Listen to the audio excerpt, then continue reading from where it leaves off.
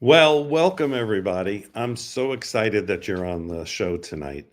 It is really about information, telling the story. My name is Michael Silvers. I am Vice President of the Los Angeles Tribune, and it is my honor to have some of the best storytellers on the planet, whether it's about in their business, their life changes from sports to everything that we do as we make a difference every single day. And I really want to say for myself and Mr. Mo Rock, our CEO at the Los Angeles Tribune, we are here to bring you this information. We are here to make a difference in your life. We are here to be able to answer those questions. And we really do this as a team. And I think the team is the most important part of anything that you do. Being the oldest newspaper in Los Angeles, being that we are here for positive media, we're very excited to have you all on the show. Share this show with everybody that you know. We already go out to many, many, many countries, 50 plus, but why not share it with the rest of the world? So without any further ado, because we are an international team, I'm going to first bring up one of the greatest hosts on the planet, coming all the way from Tasmania. Let's give it up for Mr. Jeff Ross. Thank you very much, Michael. It's an absolute pleasure, mate, to partner with you on this and be able to facilitate another amazing broadcast. Yeah, you know, it's really about how we can bring education out. I mean, this year alone, we've had summits on AI, storytelling, leadership, technology. We've had mind and body with, you know, so many great. We had Rebecca Grange from, you know, the CEO of John Hopkins for the chair. Well, she was the chairman for the neuroscience department. We've had Mr. Joseph McClendon. We've had Jim Quick. I mean, I could just go on and on and on. It's been great. So, Jeff, as we are a team, why don't you bring up the others? Yes, sure will. All right, so we have Alana Carhoon and we have Mr. Dave Miller here on tech support in the background today. Welcome, team. Hey, how's it going? So, Alana, what are you? Go ahead, Jeff. So, Alana, what are you most excited about with this Storyteller Summit today? Oh, are you kidding me? Everything from getting ready to preparing, you know, I'm bringing on people whom I love, you know, talking to people. Everyone has their own story of transformation, and each and every one of them is inspiring. And I'm excited to share it with everyone out there in the world so that you are bolder and braver, audience, to share your story because it's meaningful. So I'm super excited about that. And I love all the speakers, a couple who are new to me. So I'm really excited to see them. And it's just always wonderful to be with the Los Angeles Tribune. Thank you. And Dave Miller, man, I'm really excited to be partnering up with you on this one, mate. And, you know, you are the man behind the show and you know, the show goes on, but we better best behave ourselves. Otherwise you'll hit that mute button on us. But exactly. really grateful and blessed to have you as part of the team, mate. So what are you most excited about today?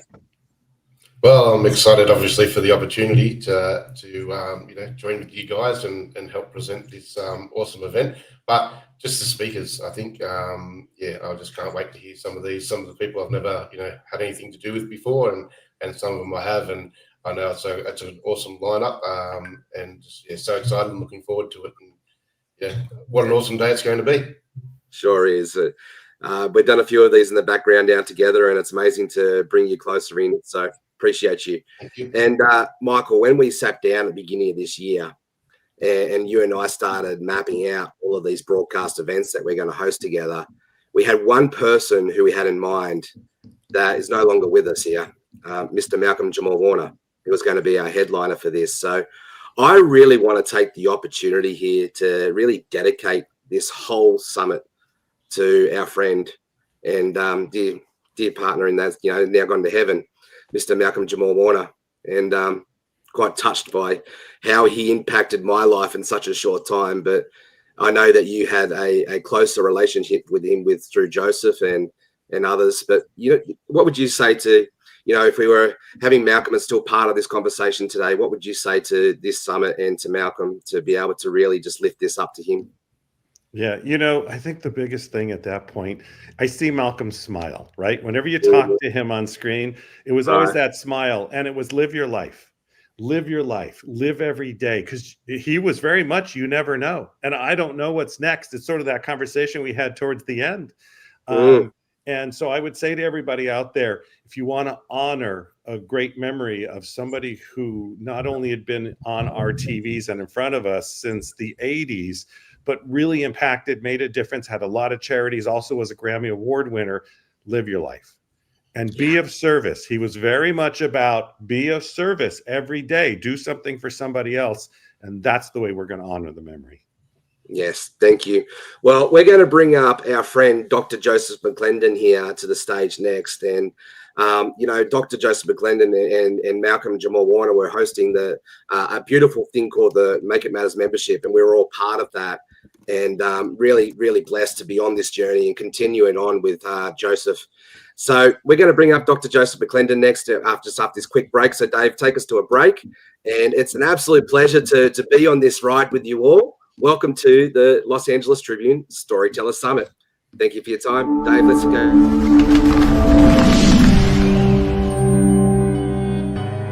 Welcome to the Los Angeles Tribune page. Here you will find original news programming, exclusive digital events, and shows that are directly from the community. At the Los Angeles Tribune, we believe in giving a voice to the voiceless. We are proud to be the only national brand to empower everyday people to make a difference. Since 1886, our reputation has been built on truth and responsibility. Thank you for watching and making a difference. For general inquiries, contact today.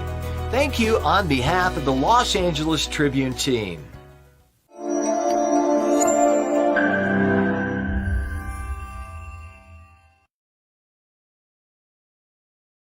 We're joined with one of the most dynamic and respected voices in the field of personal development and peak performance.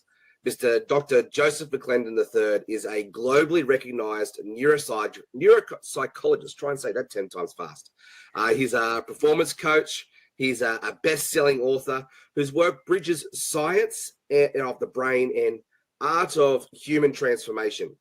Through decades of research and real-world application, he's taught thousands to rewire their thinking, upgrade their behavior, and accelerate their results, both personally and professionally.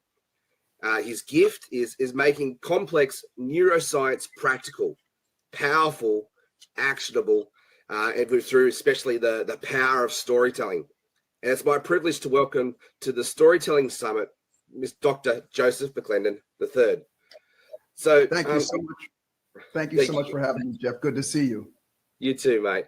And as we were just talking backstage, I really wanted to dedicate this whole Storyteller Summit to our friend, Malcolm Jamal Warner.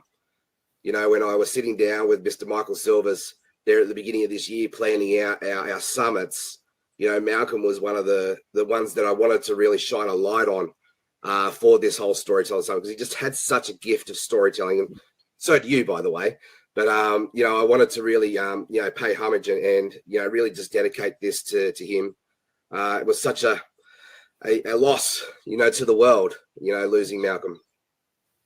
Yes. And I thank you so much for that. Thank you for acknowledging him and really kind of helping people recognize the man behind what, because a lot of people know him as the person on the screen and grew up with him. Malcolm was my dear friend for over a decade now, and we're very close. And his passing, although sudden, was just something that not just touched me, but touched the world. And it really did, because like you said, he was the quintessential storyteller.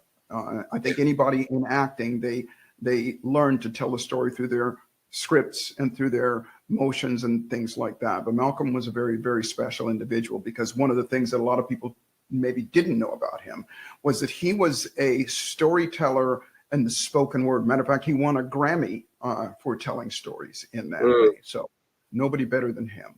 Yeah.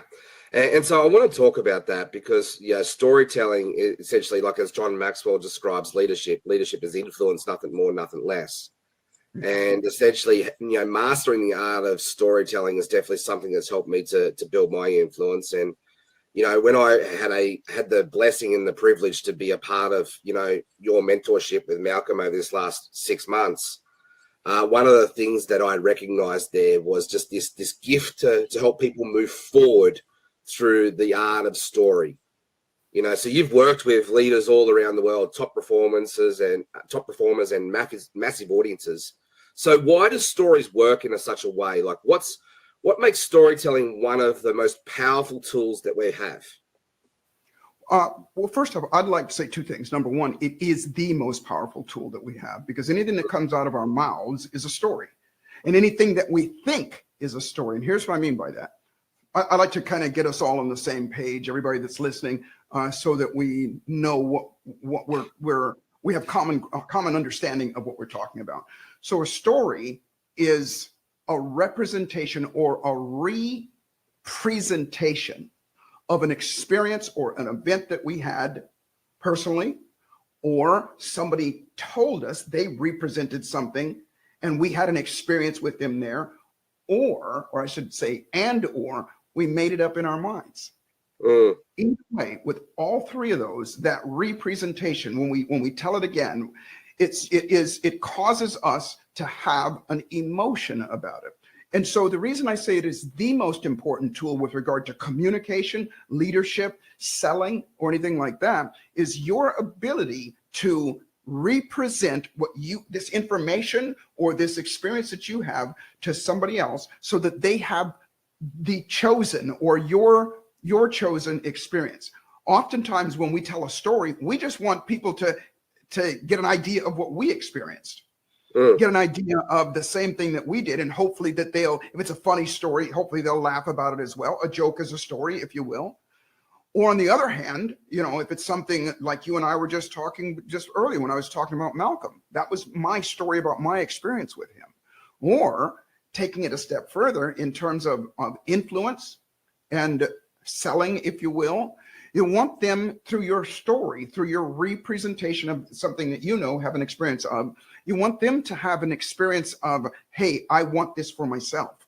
Yeah. Have an experience of trust, have an experience of the feeling of positive expectancy, and all of those things that make them want to go, yes, I want to step forward. I know that this has definitely been my journey of my own leadership mastery, and still very much only an infant on this journey. But some of the greats that I've come along, including yourself, is Donald Miller with Yes. Story Matters. So he in that book, he describes, when we're telling stories, we want to make sure that we're the guide on the journey, not the hero. And so I'd love you to sort of unpack that side of things from your perspective.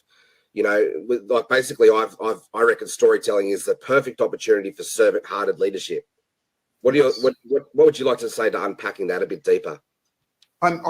I'm certainly not going to push back on what his belief is. I am going to maybe add something to it as well, because in my opinion, at some point, especially in the area that you want to influence somebody to do something, you almost have to be the hero in their eyes. You almost have to, and I'll tell you what I mean by that.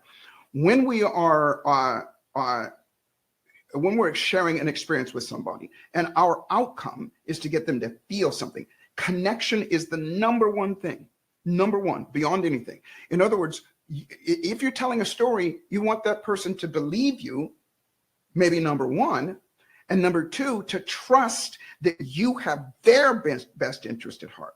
See, if I just tell you something, and I just tell you where, in this case, that I'm the hero and this was all about me, then that person is going to feel that you, on some level, don't know what they want, and on some level, don't really care what they want. And that way you're trying to get them to do something for you and not for them. So the number one thing in any storytelling, I say there's a before, during, and an after, is that you must create connection with your audience or your individuals that you're wanting to influence. And that connection comes in a few different ways. At my institute, we teach, in terms of an audience or anything like that. But it can be as simple as a shared experience with somebody. It can be as simple as matching and mirroring, modeling them. It can be as simple as something that you do ahead of time, a question that you may ask them, so I'd like to know what's important to you about X. Share with me something about you, and to get them to come forward and open it up, and to be, here's the word that a lot of people have a challenge with, vulnerable, because that vulnerability creates connection. And when they recognize that they can feel safe around you and be vulnerable around you, then they're more willing to open up their five senses to accepting what you have And so the reason I would say I'm certainly not pushing back against him, and that you almost have to be a hero. Yeah, adding to it, sure. Say again? I can see that you're adding to this for sure. Like it's definitely an add-on. Yeah. Adding to that is that somewhere in your story, you have to, in my opinion, you have to get that person to recognize that you are them and they are you. And I know that sounds a bit ambivalent, but the truth of the matter is that people want to believe in you because they want to believe in themselves. So if you tell a story, like for example, if you tell a story of your hardships or things that you've gone through, then, and you tell it in the right way, then they're going to go, yeah, me too. Me too. I had that experience as well. And so in that story is always, the hero's story. There's the regular world where things were okay. And then there was this tragedy happened or this unfortunate thing happened. And then I succeeded and I broke through that, me or somebody else. Then you're that hero in that. But if you've done it right and you've connected that person to you and they go, well, you did it, I can do it as well. And I think that's critical. And so maybe the word hero might be a little bit strong. But again, if you connect with that person, then they're going to feel like you and they feel like you've got their best interest at heart. Secondly, I'll say this. On some level, if you don't ask that person what they want, on some level, and there's different ways of doing that, and you don't have to outright ask that kind of thing. But if you don't ask them what they want, then on some level, they know you don't know what they want. And so they will feel, as I said before, like, oh, you're trying to get me to do this because you want me to do this. You just want me to buy this. And then after that, you're gone, or you just want me to buy this and all those things. But if you get that person, I always say this, if I tell you something, you might believe me. But if you tell you something, you will believe you. And so part of the mastering or the art of storytelling is to help that person recognize that they're the ones that are telling themselves what it is. Not so much to get them to agree with you, but to get them to rationalize in their own brain that, oh yes, this makes sense. This is why it makes sense. And this is why I want this. And in the end, that's what I'm going to say sales is when that person finally true sales, because you can coerce, you can push, you can, convince people to do that, but that's never a good thing. There's buyer's remorse and people don't feel good about that. But a true way of influencing somebody to take action, whether it's to buy something or to enroll in something or something like that, is to get them to go, yeah, you're right. And I'm right. And this is why this is important for me. And this is why I have to have it. Yeah, I love that. And what I hear from that whole conversation is, yes, what Donna Miller's talking about with Story Matters is to position ourselves as the guide, not the hero. But, yes, we do need to be the hero because we need to have climbed the mountain a couple of times to understand what that journey is like. So, but then to reposition it as ourselves with the empathy and the understanding that others are going through, right? Yes. Yeah. So I'd like to come back to, the art of storytelling. It's been done for thousands of years. And, there's a movement that's around now that's been around for 2,000 plus years because of storytelling. So I want to talk to you about the art of, metaphors, the art of hyperbole, the art of, parables, that type of thing. When you're getting into that space with, helping other people to see themselves in the story, can we unpack that a little bit further? What's your take on all of that, and how can we learn to master that skill? Yeah, I say this is like that process. In other words, when you tell a metaphor, you tell an example. Most of the time, when people tell them, say, a metaphor or a story, for example, or an example or something, they tell the example, and at the end, they tie it together, and they go, so that's the same as this, this, and this. But more effective way is to do it ahead of time. In other words, to set them up and go, listen, I'm going to share with you the importance of ABC, the importance of commitment, or the importance of consistency. And the reason I'm going to share that with you is because that is the core of accomplishment, achievement, and all those things. I'll give you an example.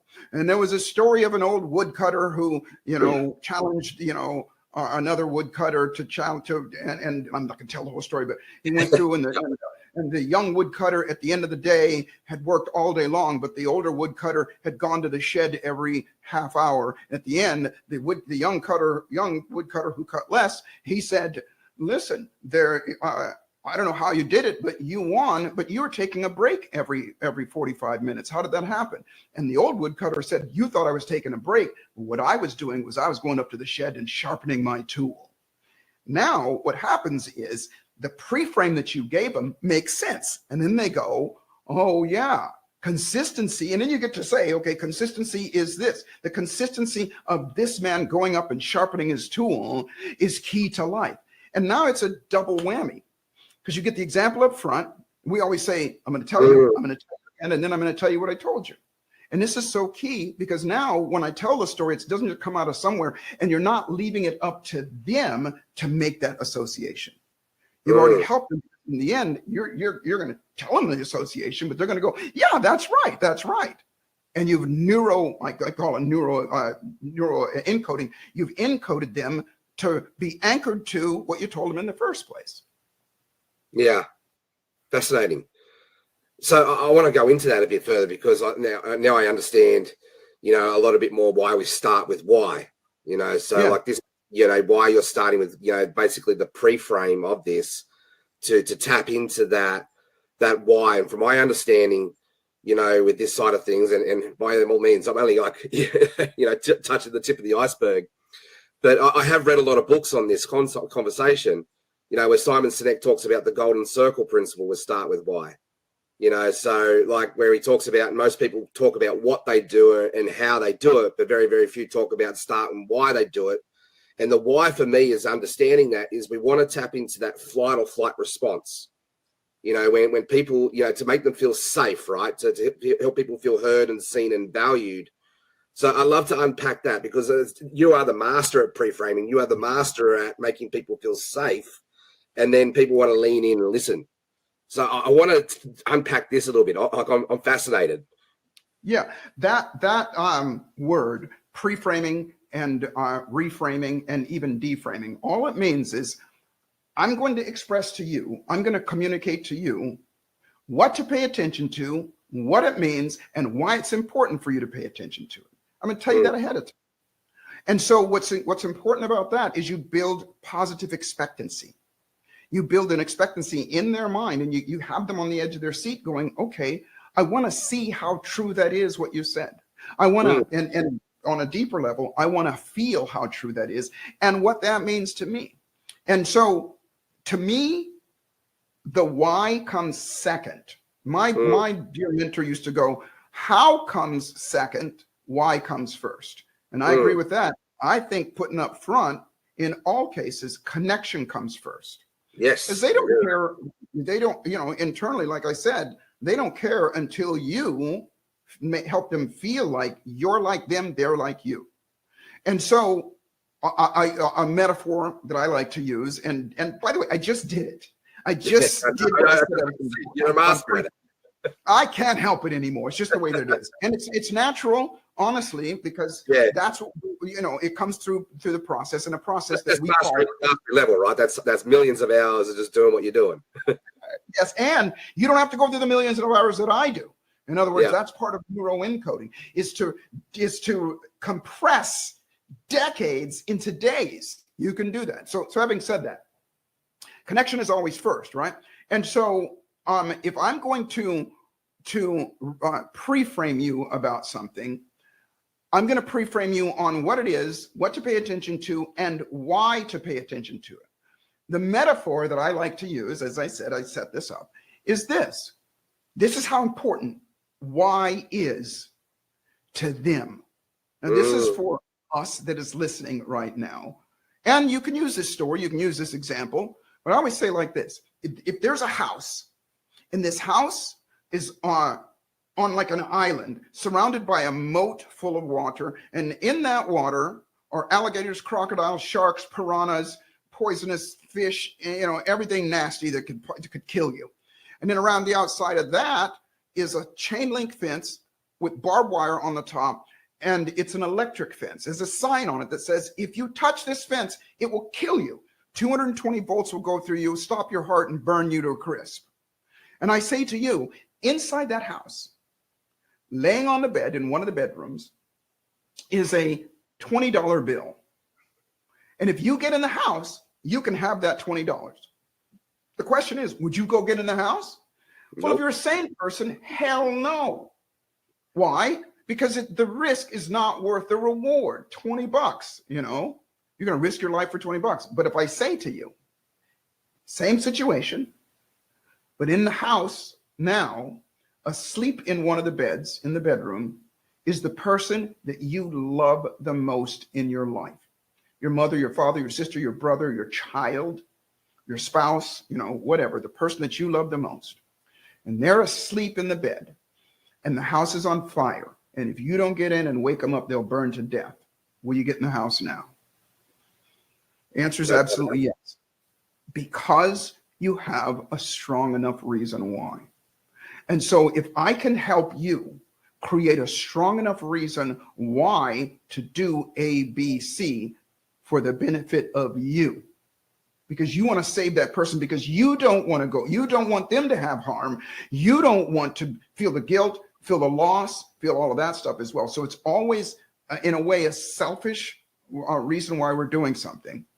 Added, you know, the other things are obviously you don't want them to go through the pain, but the truth of the matter is you don't want it. So if I can get you to help to create as much of that intensity of your reason why, the more if I can do that, then the better off you're going to be with my service, product, or whatever I'm offering you. And even if it's just advice, the better off you're going to be. Fascinating. I love this, and I could talk to you all day long about this whole topic, but we've got about 10 minutes left. So I really want the audience just to glean in from your wisdom here on the art of connection. You know, because I can see that storytelling is a way to help us to connect with people. And, you know, as someone who started an online church 18 months ago, you know, I've been really learning how to have heart-to-heart connections with people in a deep way. And vulnerability, you know, on my own journey has definitely been a very, you know, awesome way to connect with people. That's the best way to describe it. And, you know, to create that empathy and the compassion, that to see people where they're at, because, you know, in my own way, I've been, you know, to those points as well. So I love that when you pre-frame storytelling, you know, you're basically meeting people where they're at, you know, and then saying, you know, because you've been there as well. And then you take him to, you know, your crossroads that you found the solution at. And then there's the after state where, you know, you're either working towards the solution that you found, or you've got, you know, you're at the top of the mountain and you've got the results. So I love to unpack that a little bit deeper, but from the perspective of going into the art of connection along the whole way. So I want to give this the open mic to you for the next sort of, you know, 8 minutes to help us to go deep into this space. Yeah. So first off, thank you for this. I enjoy this. I want to make it clear to everybody, you already are an amazing storyteller. Evidence of that is you've convinced yourself to do things. You convince yourself to wear what you wear, buy what you buy, do all sorts. And the stories that we tell ourselves, not always the greatest stories, but you're already an amazing storyteller. So get that. What everybody's looking for is to be an amazing storyteller to affect other people, so that other people will do it there. And even ourselves, so that we tell better stories, because we believe anything that we say. And so having said that, to answer your question with regard to connection is the number one thing, and it can be created a few different ways. And I'm going to give everybody just real quickly a formula, because everything that I do is a formula. You know, I get, at the risk of sounding arrogant, and you even did it, Jeff, you give me compliments about, you know, what I've done and who I am and so on and so forth. But I want everybody to know it's all a formula. It's all a system. And I've learned it. And yes, I've done it more than most people have. You don't have to do it as long as I do. I didn't know this system I'm about to share with you. And this is an influence model. And an influence is connection first. And how you connect with people is people like themselves. Remember that. And the analogy, Jeff, you've heard me say this before.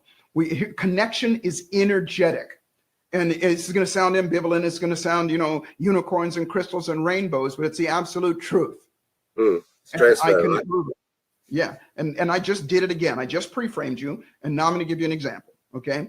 All of us have been sitting in our car and you feel somebody looking at you and you look over and there they are looking at you, okay? Or you notice somebody else and they catch you looking at them. Well, what happens is we as human beings, and this is the most fundamental way that I can tell you to connect with somebody first. The other pieces, they take a bit more explanation and demonstration of, but this one everybody can do all the time. Because we do that anyway. There's not a person that's listening to us that hasn't had that kind of experience. You feel somebody looking at you or you look at them. Here's the reason why that works. We as human beings, we are electrically, we're electric beings. Every cell in your body has something called ATP, adenosine triphosphate, and it creates electricity. Our muscles store electricity and distribute electricity. So our electricity, just like anything that has electrical current running through it, has a radiation of magnetism around it. You can have a wire. There's a tool, I forgot the name of it, but there's a tool and you can put it on a wire, you know, like the plug going from your wall to the house, and you can measure how much current is going through that. Well, we have that as well, which means there's a radiation of energy going off. And so when that is with human beings, that ebbs and flows, grows and shrinks with our emotions, with our feelings. So when we're feeling something, it grows or it shrinks. When we're feeling curiosity, concern, caring, love, all of those things, it grows. When we're feeling fear, it shrinks. Just remember that. When we're feeling anything negative, it shrinks. Okay. So watch this. When you're sitting in your car and you feel somebody looking at you, well, let me do it. You're the first person. You look at somebody, right? 4 things happen. Number 1, your electrical field, your magnetic field grows. If you don't believe me, go on YouTube and look up Carillion photography. You'll see it. Your electromagnetic energy grows. The second thing that happens is they feel it. Now, I'm using a human being, for example, but it's synonymous with anything, but we're using human beings because we're talking about telling stories and impacting people. They feel it. Now, as soon as they feel it, the third thing that happens, they get curious. So their electromagnetic energy grows. The fourth thing that happens is you become magnetized towards each other and you're drawn towards each other. That is why we look. Okay. Now, when that happens, that's connection. That is a form of connection that anybody can do. And I'll tell you how to do that in a second. Keep me honest on time here. How to do that in a second. Anybody can do that. And so when that happens, but let me tell you something that what most of us do is, remember what I said, negativity reduces it, but it actually does something else. Now, I don't have my camera set up, but I can, I would like to demonstrate it to you, or could demonstrate it to you. If you take 2 magnets and you put them together, they'll stick. But if you turn one over, they'll push each other away. Right. And that is because you've switched the polarity. When human beings become fearful, we push people away. And that is why when you catch each other looking at each other, what do? We always look away. Why? Fear of rejection. We don't want them to think we're a creep. You know, we don't think we're stalking. Yeah. And as soon as we do, we push it away. That's why we do. So the trick is, let me share with everybody what you do. There's a before, a during, and after. Before you go on stage, or before you talk to somebody, before you interact with anybody at all, set your intention to love that person, to care about that person. You ask yourself, what do I love about this person? What do I love? And you don't even have to see them, right?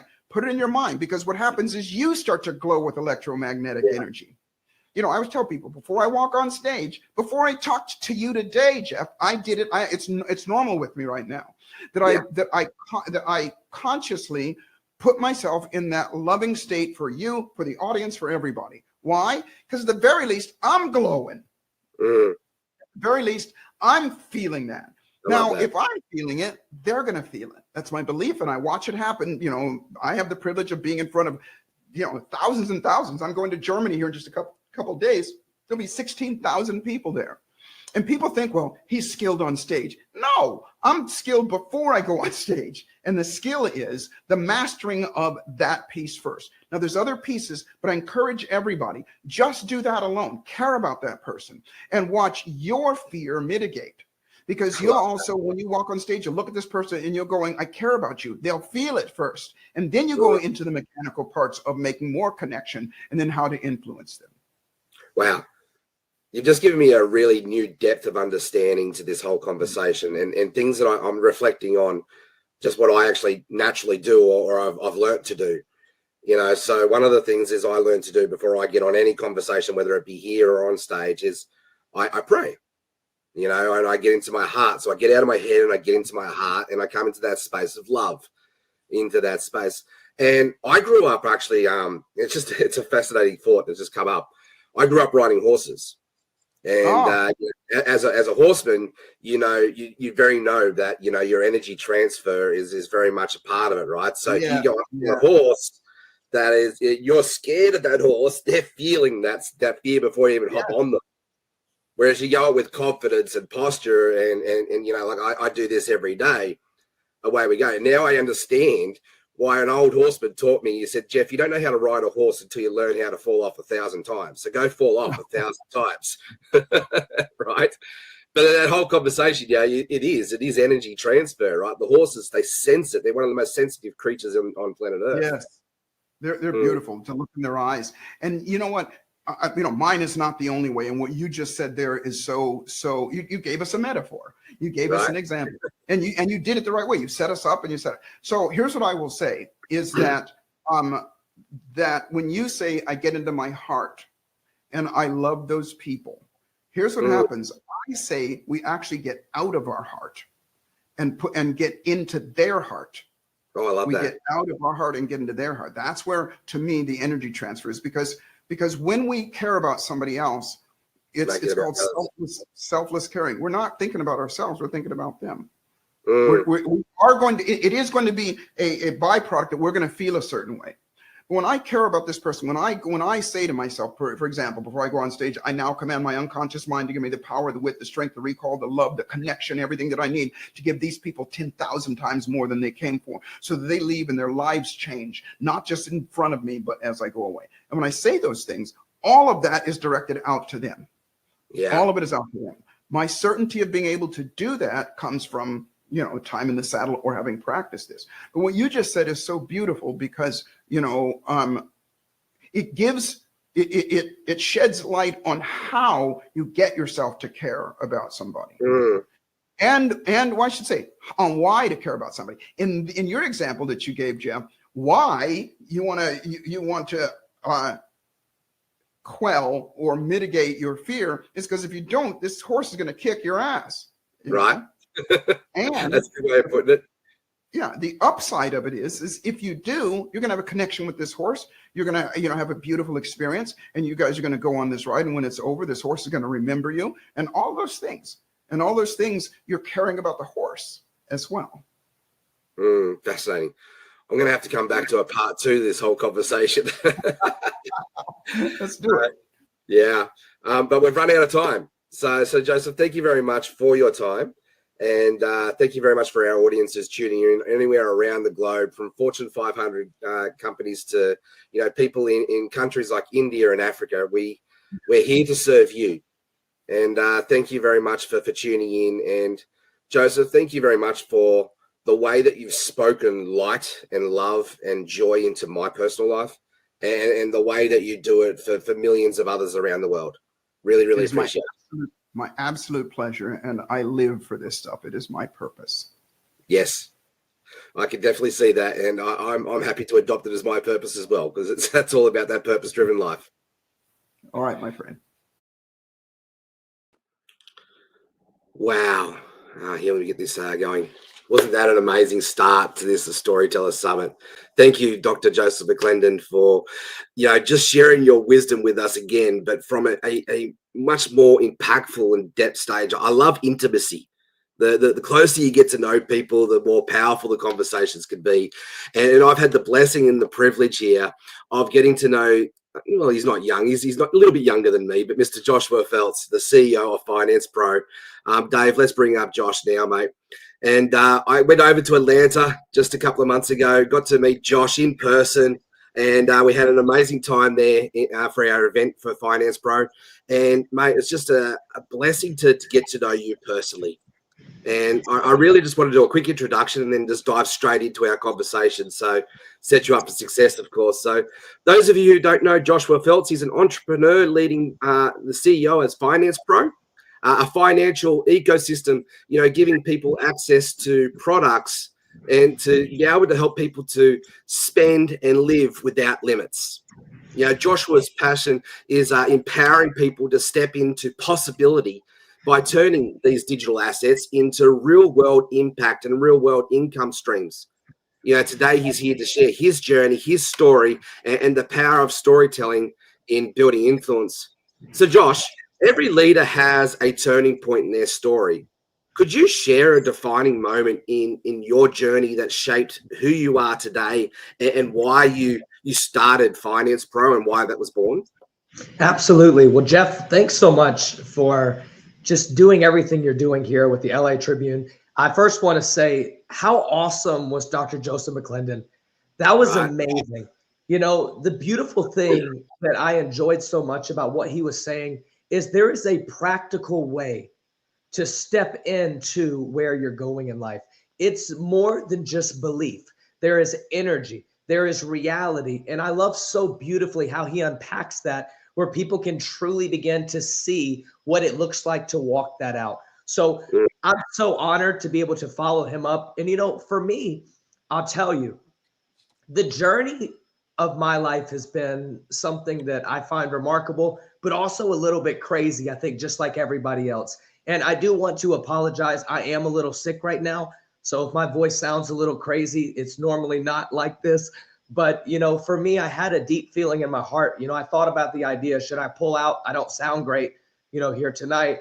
But I felt so led to actually show up. And I think in the story of life, one of the things that I think shaped my story was realizing that everything that we have, everything that we are, everything that is created, it all stems from his story. And I think when you can find your story within the reality of his story, now can you understand where history can be made? See, one of the things I loved what Joseph was just sharing and Dr. McClendon that really stood out to me, even in a depth way that aligns so much with what I'm talking about here. He was talking about getting into someone else's heart, feeling their reality, right? And that's where you can have the most impact. But we have to understand, where does that all stem from? That stems from his story. We love because who loved first? He first loved. We're able to create because he did what? He created, right? And there's this reality when you look at everybody else around you, you understand that they're in that same alignment, coming from the same story, even if it's told a little differently. Yeah. Right. And that's where I believe history has the ability to be made, when we align with his story and our story becomes awakened within that. And then that gives us the ability to go and replicate that same thing and help people just have the light bulb come off for me. I grew up in a very spiritual home. I'm an 8th generation minister in my family. And from the time I was born, from the hospital to the church is where I spent the majority of my time. And I'll tell you, initially growing up and even in my teens, when I first went to ministry school, right out of high school, this whole idea of being a CEO and entrepreneur was not necessarily my initial dream. I wanted to be successful, right? Sure didn't want to be poor. I experienced going through difficulty at a young age with my parents not being super well off. Most ministers aren't rich, right? There are some that are, but most are not. And my family wasn't on the side of wealth, on that side of things. So I grew up believing that I was going to be in the pulpit. I've been speaking in churches since I was young. I traveled with my dad. My grandfather was, one of the best speakers I've ever heard in my life. So I really had the ability to see what love was like. But there was a shift in my life where, as much as I had experienced God, as much as I wanted to live a good life, there wasn't yet that in-depth light bulb that really became real to me. And I had a really crazy encounter with God when I was 18 years old. And it was that moment that really shaped me from just, hey, I'm here to live life and do this, to no, I was born for more than just to live. I was born to change society. And what I found, especially a lot in the church circle, oftentimes it doesn't teach people what they actually need in terms of resources and the things in their everyday life outside of spirituality and divinity, right? So that's where I became really obsessed with it, traveling the world. I've been to some of the richest countries in the world, but I've also been to some of the poorest countries in the world. And I realized that without resources, it's hard for people to exist. So this is where I find the beauty really of my purpose. I want us all to awaken to this reality that we were born more than just to live. And when it becomes alive to you, when it comes to telling a story, it's hard to tell a story that you're not living. So when it becomes alive to you, now you can truly start the awakening process all around you. Got goosebumps all over me. And you hear the saying, right? Change your story, change your life. Yep. But let's dive into this a little bit deeper, right? Because that's what you've done, right? You changed your story and you changed the trajectory and the direction of your life to be more purpose-driven, to be more community-filled in that space. But let's talk about the connection to this, because I know I've had my own example of this, right? And we, all good storytellers do in this space. But when we're connected to that story on an emotional level, that is what drives us to get out of bed and do some crazy things like fly over to Atlanta and fly back home and be that purpose-driven life, right? Yeah. What would you say to that, sharing some wisdom into that from your experience? There was an emotion, and it all ties back into the creator of all things. There was an emotion that inspired God to create us, to create a world that we could enjoy, not just exist within. So like when we tap into the depths of who we are, I believe the more that we discover the depth of who God is, the more that we have the ability to truly awaken, because that is life itself. He is life and he is love. And beyond that, he is life, right? He holds all things together. So emotionally, like, what is it that caused that which created all to do that? And I think that's where we're coming into a place, like from an emotional level. I believe that God had a desire to have family, right? To create relationship. Yeah. And that's what motivated to create. So when you think about who we are, we're stemmed from that. It's in our DNA. It's who we are. We weren't made in our image. We were made in the image of that, right? So the more we discover that image, the more that we can truly reflect who we are, because that is our purpose. So when you look at this reality, like for me, what drives me? I want the world more than anything to discover that they were made to be absolutely abundant, that they were made to be absolutely full of life. Life wasn't meant to be miserable, right? Life wasn't meant to, on an everyday basis, you're dealing with depression. Life was not meant to have a life where you don't have the resources and things that you need. So emotionally speaking, when you, I don't want to say drum up emotion, right? But when you awaken to real emotion, passion. What happens from that, the passion that begins to explode, that's where you can step into purpose. So from passion opens up the door truly to then walk into the world of purpose.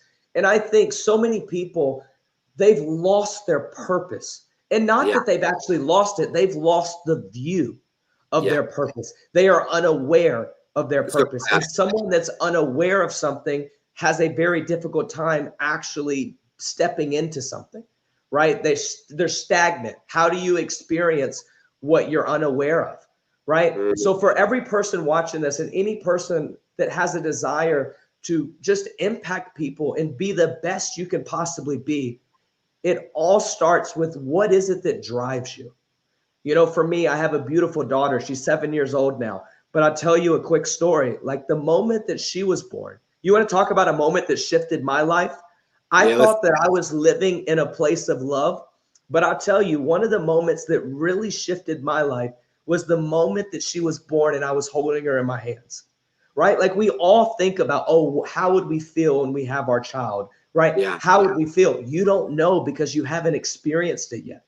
You can dream about it, but you don't know until you stepped into experience. So the moment that I held her, when I tell you that I experienced a depth of love that I never, ever thought that I had within me, It's amazing because I feel like that's a very deep experience that like we get to share with God on that. Like God created us and he views us as his children. And it's in that moment that we create our child, right? For in this example, that then you experience the reality of that love. And I knew that I was no longer living for myself. And I knew that if I did not do everything I had to do to set up everything she ever needed, that I'm missing out on the reality of being the best father that I can be. Yeah.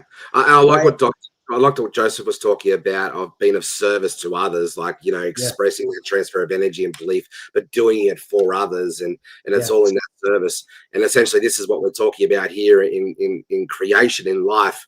And I remember you said a statement there a couple of weeks ago. I think it was Mark Cuban who said it, and then you're just paraphrasing it. But it was something about creation is life and consumerism is leading towards death. You know, like, we're not designed to be always consuming, right? You know, we're designed to, you know, as God created us, to be in creation, to be in light, to be in love. And when we get into that purpose, you know, that space where our passion is ignited, that is in that creation and that love space that comes to be for the greater good, not for us, but to be for community, right? Yeah. I'll tell you something that I feel like really brought me to life even more. People need to see living experiences beyond philosophical, theological, and just words. Yeah. Right? A lot of people talk about so many things, but it's a very different reality when you're actually living that, right? So stepping into our purpose, stepping into being who we truly were created to be, that inspires hope in other people. But beyond hope, it shows reality that it's possible. Yeah. So I think one of the biggest things that we can do as human beings is the more that we tap into our purpose, the more that we actually begin to live the way that we were created to live, become the absolute best version of ourselves. That is a reflective and mimetic process that then goes and resonates in other people, and it actually awakens them.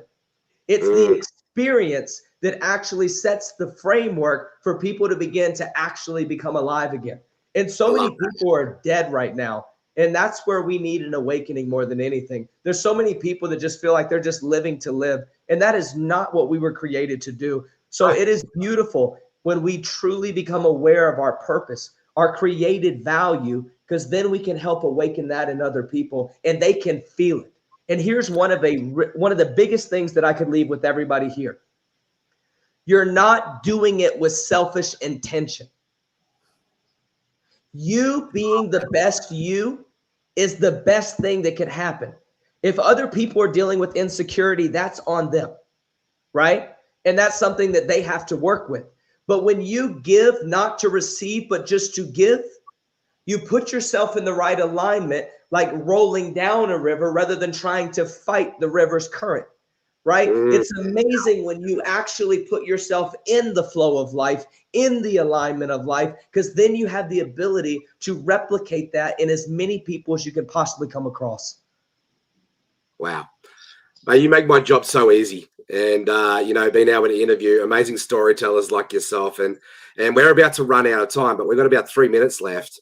What's one takeaway that you would love our audience to take away from today's discussion? Now, remember, we've got people tuning in from India and Fortune 500 companies and everything in between all around the globe. So when it comes to storytelling and leveraging storytelling to build our influence, what's one key takeaway you would like our audience to take?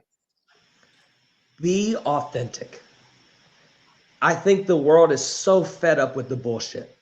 Yeah, great. You know what I mean? Like, dude, those days of just the hype, just a bunch of stuff, like, that's over, right? Yeah. When you become authentic, and rather than trying to sell people, you are giving people something of value. And that's something that people want. And be honest with your story. So many people are dishonest with their way to success. Like, you've heard the saying, fake it until you make it. That's nonsense. That's bullshit.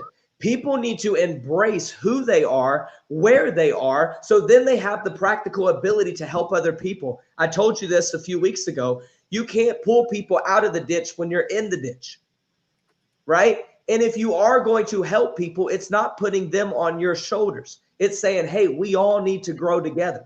We all can work together, right? It takes it from an individual perspective, which is very important, to also then a community perspective, which now gives people the ability to actually see that you're real. And people want something that's real. And I think social media needs a true transformation of authenticity. But rather than just saying something to say something, like just be vulnerable, but also don't just overshare. There's a lot of people, I think, that share way too much of their business on social media. So there's a strong balance, right?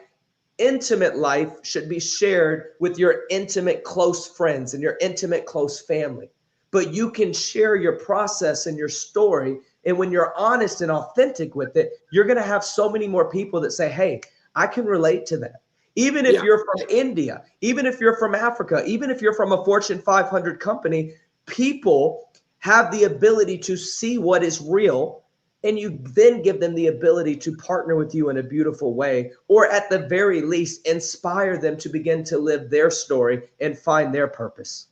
Wow.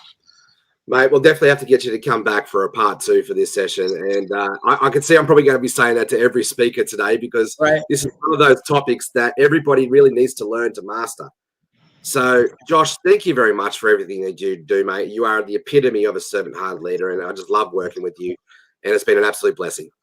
I appreciate that so much. And one last thing that I do want to say to everybody, all of you that are listening, I want you to see the reality of finding something you resonate with each one of the speakers.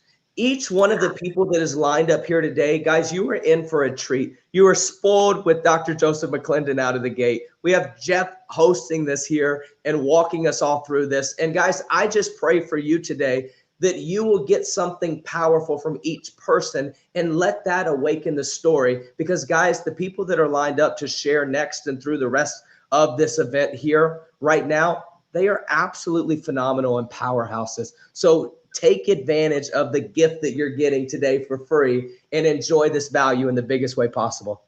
You're amazing, man. Thank you very much. So, Dave, we'll bring up our next guest. Thank you, Josh. We'll catch you up later next time, mate.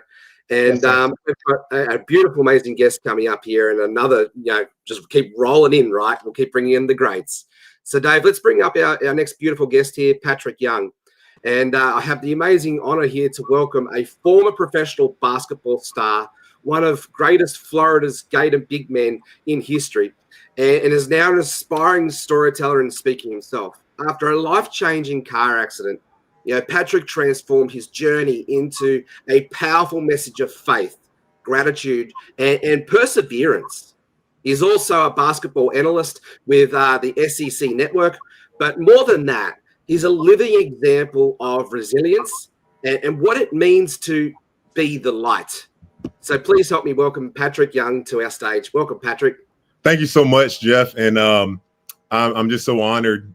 It's one of the first things I've received in this blessing of being a part of this and getting poured into. I have had some mentors in my life that are teaching the same exact things. And I obviously not doing it as much as Joseph has, but it's just amazing how man, I just think it's simple. We're, as human beings, we're made to be able to connect with each other. 100%.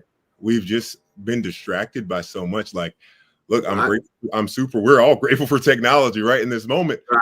But I just hesitate to believe, were we really supposed to have so much access to everything all the time, right? Yeah, I connect with that. It's a very, very noisy world. And as someone who's started an online church purely online and built my entire business online, it is very, very hard to compete with all the noise out there. But obviously stories are a really powerful way to connect. And mate, you've had an incredible career on the court and off the court. But I want to look at your story a little bit deeper here. What was the very different turn? Sorry, back to your story. You took a very different turn after your accident, so could you share a snapshot of that journey, how you shifted from, your perspective, what perspective it gave you and your new mission that it gave you? Well, It's such a beautiful question, Jeff, and I love those. It makes my mind's racing as to where to start. For the most part, I would say in my life, I was blessed to be a little sheltered, where I grew up in a fantastic home, parents that did anything for me. So experienced that love. I think every single person, I wish if there was one thing I could just snap my fingers and change right now. There's so many things, but that every single person born experiences the love of a mother and a father. Exactly what our buddy before was just talking about. Because I mean, I through this process of my life change and relating to that kind of being sheltered and protected from a lot of things growing up, I never really faced something super difficult. I mean, and now being a man, obviously, and seeing all those things that happen in this world, and how many difficulties that you could have absolutely no fault or idea or sign that your life could change forever. And this meaning being in a car accident. This is after my basketball, actually after my basketball career, where I was my career didn't go where I wanted it to. Obviously, you ask every little boy growing up in America or in any other country, it's going to be some sports related thing they want to do. I wanted to be a cowboy. Right. Oh, you wanted to be a cowboy? Yeah. I used to ride bulls in my early 20s. I was that stupid. I wonder what that would even look. You move up to Yellowstone. Oh, down here in Australia, we have rodeos as well. Oh, that's absolutely wonderful. But going through this, this was the first real, I would say, major test of my faith. Do I actually believe in what I've just habitually grew up in? I grew up in it. I grew up, but like when you're an athlete, when you are someone that is seen to have a great level of potential, especially at a young age, and people just keep telling you how good you are and how good you are, and you receive all of these. And look, I'm trying to just put a framework for people that may not understand. Like it's even worse now.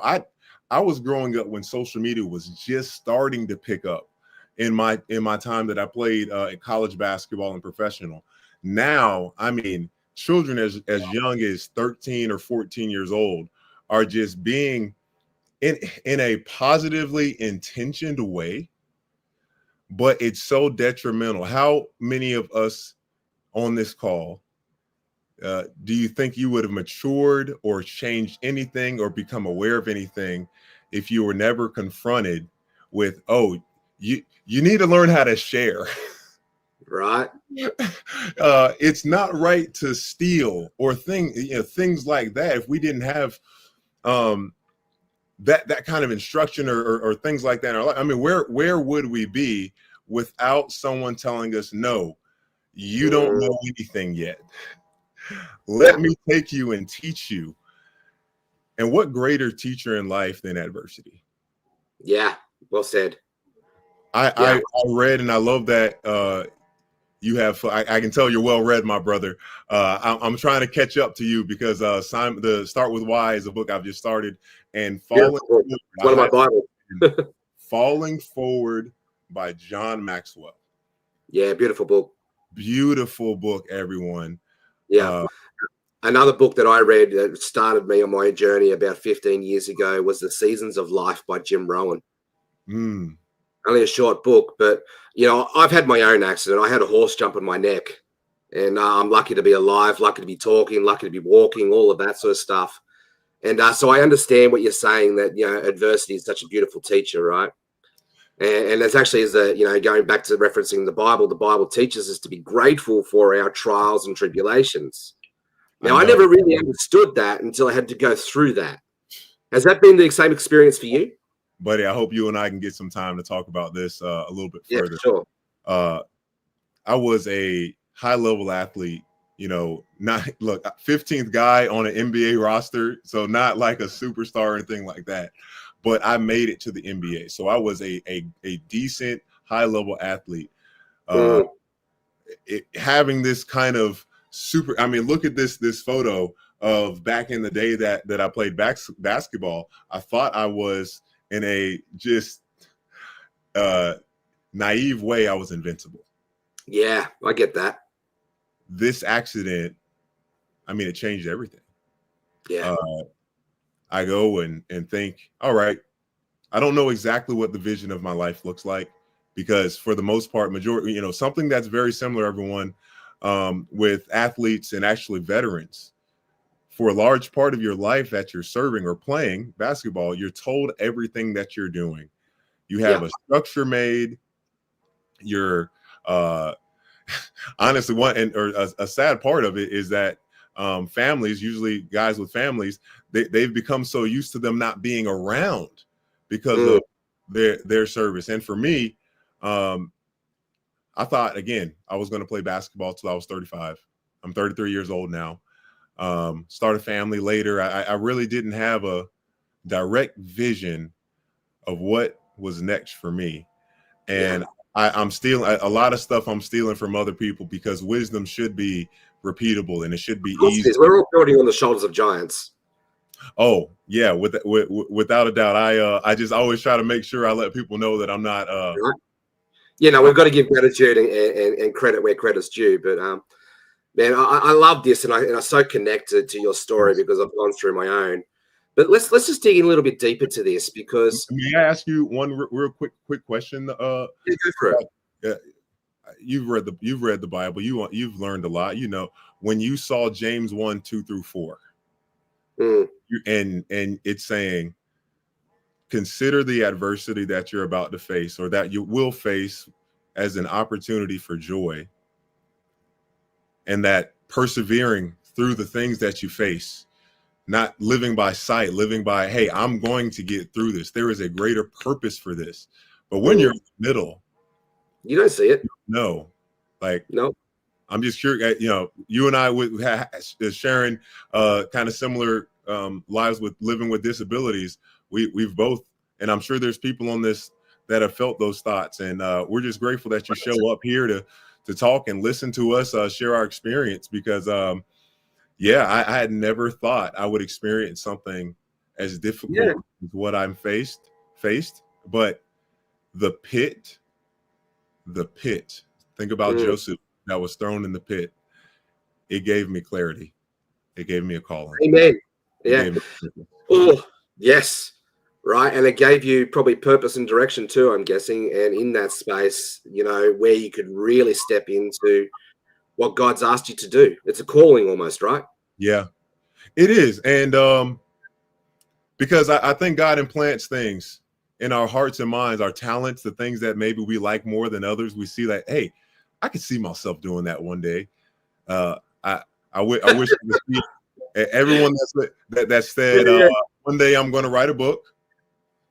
One day I know for me, it was one day I'm going to speak and have a story to tell. Yeah. I had no idea before all of this what that truly, I don't want to be one of those people that, and one reason why I'm so grateful with what Joseph shared and his authenticity, this can easily turn for those of us listening that are attempting to speak, it can easily turn into something that's transactional.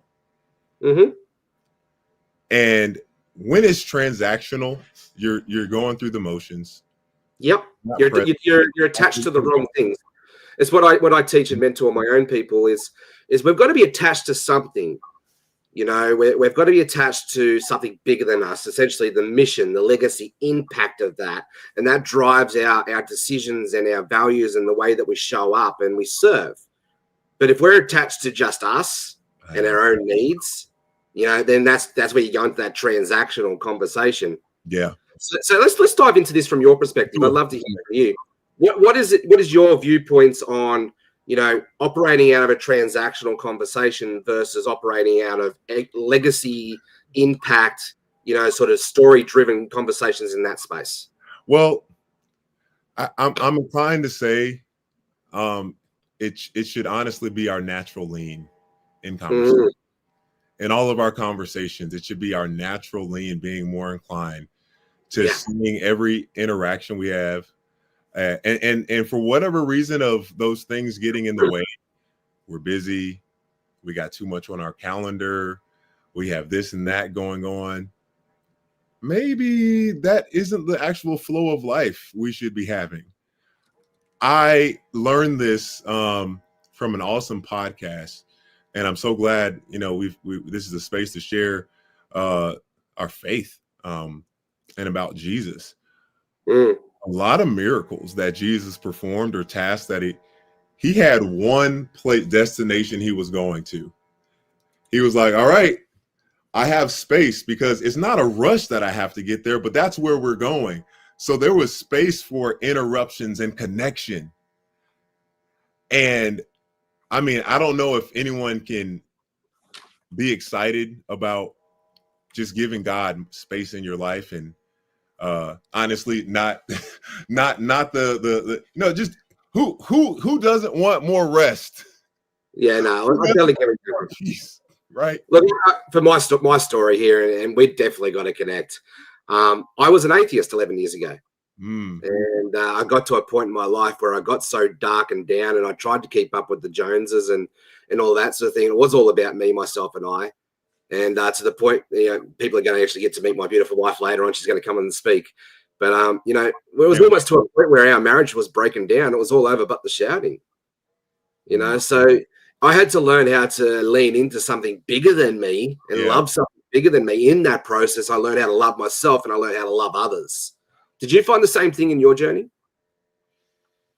Wow. That's incredible. Thank you for sharing that.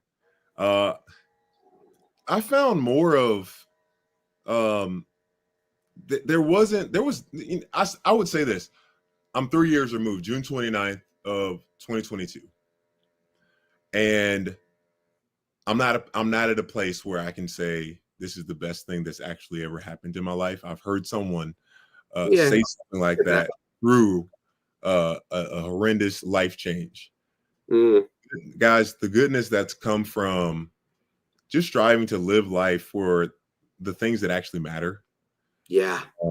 So many of us are trying to climb up ladders and get to the top, and you get there and you realize you're on the wrong wall. Yeah. All that time spent towards bettering your family's life, where are you? Are you there? Are you even present? Yeah, that's about right.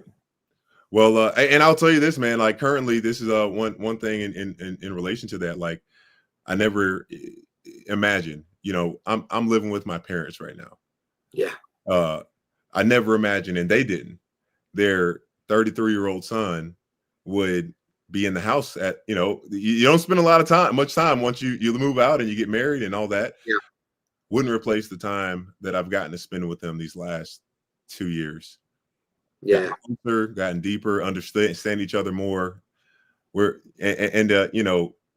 Many of us here on this call, you started to see your parents slow down, or maybe they've passed, and it's just nice to be in this season of life to cherish them. Yeah. So going through this season you're going through, if you had the opportunity to go back and speak to your younger self, knowing what was coming up ahead. Oh, man. What would you say? We've probably got a few minutes left, and we could probably go really deep with this, but in the next sort of 4 minutes, what would you say to your younger self in that space? That's too good of a question. Okay. Yeah. All right. Oh, man. Well, the first thing that I'd probably reiterate is what I experienced when I was in the helicopter. I was in the helicopter getting life flighted after the accident to head to the hospital for surgery, and I had no new information. I knew nothing different, but I just felt the peace of God telling me everything's going to be okay. And I would tell myself, if you want to handle whatever is going to come in your life, and that's anything, that's not just knowing the accident,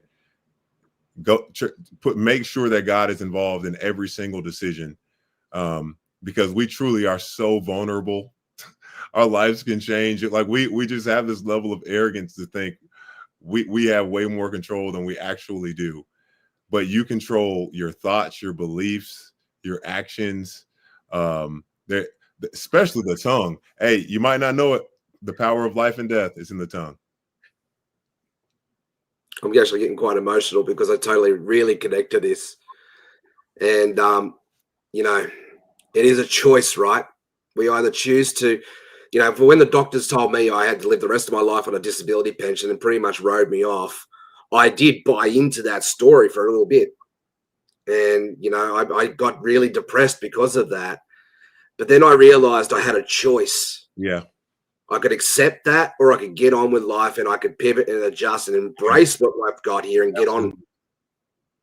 Absolutely. And I've been saying this, having a hard choice, it's hard to take that choice on.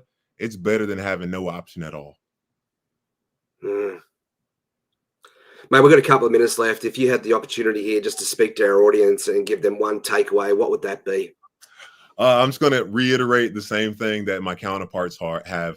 And I hope there's some central theme that can all be grasped here for you wherever you are. Number one, I would say that we are made for human connection. And I'd like to believe disunity and anger and hatred and all those, I don't think we were made to live in those. All right. So let's try to be a little bit kinder as we spread the energy that Joseph talked about to every single person that we meet. Yeah, absolutely beautiful. Well, Patrick, mate, thank you for everything that you do and the way that you serve and the way that you show. Thank you all so much. This was wonderful. Yeah, cool. Well, Dave, we're going to head to break now. So thank you very much, Patrick. And we're going to go to a quick break, and then we'll come back and we'll keep on with the show. Thank you very much.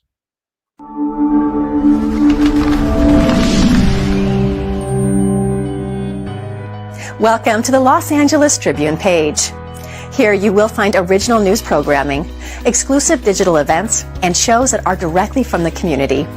At the Los Angeles Tribune, we believe in giving a voice to the voiceless.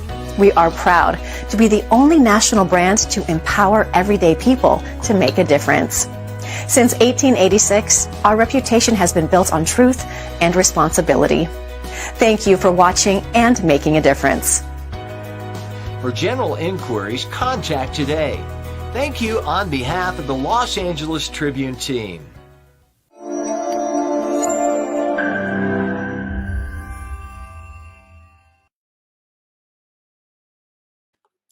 Well, just wanted to quickly just take a moment here before we move on to the next segment. We have just come off the back of 3 amazing speakers. You know, we had Dr. Joseph McClendon, who set us up for an amazing broadcast here today, talking about the heart of connection and, you know, really using story to influence people and to move them forward, right? You know, a story without a step to move forward, you know, to really influence people and to lead them.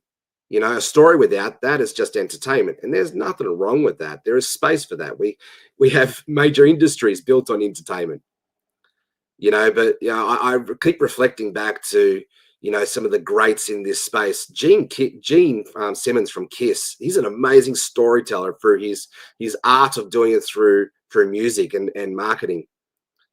You know, we've got, you know, amazing actors that just have the gift of storytelling in this space.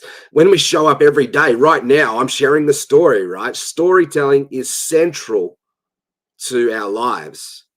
It is central to leadership. But I love what Dr. Joseph McClendon was talking about, and I totally agree with him as far as saying storytelling is the #1 tool that any person in business, marketing, sales, life, parenting, whatever that is, needs to master. And everybody can master this tool. You know, we've heard from Joshua Feltz, and we just heard from the young guy, Patrick Young there, and about his story from adversity and resilience. And next we've got an amazing panel coming up. We've got Carmen Skipworth, and we've got my beautiful wife, Sarah Jordan Ross, coming up. And so we'll bring them up in a second.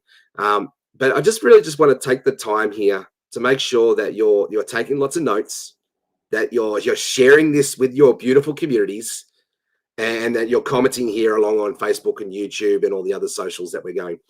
Let me just quickly make sure that we drop out our link here. So Dave, could you just quickly drop the registration link to our funnel here, because we want to invite you to stay connected with us and to stay in the community with us, to follow along, because we've got many broadcasts coming up. We've got the Podcast Power Summit coming up towards next month. We're going to have a community connection call off the back of this, what we're going to invite you to during the summit. I'll give you the dates towards the end of that.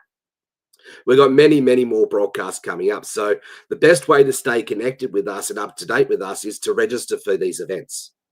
And then that'll put you onto our email broadcast list, and we'll be able to communicate with you and stay connected through the power of story and, just doing the journey together.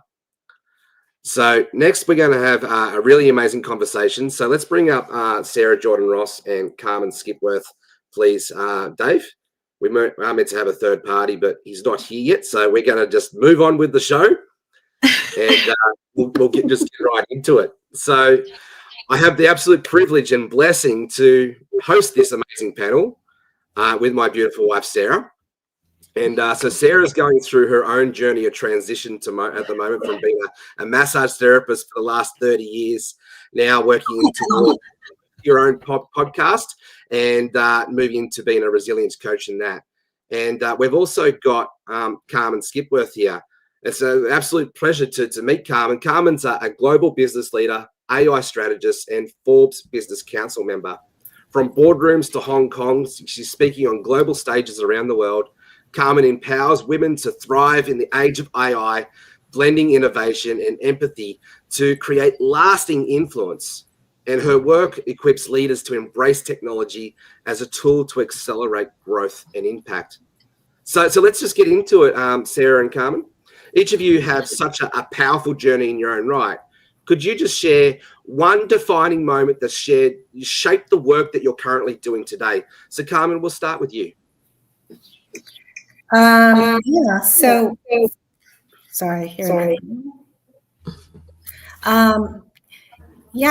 for me, I think I came with, my parents immigrated here, and I think part of it was the adversity and trying to fit in and connect with everyone, as Patrick had mentioned before me too. So part of that, the resilience and the learning and connecting, was very integral for me to be a part of this. Yep. And Sarah, so what's been a powerful journey, powerful defining moment in your story and your journey that's shaping the work that you do today? Well, I started the podcast because as a massage therapist, I kept hearing people saying, I'm going through XYZ, but I feel so completely alone in it. And what occurred to me was, well, you're all telling me similar stories, so you're definitely not. And then I was driving home from dropping the boys off somewhere, and a song I hadn't heard for years came on the radio, a song called Whiskey Lullaby. And it is a song about suicide, but the line that really stuck in my head was, nobody ever knew how much she blamed herself. And my first thought was, yeah, nobody ever knew because she didn't talk about it. And there's so many things in life that we go through, such similar experiences, even similar adversities, and we don't talk about it. So we feel so completely alone. I wanted to open a space where people could say, hey, this is what I'm going through, and that story could then spark something in somebody else. Powerful. I love that. So you've seen storytelling, how it can become the bridge with what you do and the influence that we can create. So Carmen, we'll go to you. Can you give us a moment where your story opened the door, that facts could never do for you? Yeah. So for me, my journey growing up here has always been trying to fit in, see where we are. So I think when I started traveling, I began to connect to other people and start to see the world, and everyone's lives and stories that I learned along the way kind of built my story too. So it's just wonderful to meet other people from different places and just learn to build from that. So that's what I would say, traveling and connecting. And Sarah, the same question for you. Oh, Yeah. I think I'm going through now. And I loved what all of the speakers have said about how their faith and their journey through adversity. And I think one of the ones for me, I was a sick kid, but then I cared for my mum through a cancer journey. And now I'm the parent of kids with a few extra needs. But one of the lessons I learned along that, and it was also something that something Malcolm said really reinforced for me, and that was when my mum got sick, we had this dinner set that was always the Christmas dinner set, the stuff that you only bring out on special occasions. That became our everyday set because my mum said, I have these beautiful things. They were made to be enjoyed, and every single day is a gift. And then Malcolm said once, there's always something to smile about in life. No matter what you're going through, there will always be something to smile about. And if you're having trouble finding yours, be it for somebody else. So my philosophy now is use the good china, spray the expensive perfume, live every day for the gift that it is, and share your gifts with everyone else. Yeah, well said. And Carmen, we'll go to you. How have you used story lately to be the reason to help other people smile and feel connected to purpose and to love? Yeah, so you're absolutely right. Storytelling is very powerful because people can relate to you in that sense. So when you're telling your journey and your story to other people, they begin to kind of place themselves in there with you. And so you feel like you're having the journey with them at the same time.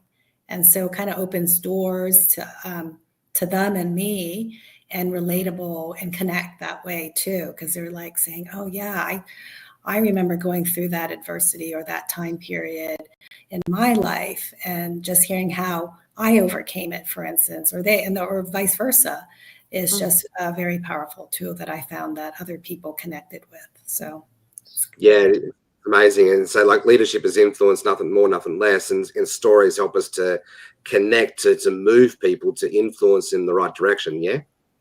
Yes. Yeah. So Sarah, coming back to you, and I love what you said, what Malcolm said about be the reason to help other people smile.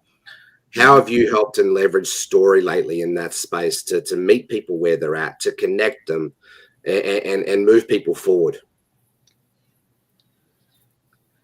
I've been blessed to have interviewed some amazing people and sharing other people's stories. And there always seems to be that thing that connects everybody. There'll be like a recurring theme through what we're talking about, or somebody will have mentioned somebody else who'd been on, or making all those connections. But one thing and I do say it in just about every episode, your story matters. So share it, because your story could be the thing that makes a difference in someone else's life. Because you never know, when you're walking exactly the same road as somebody else, you just can't see them. So if you can find a way to see them.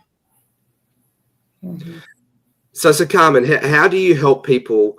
How do you help them to learn how to master storytelling, to do what Sarah's just did? Your story matters, to help people move them and create a life on purpose. What are some of the coaching that you can give to our audience right now? Some tips and strategies to help them with that? Yeah. So when I speak to people, I guess you sort of ask questions, and you kind of seek deep inside of yourself and think like, what really matters to me? Like, how is that important in my life? And how would I be able to use that to lead and move forward? to make a difference to other people as well. So by conversation on that and sharing stories, everyone has good stories, as Sarah mentioned, that will make you smile. And through that, the positivity through those stories, whether it's an adversity, it becomes a positive part to it. So that's what I try to do, is see the positive in everyone's lives. And yeah, that's beautiful. Joseph Campbell, the book Hero's Journey, explains that principle quite deeply. Right. And it empowers them to move forward, right? It gives them that. Yeah. Sorry. Yeah. And so Sarah, you're obviously, you've got your podcast going now, and you're hearing all these amazing stories of adversity and resilience. What's the art of like asking the right questions to help unpack and lead people to get them where they need to go? Can you sort of teach our audience something around helping people to ask the right questions in that space? What have you found that works for you? How did I know you were going to do that? Because he knows that I much prefer being the person asking the questions than answering them. But I think it's finding that connection, that moment in somebody's story that other people will be able to relate to.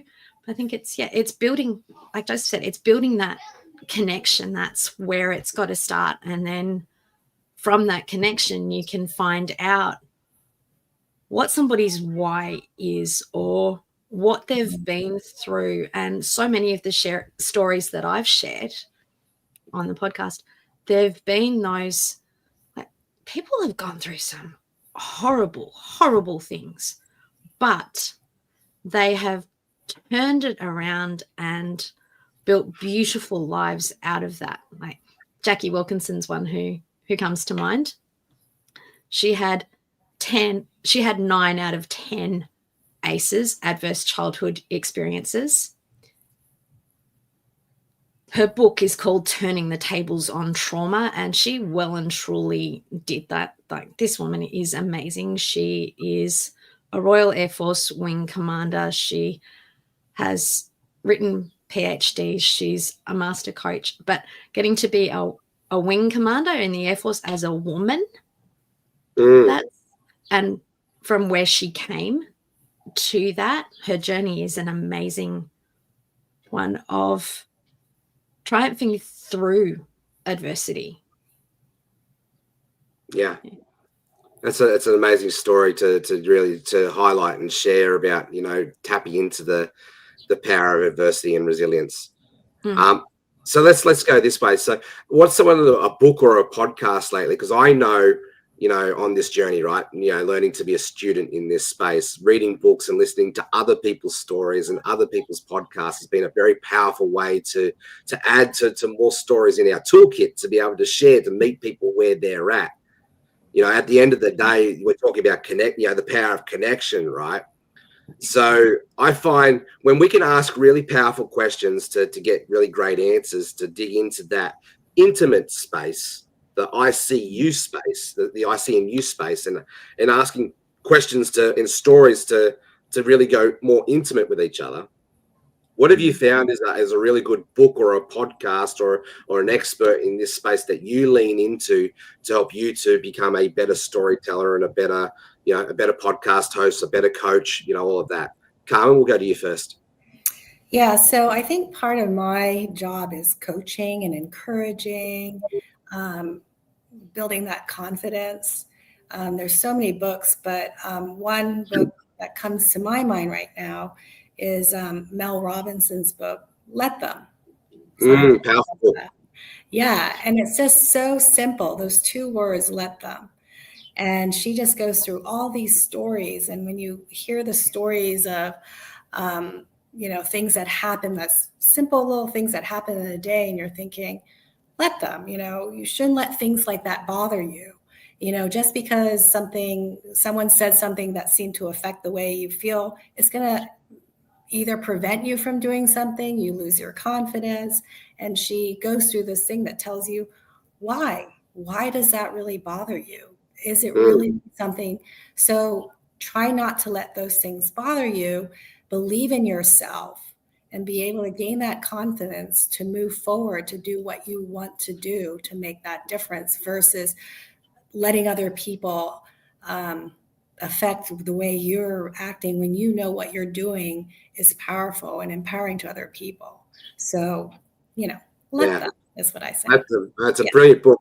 I got to listen to the audio from Sydney to Los Angeles on my last flight. It was a pretty powerful book. Yeah, I mean, his stories are funny and it's great. And you relate and you go, you're right. Why is this bothering me all day? Right? Yeah. Move forward. Yes. So it's a follow-up question. Let's talk about that. How are some stories that you've used in the past to, do it like Mel was talking about in the Let Them book, Let Me book, sorry, and get into that space. How have stories helped you to lead with intelligence? I see you've got there under your subtitle there, right. Lead with intelligence. So how stories help you to do that? Well, I guess part of it is technology lead with intelligence. So my thing is technology is moving so fast these days, right?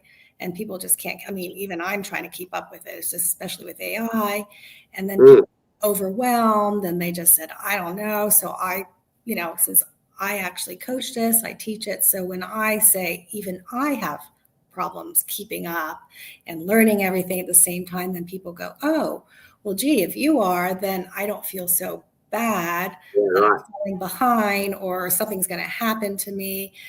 They go, well, if you are, then it's okay. Just take your time, right? So I give stories of myself, of my situations and how I learn. And then people relate to that and go, yeah, I totally, spent hours on one project as one line when, it could take you half an hour versus 3 hours. So I think that giving examples relatable, people get encouraged and they say, you're absolutely right. And little tools to, like the Let Them theory things that, so that you are not, lose the confidence to move forward and lead. And another book that comes to mind that I know both Sarah and I have read is Brene Brown, Atlas of the Heart. Oh, yes. Sarah, over to you with this one. Let's dive a little bit into that. With sort of backing up what Carmen's saying there about being vulnerable and meeting people where they're at. Right. Do you have a story you could share where you've done that and it's helped you to meet people where they're at, but not just leave them there stuck in that space, help them to move them forward and influence them? Yeah. And one of the things, it comes from Brené's book, but before I answer that, Carmen, thank you for making me feel a little less alone in my technical ineptness, because I will quite freely admit when it comes to techno stuff, especially for the podcast, I quite often either handball it to Jeffrey or to our son Harrison, because 13-year-olds are great with that stuff. They are. Okay. So don't worry about it. We're all in the same boat. Yeah. There we go. We've got a connection happen straight away. I love it. Right. One of the things that, so to answer your question, one of the things that Brené Brown says in her book, and it's great, it's about empathy and connection. It's like when somebody's fallen down in a hole, you have a couple of choices. Are you going to be that person who goes, oh, you've fallen down a hole, well, throw you something? Or are you going to be the person that gets down in that hole with them, sits beside them, shines a light for them, and helps them climb up that ladder and back out of it? So that's one of those things I try to do, is how can I come alongside you? How can I help you? I can't do the work for you. I can't make it all better, because I might know how it was for me when I went through something similar, but I don't know exactly how it is for you unless you tell me. And I might know what I needed in that space, but the only way I'm going to know what you need is if I ask you. So it's that coming alongside them and connecting and meeting them where they're at, and then working out with them how to get to where they want to be. Both you and I know, Sarah, I'm blessed to be able to be married to you, of course. And but what I'm picking up here just on this panel conversation is you both have a really amazing gift to have active listening. You know, like there's storytelling, but then I think if you can back that up with active listening to ask great questions, to then, you know, use great stories to meet people where they're at. I want to talk into this. So, Carmen, what have been some of the tools that you've learned to become an active listener? I would say if you pay attention to them, right, to be an active listener and feel engaged with them at the same time, ask questions along the way, that it brings out the person's story too. And then in exchange, then I have my story. So active listening is really paying attention to the other person and asking questions about them, because I find sometimes a lot of people like to talk about themselves, right? Right. But it really isn't about us, it's about them. And through that, by paying attention to them and engaging with them more, I find that it becomes more of a successful or more relatable and fun conversation. Yeah, no, I totally connect with that. And I'm going to ask the same question, Sarah, but in a bit of a different way. And I'm probably going to regret asking this question.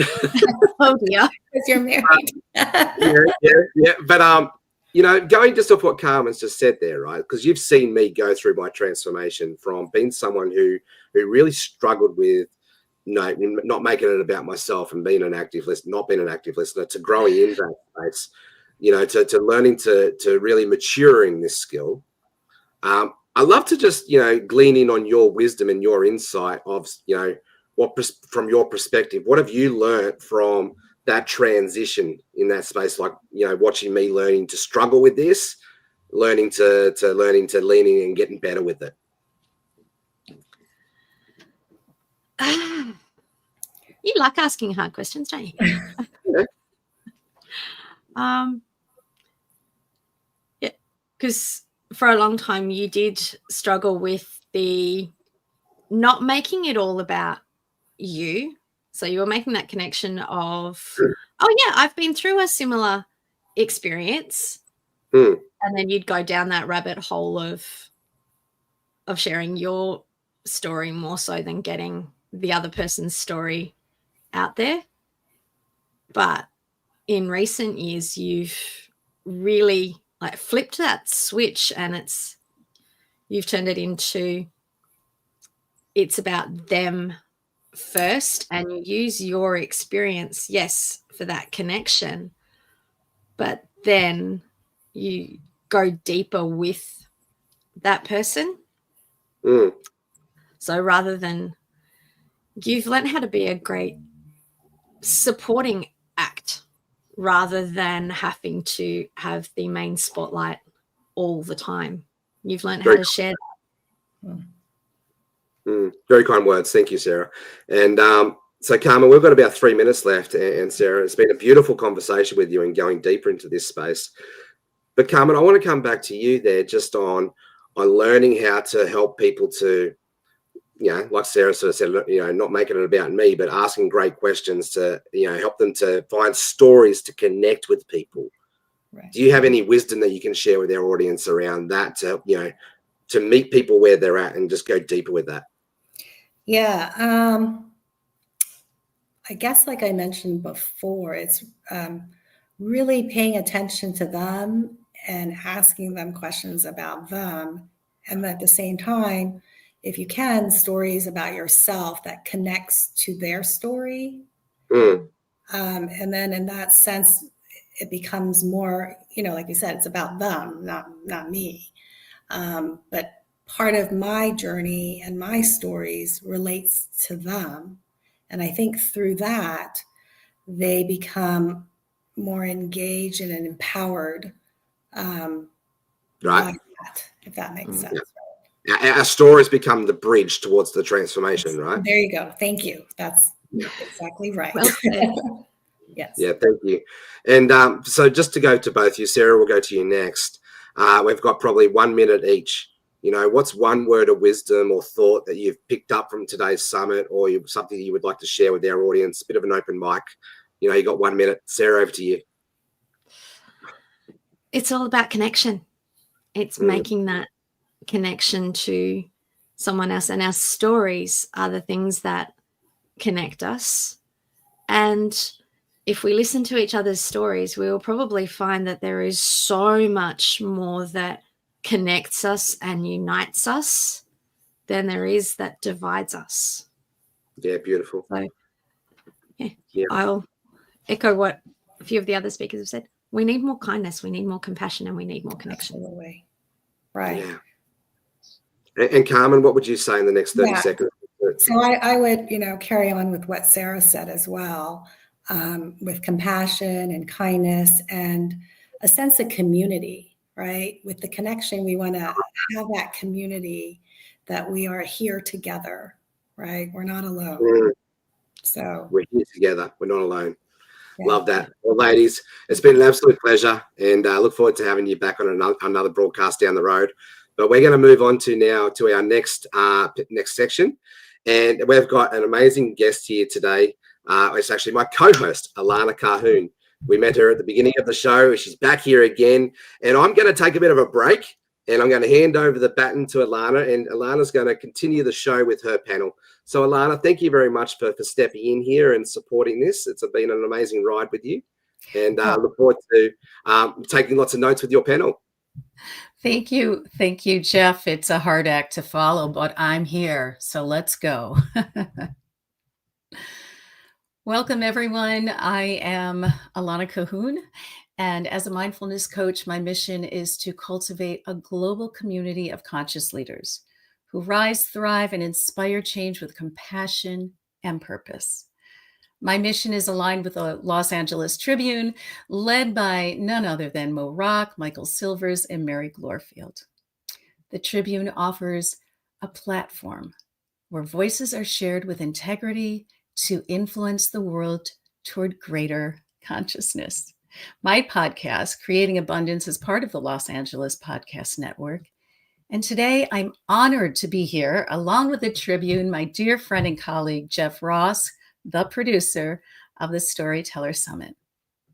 And I now have the privilege of leading a conversation with 3 extraordinary leaders, each of whom has walked a very different path, yet all who use story as a bridge to create. Please join me in welcoming our speakers, Jay Fairbrother, Diana Pilatus, and Ted Plengy. Hi, guys. So good to have you today. Well, this has just been so much fun. So I would love for you to each tell us a little bit about yourself, who you are, what you do, and who you serve. We're going to start with Jay, and we're going to go in order of my screen, which is Jay, Diana, and Ted. All right. Thanks, Alana. Hi, everyone. As you can tell by the banner, I'm Jay Fairbrother, the Mastermind guy. And I've been a serial entrepreneur for 30 years. I've been doing masterminds for 25 years. And what I do now is I help coaches, healers, thought leaders to create intimate, exclusive, high-end mastermind programs for their clients so that they can scale their business beyond one-on-one coaching, selling courses, and constant launching and client churn in their businesses. So my mission is to create more human connection on the planet, one mastermind at a time. Beautiful. Diana? Oh, we can't hear you, Diana. I think you're muted. Oh, my. Oops, I'm there. Hi. Hi. Hi, Ted. Hi, Alana. Well, I want to be a mastermind, Jay. I'm going to have to work on that. I am now, I've had quite a few changes in life over the years, but right now I'm a chief fundraiser for an organization called Lifespan of Greater Rochester, New York. And I help them raise money to help older adults and caregivers. And we offer 30 services. And I'm a storyteller that way because I have to share the stories of the people that are helped and the people that need help as the fundraisers so that people will join the mission and help us get through and help a lot of people. So, but I started out as a news journalist or TV reporter for many years, 23 years, and telling stories and sharing stories and listening are in my bones. So that's what I do. And I am very happy to be here. Delighted to have you here, Diana. Hi, Ted. Hi, Alana. It's nice to see you online. Hi, everybody. My name's Ted Flingy. I am the owner and founder of Ion Digital. We are a thriving tech company that's in the commercial retail space. My team and I, we manage approximately 100 shopping centers and open space malls across North America. And we manage their digital ecosystem. And what that means is we manage the websites, the apps, the digital displays, and anything that's digital at the center. So we've been doing that for the past 10 years, and that's what I do. And I just want to say it's really great to be here today. It's wonderful to have you. So this has been such an interesting conversation with everyone, and it's about storytelling. So I would like you to share with everyone here a pivotal point in your life, a story, either personal or career-wise, that has affected how you lead with consciousness. Diana, why don't you start? I just have always loved listening to people, even when I was a kid. Just loved listening to stories, having stories told, being part of stories. And I think that welcoming everybody into the conversation and making them feel welcome in doing that has made me a leader that likes to welcome people. So I think that was one of the reasons I went into journalism, was because I thought everyone should be able to be heard and everyone has a story to tell. And no matter what position you're in or what you're doing with your life, I think that's so important to let people be heard. And there are many ways to do that as a leader, and especially listening. That's fantastic. Can you share maybe the story that led you into that, into going into TV? I think I was just very comfortable, not being a clown, but I'm feeling comfortable being around other people and talking with them even when I was younger. And so I thought, what a great way to share information and share other people was through communication, and especially TV and radio. And I would interview people, and I'd go to interview them. They would say, you're not going to talk to me. I don't have anything to say. I'm not important. I don't have anything, flashy or intelligent or something to say. And I'd say, everybody has a story and we want to hear yours. So please share it. And then they would just, this eloquence and these stories would come out. And I just think that's a great opportunity for someone to know how much they mean to the whole fabric of this community we call the world. Everyone's story matters. Everyone's story matters. Absolutely. Ted, how about you? Share with us a pivotal moment in your life. Yeah, I've got an interesting one, and it will answer the question, but I'll go down this path a little bit first. So back in 2021, during the height of COVID, I decided to go down to South America, and I went deep into the Peruvian jungle, where I lived with 22 people, 6 shaman, and another dozen healers from the Shipibo Indian tribe. And during that, I was down there for about a month. And during that time, I participated in about a dozen ayahuasca ceremonies. And if you don't know what ayahuasca is, I highly recommend looking into it. It's very interesting. But during that time, ayahuasca and the ceremonies is really designed to clear out old energies, release trauma, strip away anything that no longer serves you. So needless to say, and I could do a whole podcast just on that, but let's do it. Save that for later. But needless to say that the whole experience was transformative. It helped me let go of doubt, anxiety, procrastination, all those things that quietly hold all of us back, right, at some point or another. But how it relates to my business, when I emerged from the jungle, I realized my business could no longer be just work. I needed to have purpose in it. And I gained a much sharper focus on where I wanted to take the company and the impact that I wanted to make. But the most important thing out of all this was how I wanted to lead. And I became a conscious leader. And that was so important, not just for me, but it was like, it's been great for my employees, and it's been great for my customers, having that new sense. So that clarity, the sense of freedom it continues to shape the way I lead today. So my journey, I'm so blessed for it. Clarity and freedom. That's beautiful. It's wonderful to have you here. And I love that story. I just didn't know how many times you did the ayahuasca. Yeah, enough. But a very, very transformative story. Jay, let's hear from you.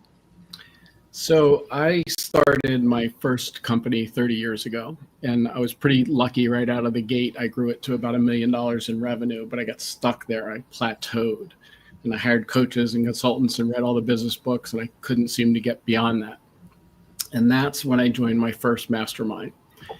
And we joined the mastermind just simply, it was a mastermind for entrepreneurs. So we joined it just to grow our businesses and become better entrepreneurs.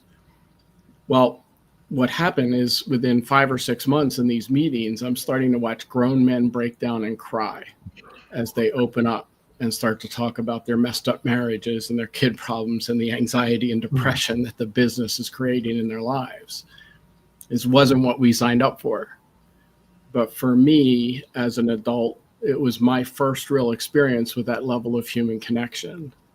And so I was all in, and I started joining every mastermind I could over the next several years. That first one I stayed in for 17 years. And over those next several years, I grew the business from 1 million in revenue to 10 million in revenue.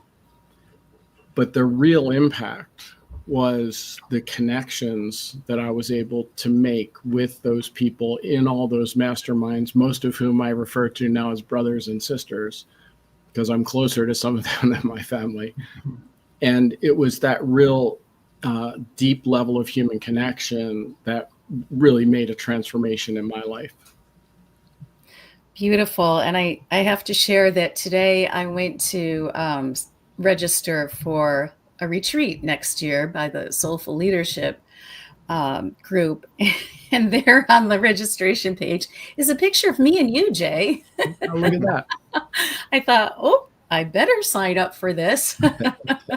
So very much similar to that. It's wonderful. Masterminds are incredible. It's a wonderful way to be in a safe environment where you can talk to your fellow colleagues and be vulnerable and know that it's confidential and trusting, and maybe not as a deep dive as your experience, Ted, going to Peru and going into a shaman quest, but it's that connection. And we keep hearing throughout this whole program about how important connection is.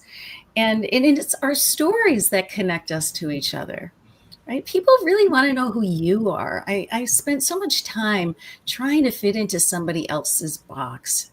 And I think it was Josh who was talking about authenticity. Probably everyone has talked about authenticity because it's so important. Have you found yourself, especially in the business world, where you put on almost like a costume or a facade, and then you step away and thought, gosh, I wish I had just been more like myself and shared my own truth and my own story? Does anyone want to answer that? How about you, Ted? Yeah, I mean, I think especially as I've gotten older, I think, I've been in business for myself forever. And I think when I was younger, I was always just my stories were based on what I thought the person wanted to hear. And it didn't come from my heart. And I think over the years, and especially where we are currently in the world, all that really everything you say needs to come from you. You need to be passionate, you need to be vulnerable, and you need to be authentic. All those things need to be true to yourself. So I've gotten better. That's what I'm saying. Good. Sometimes it takes a while, Ted, doesn't it? I mean, for everybody. Yeah, it does. A whole lifetime, actually. Sure, Diana, why don't you share? Yeah, well, that's what's so great about, we start to age as soon as we're born. So you just get smarter. If you're not getting smarter, then you're doing something wrong. But it's it's all about like Jeff and Sarah and Karma were talking about active listening, about learning about others. We've all met some people who just like to talk about themselves. That's not telling a story because you're not involving. When you're a storyteller, you're involving the audience with you. So if you want to be genuine, then you tell about yourself, but you welcome other people into it. And active listening is so important because that's how you learn. You learn from other people, and you learn from listening. And it's just so important. I mean, I don't know if you guys remember from Hamilton when Aaron Burr tells Alexander Hamilton to talk less, smile more, because you shouldn't be telling too much about yourself or what you think and what you believe. But really, you should talk when you have something to add to welcome other people into the conversation and share. But listen more. It's so important to listen more. Thank you. That's what you're doing when you go to these masterminds and retreats, right? Yeah. Thank you. Jay, what do you think? So I think the idea of vulnerability and showing up without the masks is critical to making the connection with your employees, with your customers, with everyone, right? And like I know from my storytelling, because I had a big crash and burn, I sold that $10 million business, and then after the financial crisis ended up with nothing. And when I first started sharing that story, there were a lot of details that I left out because I wasn't comfortable going there for multiple reasons. But the mask part was, I didn't want to tell the story so people felt sorry for me. And the more I realized the impact that telling that story was having with people, and because when I started telling it, I'm like, I don't understand how this could inspire anyone. I went from, being fabulous to living in a basement, like how inspired. But the process that I went through to share more and more details and open up and get even more vulnerable. And I even surprised myself, at times now where every once in a while I'll slip a new little fact out about that whole journey that, makes you emotional. But that just showing up and being authentic, I think is really, what stories allow us to do. Excellent. Grow. So I've always said our thoughts create our reality. How do you guide others to reframe the story they tell themselves to create success? Let's see. Let's start with Diana. I think you gotta see it to want it, to know what you want. You've got to think about it. You've got to make it happen, and you have to know what you want, and you welcome it in, and you stay away from the stuff that's not going to make you get there. Wait. How do you do that, Diana? How do you do that? Well, you surround yourself with people who are making you a better person so that you can get what you want your reality to be. I think that you take care of yourself and do what's good for you and for those around you. And you have to spend some time with yourself too. You have to know what you want, right? Self-care, self-knowledge. I tell a lot of people about self-care because they think it's being selfish, and it's really being good to yourself and good to others. You're much nicer when you're nice to yourself. So true. Thank you. How about you, Ted? How do you? Diana, I think you're 100% right. I think you need to start from within. Like mind and body, that needs to be on track. You have to be, that needs to be clear for yourself so you understand. And then, just surrounding yourself with the right people. I'll go back to when I got back from ayahuasca, I changed a lot, but my life was the same. And I needed to make a lot of changes so my new self could fit into my new life. And I was so surprised at how many people I had to let go because they didn't bring me anything anymore. They weren't bad people. No. They weren't who I wanted to be surrounded by anymore. So I think all that process there has been really important. So I think that's a huge part of it. Thanks for sharing that. How about you, Jay? So I'll address this from my coaching hat, because I did a 6-hour training for my clients today, so I'm still wearing that hat. So I think part of the rewriting stories in the sense of trying to help others to do that, it's a matter of believing in them more than they believe in themselves. And sometimes it is literally that active listening, which the last panel was talking about. It's hearing what's beneath the words. It's hearing into the pain or what might be causing the words to come out, and helping the person see it in a different, more positive light, so that it's reflected back to them as a different version of the same story. So it's not rewriting their story, but it's shifting their narrative around that story. And I think as coaches and leaders, that's what part of our job is, to be able to inspire those different narratives. Yeah, it's our mindset. Thank you.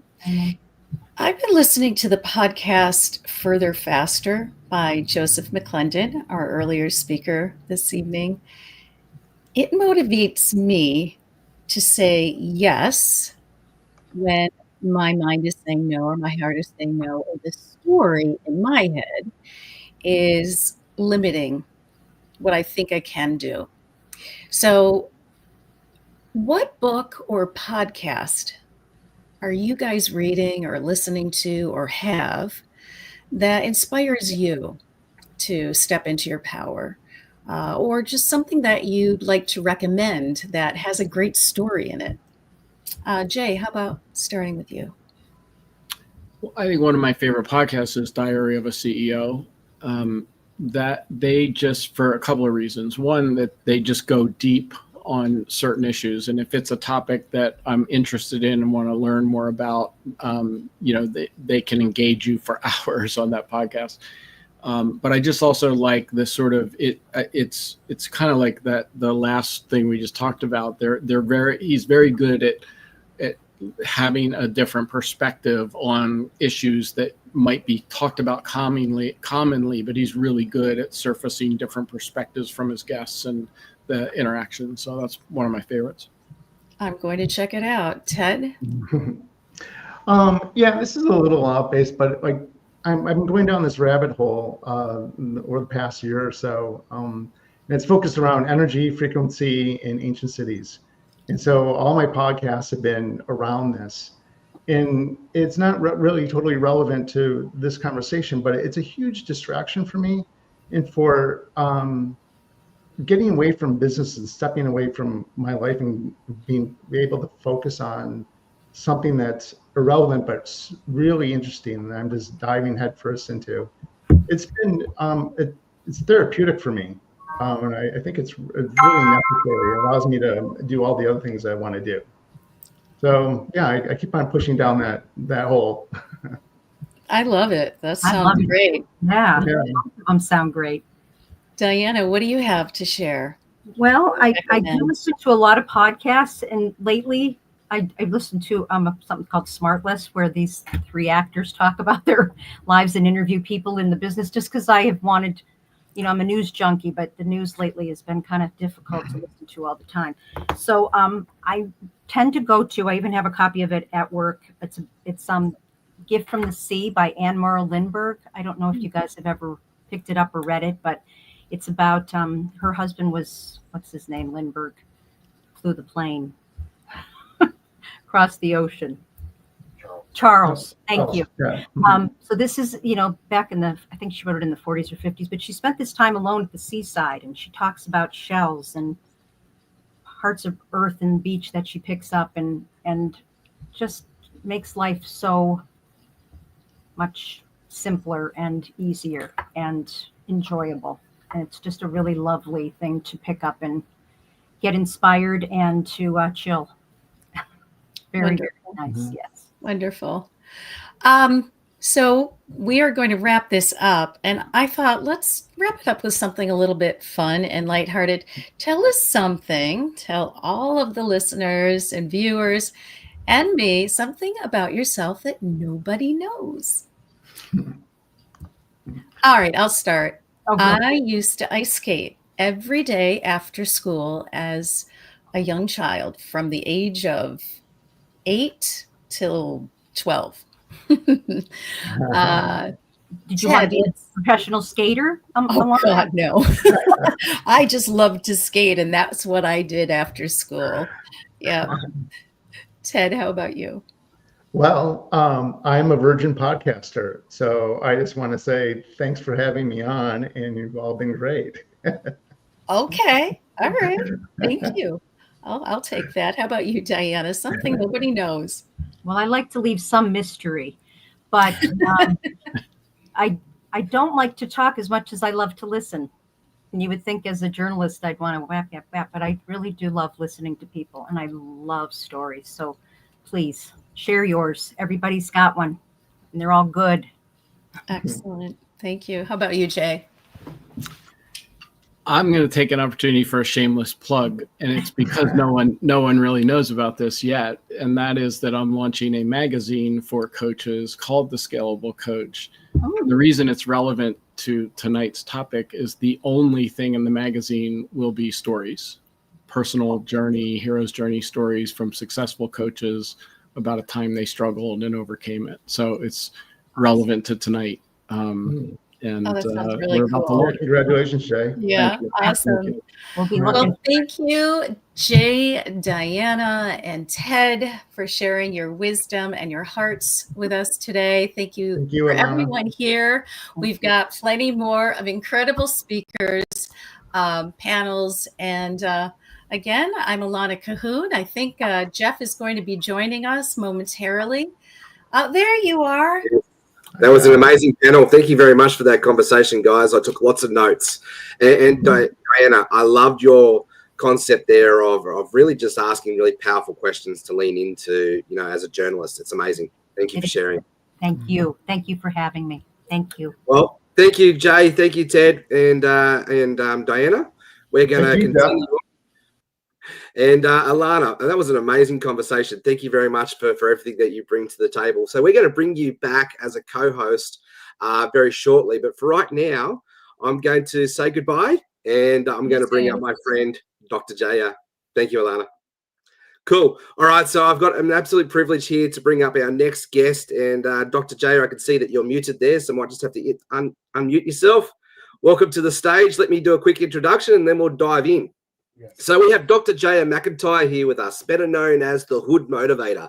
He's a transformational speaker, mentor, and community leader who has dedicated his life to turning pain into purpose. We've heard a lot about that tonight, haven't we? And from overcoming personal battles to inspiring at-risk youth and entrepreneurs, Dr. McIntyre embodies resilience and the power of story to uplift and transform. So please welcome to the stage, the Hood Motivator. So Dr. Jayr, let's get into it. Could you just share a quick story behind the name, the Hood Motivator, and what moment in your life helped you to step into that identity? I had to create that identity. How you guys doing? I'm Jayr, Dr. McIntyre. I'm the Hood Motivator, but I had to create that avatar because when I left California, my mother was died of AIDS. I saw a lot of drugs, gangbanging in Compton and Long Beach. And I didn't have no way out until 9/11 happened. And then I went straight into the Army. And when I went to the Army, I forgot about everything in the hood because I wanted to get away. But what helped me heal from my PTSD and all my deployments to Iraq and Afghanistan, I had to hop back into the hood and say, you know what? This is really who this is. This is Jayr. Let me create this avatar that's healing me so I could go tell the world who I am. Yeah, that's powerful. Wow. Yeah. So you had to create a whole new avatar, a whole new identity to help you to heal. Let's dig into that. So what was that process like? Right. So I went through a lot of trauma growing up, seeing a lot of stuff, you know what I'm saying? And then once I went to the military, I saw a lot of trauma too. I did 3 deployments to Iraq, 1 in Afghanistan, 55 months of combat. I started to just develop tough skin. And then after that, I became an entrepreneur after I retired from the military. And then I went bankrupt. And God was like, Jayr, you got to wake back up. You went a long way, but you went the wrong way. You got to tell your story. You got to tell the world your story. I used to be ashamed that my mom died of AIDS and I came from the hood. But now this is a part of my story. Now I want to relate because there are more people like me ready to tell their story. I just got to get in front of it.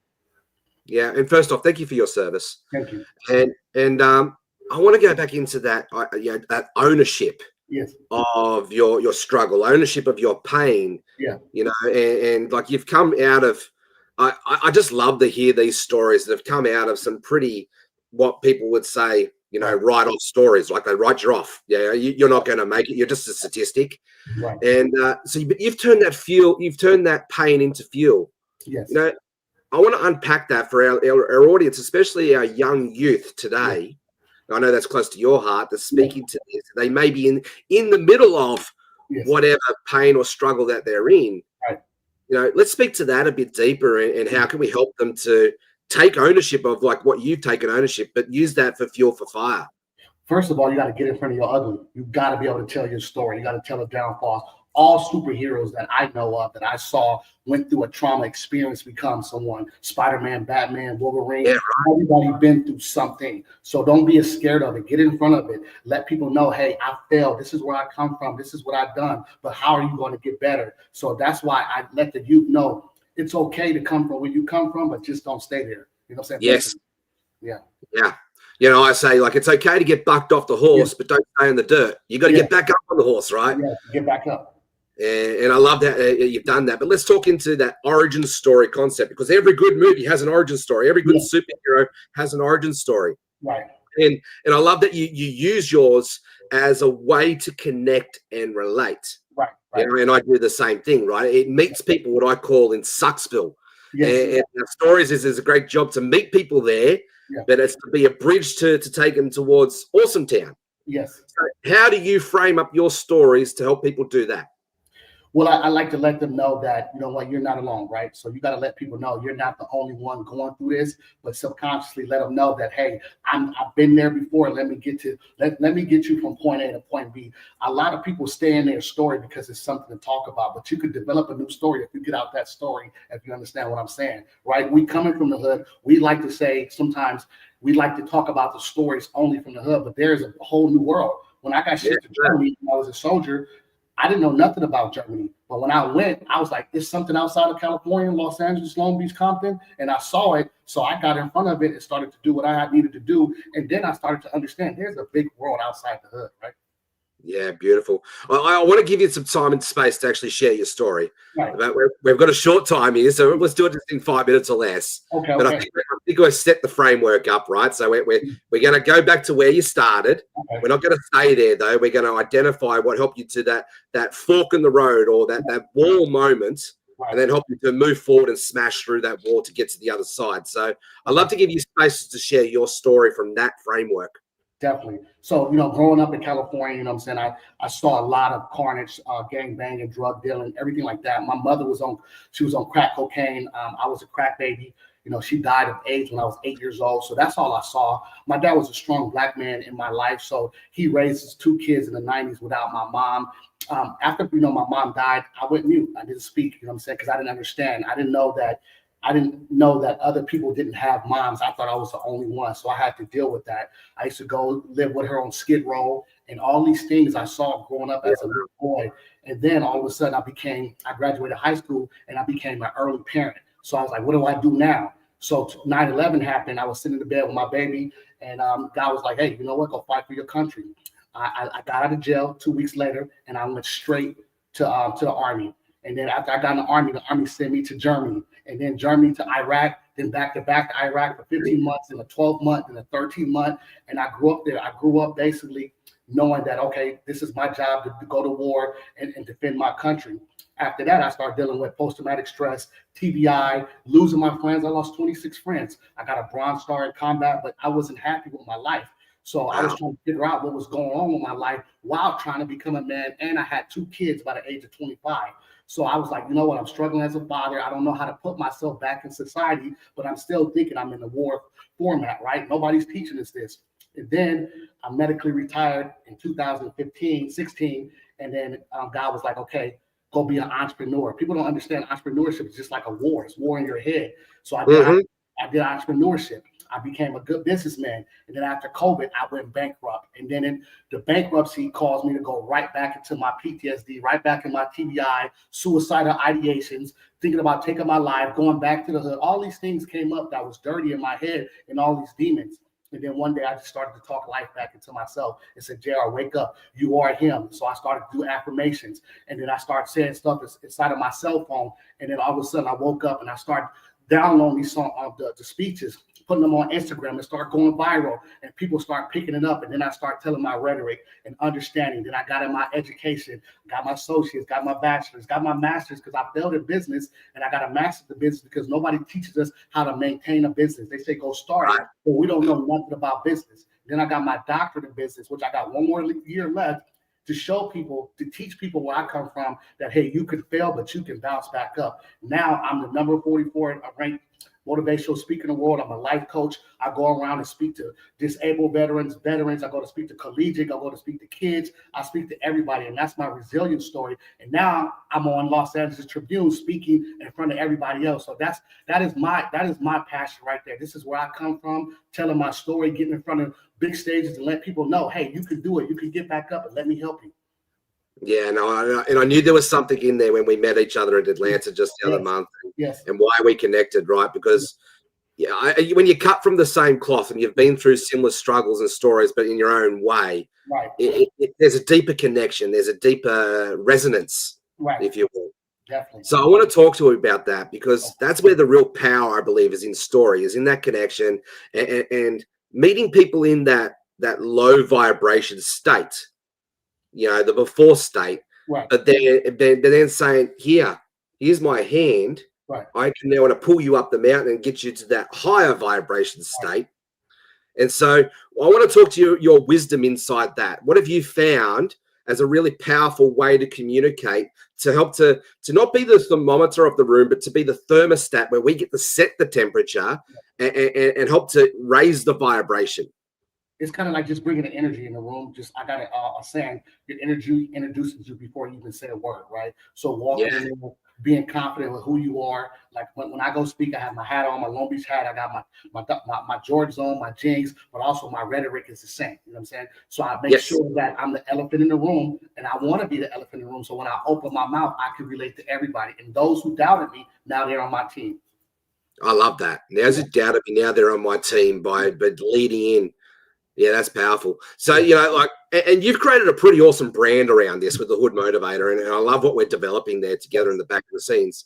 But basically what personal branding is, right, it's the story people talk about when you're not in the room. So if your people don't understand what that story is, they make up stories. They've got to fill a vacuum, right? And sorry, Dr. J, you're still there? It looks like you're frozen. Have we lost our internet? I'm not sure what's going on there. I just had a really awesome thought. We're going to continue on. I'm going to remove Dr. Jayr, and Dr. J, if you can come back, we'll finish this conversation. But the thought there, and I'll go deeper into this myself and wait to see if Dr. Jayr can sort out his tech. If not, we thank you very much for coming on and sharing your insights and your really powerful story. But we'll see what we can do there. But the thought I was sharing there, right, and when I want to teach our audience here and give the takeaway, we go right back to the beginning of the whole summit. Dr. McClendon talked about, making sure that we've been of service, right? That we're giving that energy out to our audience. So I just want to spend here, just a few moments. The power of storytelling to help you to build your influence is essentially you're building your personal brand. And what I was talking to, and I was going to get Dr. Jayr to jump in here, was your personal brand. Essentially, it's not the colors, it's not the fonts, it's not the business cards, it's not the website. But what it is, it's the story people talk about you when you're not in the room. So if you're not clear on your own story for people to be repeatable and memorable and simple in that space, what happens is there's a vacuum. And people will start making up stories to fill that vacuum. So it's our job as leaders, it's our job as influencers to be clear on the story that we want our audience to share when we're not in the room. For example, right, I'm known as Jeff Ross, the laptop lifestyle dad. You know, I'm a proud father of 3 amazing boys, married to my beautiful wife, Sarah, who you got to meet before, you know, and I'm the ambassador here of the Los Angeles Tribune for Australia and New Zealand. See, I have there's such a big vision. You know, Mo Rock's vision is to give a voice to the voiceless and lift up a global stage that allows me to fit my vision, mission and vision. There you go. I've just blended the word, mission and vision, into the same vision that Mo has. See, I'm all about building people, not businesses. And I get to leverage, you know, conversations like this and marketing coaching and mentoring and being mentored by some of the best like Michael Silvers and Mary Glorifield and Dr. McClendon in my inner circle to be able to communicate stories, to influence people, to teach others how to master that gift. And this is why I chose to lead with this Storyteller Summit here, to be able to help, you know, create that legacy impact, because this is not about me. Our stories are not for ours to keep. If we have a story of transformation, if we have a story of hope, if we have a story of vision, it's our responsibility to share that story. Anyway, Dr. Jayr's back. We'll bring him back up here to the stage here just to close out this segment. But Dr. Jayr, thank you very much for sharing your story. I was just talking about how our stories are our personal brand. They're the story, you know, and our personal brand is the story people they talk about when we're not in the room, right? So we've got a little bit of time here before we have to move on to our next segment. But can you just share some of your insights into that to help us close out this segment? Yeah, definitely. You know, just building a brand, being exclusive to yourself, authentic. People don't understand. Being in your own energy and being authentic, God will help you create that brand, and you could be who you are. You don't need to be nobody else. God made you one of one, so I'm one of one, and I got in front of my brand, got into my avatar, and now I'm able to touch everybody I need to touch and make sure I spread all this positive energy. Yeah, and just whilst you were off there with the tech issue, I was talking about how our stories, if we've got a story of hope and transformation and light and joy, that they're not for us to keep, right? That's actually selfish if we keep them. Right. They're not ours, but they're the greater good, right? They're the universe's story, and for other people to be the bridge to their hope, to their connected hearts and love. How are you using your story to be the bridge for others? Well, I'm bridging that gap all over the world because I'm letting people know it's okay to be you. It's okay. Get in front of your ugly. Let people know what happened to you. So and get in front of it and let people know, understand that it's okay, because we all go through that. Bridge the gap. Make sure we come together and be authentic to who you are. Yeah, absolutely amazing, mate. Well, we've still got about 4 minutes left here together, so I'm going to give you an open mic. Yeah. You know, and the question I asked Patrick Young this same question before, and I think it's a relevant question for you. Right now, if you had to go back to that person who was lost, to that person who was hurting, to that person who was stuck in the hood, knowing what you know now, what wisdom would you like to share to that younger version of yourself? I would share to my younger self, Jayr, that it's okay to be afraid. I was afraid. I was alone.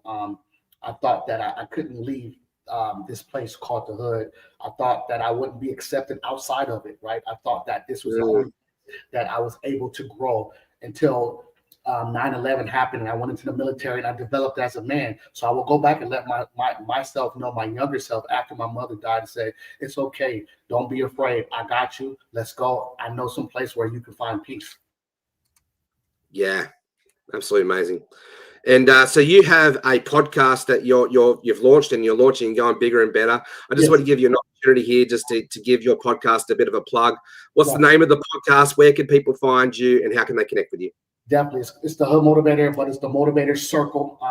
You can find me on YouTube right now. We're going to be streaming on all stream platforms coming up soon, but I can't wait for you guys to join me on YouTube. THA Hood Motivator with the A, replace the A. That's all my platforms. I can't wait to see you guys, and I appreciate the opportunity.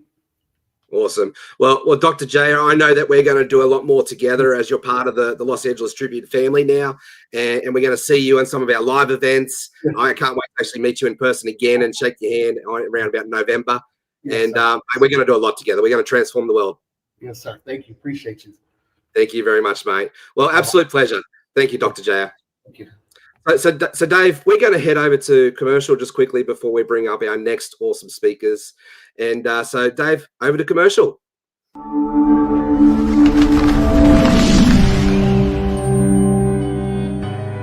Welcome to the Los Angeles Tribune page. Here you will find original news programming, exclusive digital events, and shows that are directly from the community. At the Los Angeles Tribune, we believe in giving a voice to the voiceless. We are proud to be the only national brand to empower everyday people to make a difference.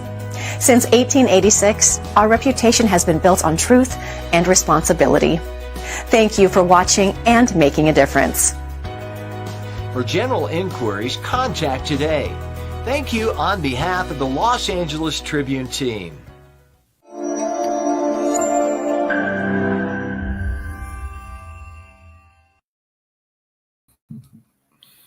Wow, this has been an amazing event, has it not, guys? It's been amazing. We didn't miss 1 minute. It was great. Everybody. I knew you'd be taking notes and sharing in. And so let me just do a quick introduction to ground our audience and get to know Bruno and Stacey. Now, I'm going to try and pronounce this last name, and I'm probably going to butcher it, but Marcinkiewicz? No. How do I say it? Marcinkiewicz. Marcinkiewicz. Now you've heard it said, I can say it. Thank you. We're going to do a quick introduction. So we're joined here with Bruno and Stacey. They're innovators in the real estate game, trailblazers in teaching leaders how to leverage AI to master growth and create impact. Together, they're showing entrepreneurs and professionals how to embrace technology without losing that really important thing called a human touch. So Bruno and Stacey, it's my absolute pleasure to welcome you here to the stage. Let's dive in. So every great journey has a starting point, right? As we've been, hearing out throughout the day. What's the story of how you both began combining what you know in the real estate professional world and AI into the work that you're doing today? What's that story? I want to unpack that. So my wife, she started our company, the Dream Team One, our real estate company. And I always had a technology background being in computer science. So, I was able to do some Facebook marketing and things like that, but I've been studying AI for years. And, we quickly started to implement some things like avatars and some good video and things like that. And, people started to ask us a little bit about what we were doing a little bit differently, and that's when we started the workshops, right?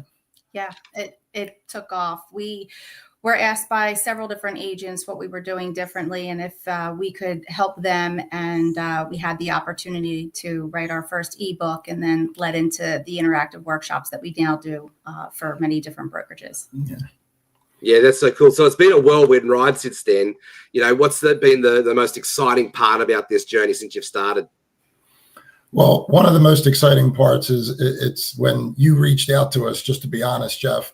We watched you for years with Caffeinated Kangaroo and when you were first starting and, you dropped into our message box randomly and just said, hey, would you like to take a shot? And, we're new to this scene, so we're a little bit nervous, but we're thankful to you guys for giving us the opportunity. So that was a big part, you guys coming and working with us for sure. And that right there is the ability of connection, right? And relationships. And so I've been watching you guys show up and do your thing and the way you serve your community. And obviously you've been doing the same for me. And this is what I love about this space. I'm down here in Australia, Tasmania. You guys are over there in northern eastern, US, America. And it's just amazing how we can find, our brothers and sisters, right? And community in that space. The stories where we get to swap stories back and forth are how we deepen that connection and deepen that relationship. So AI is a brilliant storytelling tool. And I love the way that I've seen you guys use it to create the narrative and share how you can connect your story and basically document more than you promote. And lead through example, right? You're helping people master and leverage AI in a powerful way, through your own storytelling, through your own way that you show up. Can you share a story of someone who you've helped transform their business simply by learning to use AI differently? So we've had the opportunity of meeting so many different age groups in these different brokerages, and one that comes to mind is our participant who was 84 years old, Lee, and she came into the workshop, and everybody was really nervous because AI is someone very new to people, and there's a fear factor in there, and that's why we believed in the interactive part of it. So we touch every single part of everybody in the workshop. So we're taking them through each step. So at the end of her testimony, she said, if, I'm 84 years old, she's still doing 12 million in sales, and she travels the world. And she said, we touched her life, and we made it so easy for her. So that became so relatable. And we want to keep doing that and helping other people take that fear out and make their businesses better. That was great. That's a beautiful story. And I love how that story speaks life into the conversation. And, my oldest student's 86 and my youngest is 12. So I can definitely connect to that story. And that's the power right there, right? Is we start to see ourselves and that beautiful testimony of your 84-year-old student was able to share her testimony to create that bridge for others to help you to, lead you to what you do best and serve. And see those aha moments when it clicks and when we get to the next step. Even it's just the simplest part of creating an avatar, getting to know your generator and seeing their faces light up. And then it kind of breaks down the fear and we move on to the next stage of it. And Jeff, and as you well know, and you brought us in to talk about this, we start from the download of the large language models, such as ChatGPT and things. We start from the very beginning, because as advanced as your team is and how you're helping us, right, we're still in that space of helping the people at the very, very beginning. And we've been going across the country. We've been adding some things to our workshops, but nothing overly advanced, because we want to stay in that space until everybody is comfortable using AI, because I think we all agree that it's not a trend. Yeah, no, it's definitely here to stay. It's the internet of the future. So let's just talk about meeting your audience where they're at. And so you're very clear on who your audience is and how you can serve them. And your story is a way to help to express those challenges, but also those solutions. So I love the way that you guys are leveraging AI to, sort of express your story. And every day is a new chapter, every day is a new sentence, every day is a new page in the book of, Stacey and Bruno, and even the caffeinated kangaroo or the pumped up platypus. But it's an opportunity to continue to build on that story. So I love the way you share that you're in that stage where you're helping beginner levels, right? And the thing I just picked up is our stories meet people where they're at, but sometimes our stories can be too aspirational. Right. Like Tony Robbins, right? Everybody knows Tony Robbins, and to get where he is, like to where I am, that's too much of a pathway to get there, right? Right. Yes. And how are you using your stories and leveraging AI to meet your audience where they're at? So a lot of what we do every day is, a lot of our posts are life experiences. And I did hear Patrick Young, who, wow, what a great story Patrick had. He mentioned something about putting God in all of his decision making. And I watched Denzel Washington's one commencement speech where he says, put God first, right? So we do a lot of that unapologetically. We know that everybody has their own paths with it, but we try to use faith and our everyday occurrences. Because we find when we talk about what goes through, like, we had a flood in our basement, we went through a hurricane. We find that when we share those things, it lets everybody know that it's okay. It lets that story lets everybody know that, regular folks like Stacey and I, and the story you shared about what you went through not long ago, Jeff, that it's okay to have these tough times. But if you put God first, we found that for us, it's really made a big difference. And that's how we've been able to meet people where they are. And I'll reiterate with the authenticity. It's really important. That's where it's going to be continued, the message of storytelling and connection, and making that, through real estate and all those connections that we get to touch people's lives and they get to touch ours, and so many different ways, the authenticity of just being yourself and listening to what people's needs are, we can, be problem solvers and help people. And Jeff, I just want to continue that because it's a great statement, Stace, that a lot of people use social media to say it's tearing society apart and AI is making us less smart and things like that. But I would argue, as testament to the three of us, your wife, and all these people, Joseph McClendon, on this podcast from all over the world tonight, that if you utilize these tools in a positive light, these can be used as connectors, not separators. And that's what me and my wife really, really work hard to make sure people know that social media could be a force for good. It doesn't have to always be, a debate or an argument or things like that. It can be awesome as well. Well, yeah, and I've always said that social media in itself, and even now AI in the same conversation, they're just tools. Mm-hmm. That's right. They're very powerful tools.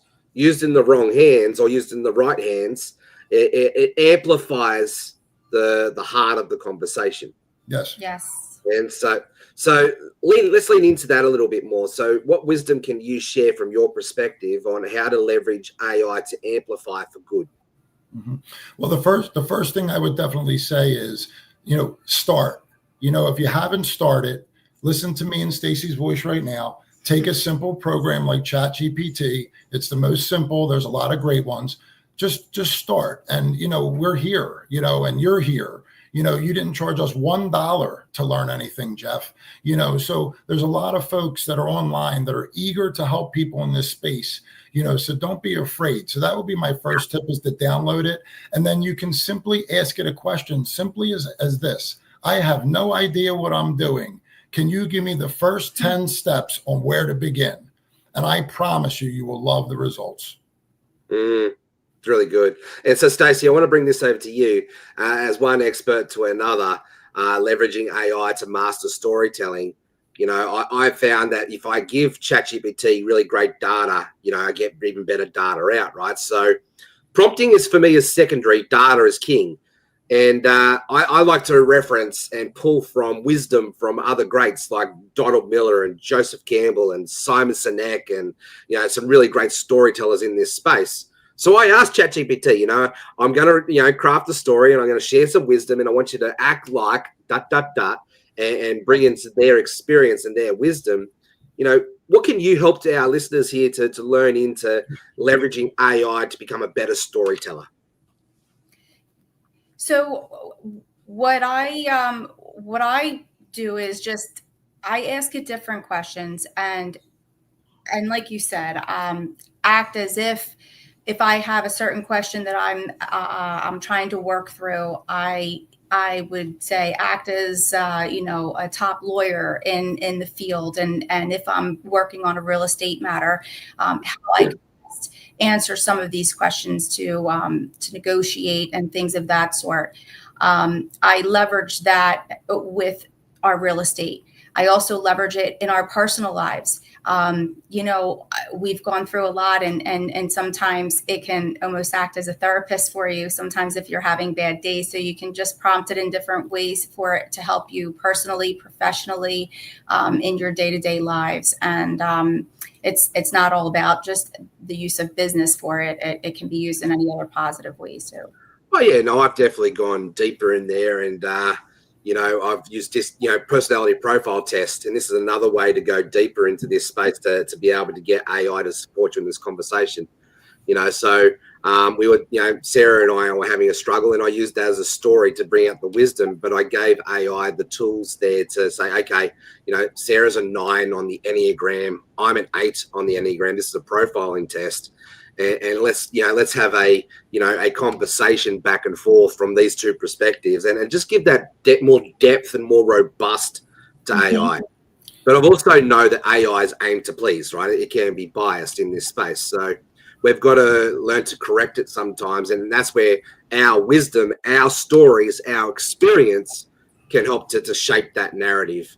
What's some wisdom you want from your experience that you could share into that? Yeah, and Jeff, on that note, we ask it to be brutally honest. It is built to generally lean positive toward you, which is wonderful. But if you're trying to break down a marketing logo and you want to give it a rank of 1 to 10 as Mr. Beast himself, you want to make sure that you want to ask it to be brutally honest. Give me the pros and the cons, not just the pros.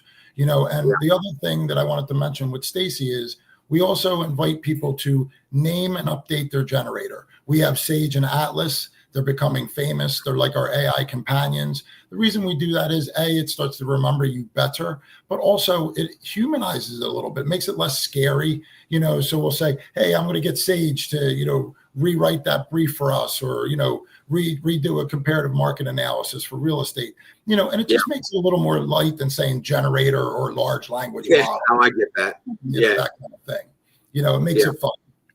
So let's lean into the real estate space for you, because I love that you guys are real estate agents, and every real estate agent I've come across, they're great about relationships and trust and timing and connection.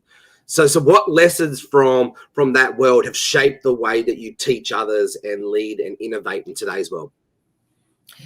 Well, again, it's going to be active listening. So if you do not know who your audience is, you're going to lose them in about 5 seconds. So it's really important to connect with whom you're talking to and finding out what their true needs and wants are, and shaping how you react and how you can assist them.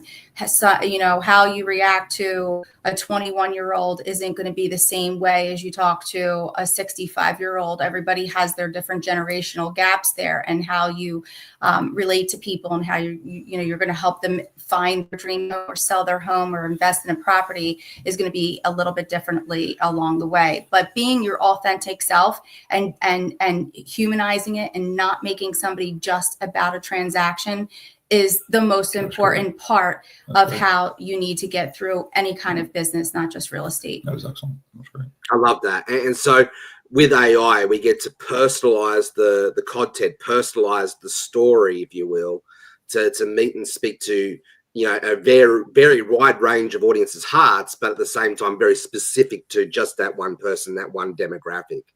And it's a very powerful tool in like that space. Yeah, and if you're going to be in the storytelling space, let it be real estate, let it be AI, let it be anywhere, your authentic self is only as good as your experiences, right? So if you're not engaging with new experiences and trying harder things, then your story every day is always the same, right?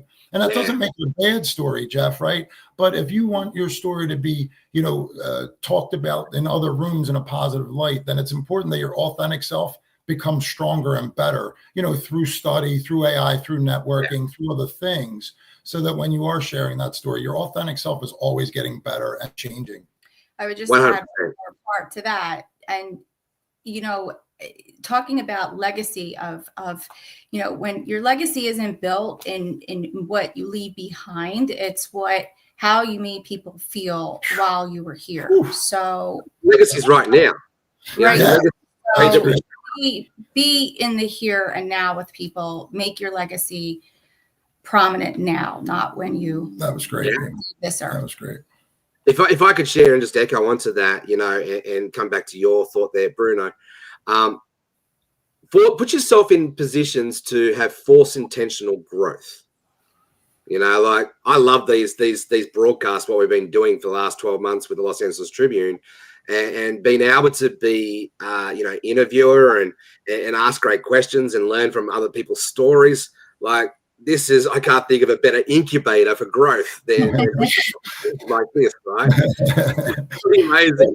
Joseph McClendon said earlier, it was phenomenal. He said, everybody says I'm great on stage. He said, I'm not great on stage. I was great. I was talented before I got on stage. He was trained before he got on the stage, and that's what, as we sit here a little bit nervous as you bring us onto these stages, you told us we're ready for this stuff. You keep saying, don't worry about it. We're ready because we've been training, and that's the goal. Like training before you go on stage and being ready for it.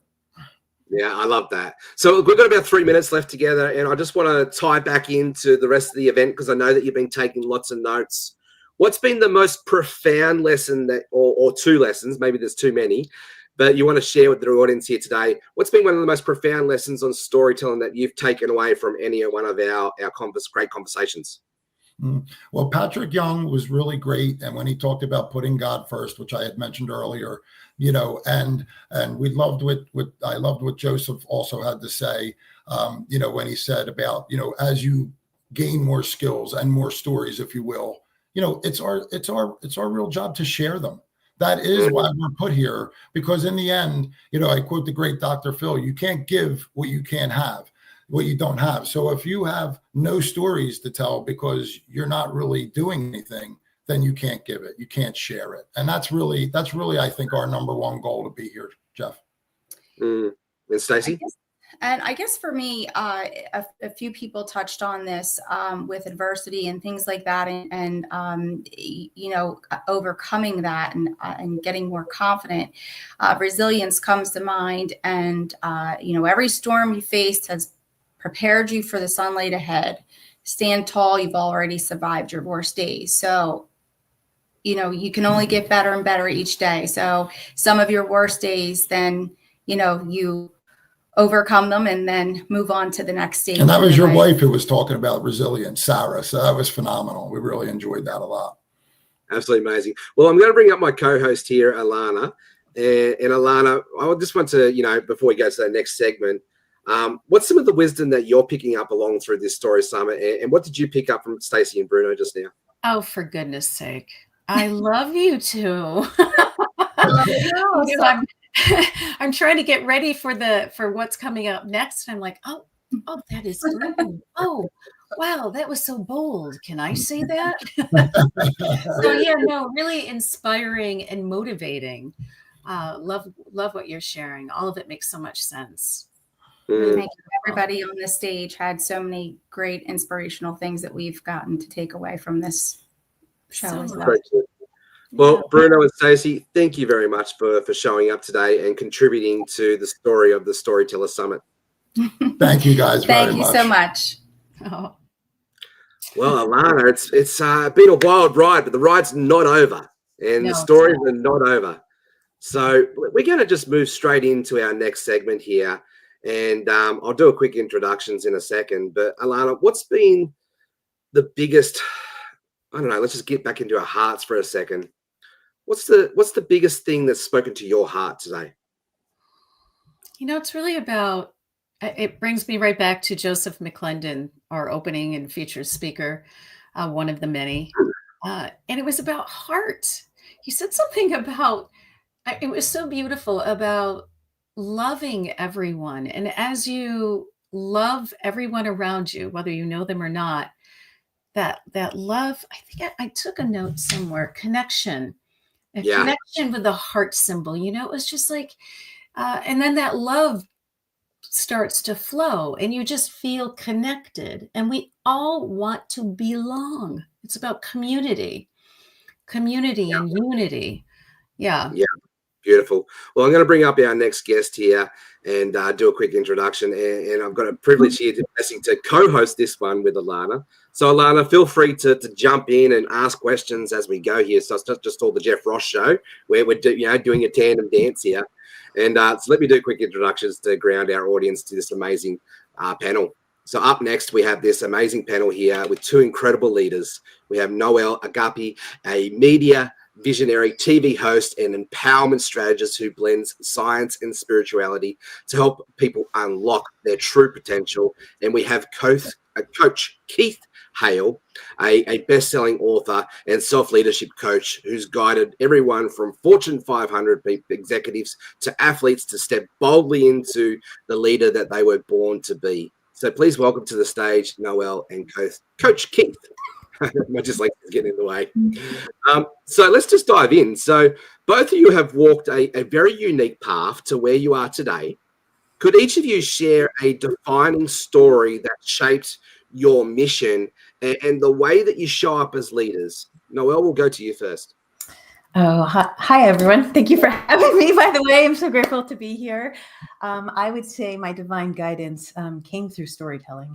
Really, I found my connection to the divinity and within me in storytelling and becoming a writer. And I would say the most powerful thing that ever happened recently was I was supposed to take everyone on a trip to Africa where we were doing a lot of philanthropy and humanitarian work in building schools there and water wells. And everybody went on the trip, and I got 104 fever. And in that space, within those times that I had those moments of the fever, my fever broke as soon as everyone was on that plane.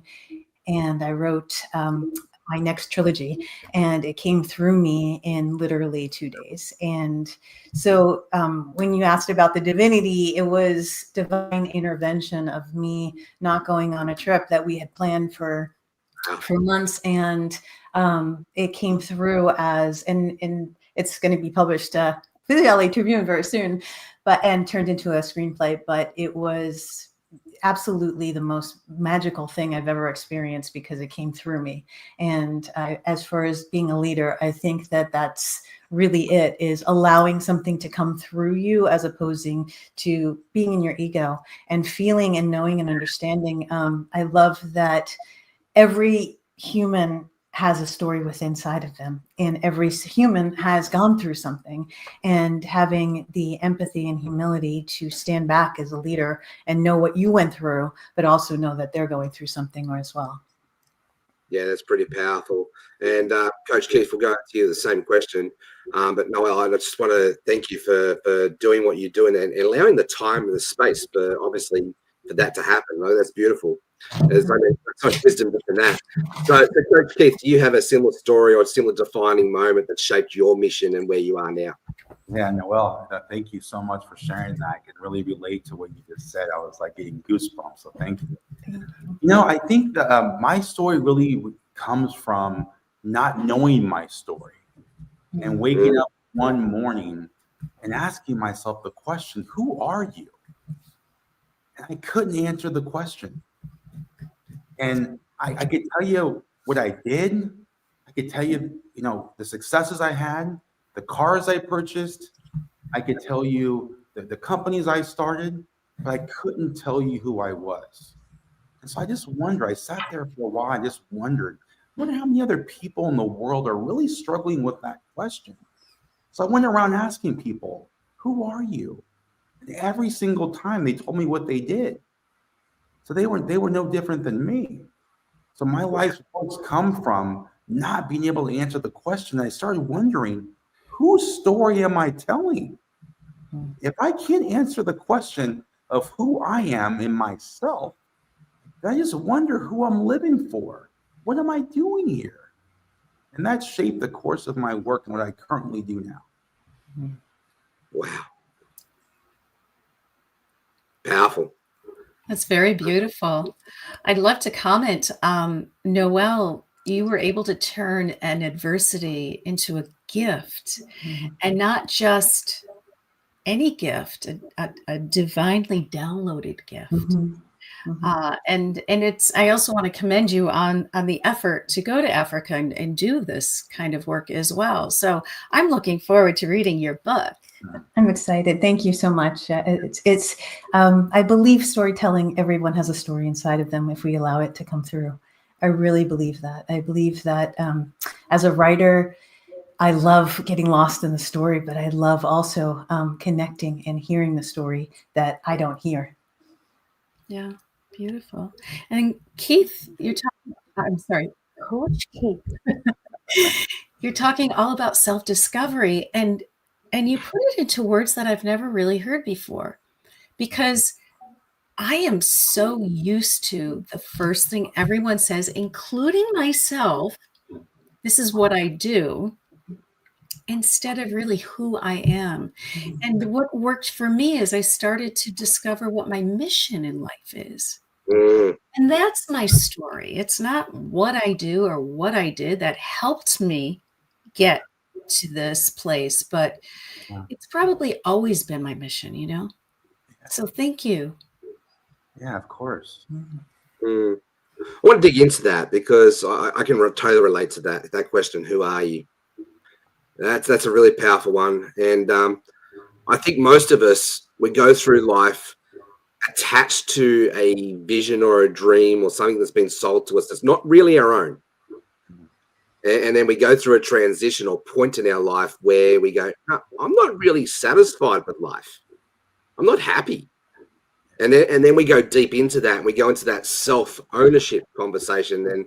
And both of you have talked about this. We've skirted around it. So let's go a little bit deeper. Why is understanding our own story so essential before we can lead and influence others? Coach Keith? Well, if you don't understand your own story, well, whose story are you telling? Right? You know, because it's like, you know, when I ask people, when they tell me like what they do, well, why do you do that? My friend said it makes a lot of money, and my friend does it, and my friend's successful.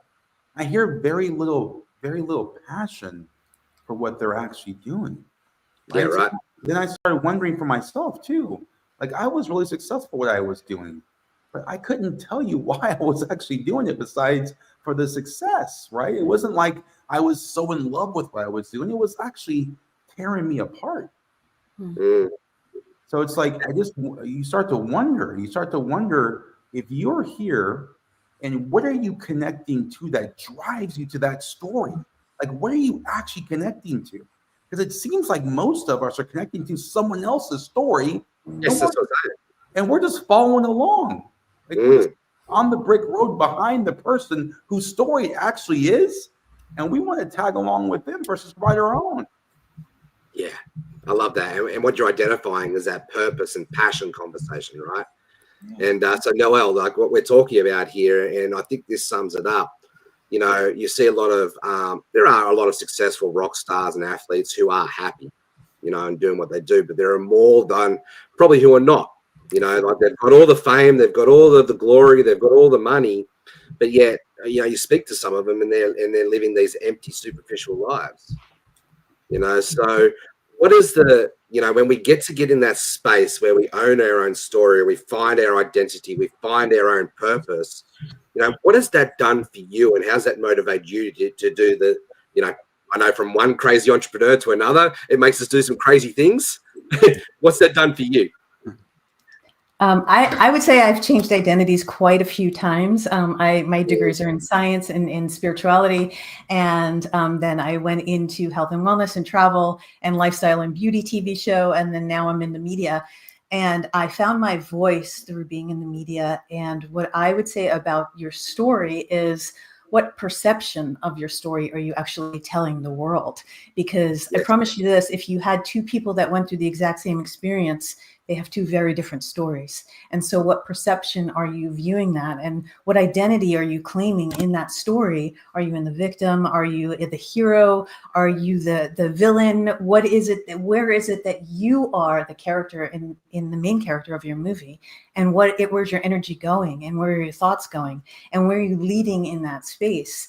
Because it's all about identity and believing of the perception of the identity that you're presenting to the world. And I've changed my identity multiple times, and each time growing in a spiritual level to a different level, because when the story is mission-based or service-based, or the identity is not someone else's story of you, but your story within yourself that's coming out, and your perception of yourself and your connection to self, I think that is the story that you tell to the world.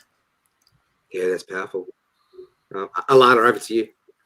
Yeah, well, I'm just listening. I'm like, those are such great questions. And it's clear that you're in media and that media speaks to you, because like I couldn't write fast enough to capture all of that wisdom. So I'm going to jump on your Instagram and dive into all of your videos. And I'm really, really curious about your journey. And it is so interesting. And I love that it's not about you being in media right now. It's all of it. It's all of you. Yeah. And Coach Keith, what is your story? What's the story I'm writing now? Yeah. You know, the story I'm writing now is really the story of helping others discover what their true story is. I think that's a combination of what I call VVPP. True self-mastery is being able to identify what we value most, what we hold closest to our heart, right? And that's like not what the perception of what it is, but what it is for us. It's the vision that we hold for our life and how we're going to get there. and helping, like, what do we really see at the end of the rainbow for us in our life? Then it's the perspective that we hold while we're doing that. What is the true perspective in this moment that we hold, and how are we going to get there to pull us there? And then it's the last thing is the presence. Where are you living? Most of us living in a tense that doesn't exist in the present moment. And it's robbing us from what's happening right now. We're in the previous tense, like you suggested, but we're stuck on the past and what didn't work, or we're fearful. And we're telling the story of, like, when I get to this, right? But what's happening right now? What can you be with right now in the present moment? So my life story right now is to help, to be of service. I'm here to be of service, to help people come in the most important relationship they're ever going to have. That is the relationship with self, because that's the relationship that goes out to all the other parts of us, whether it's your family, your spouse, your work, your kids, the community, anything that you want. It all starts here. If you don't have that relationship, how can you have the other ones? Yeah. Amen. I love that.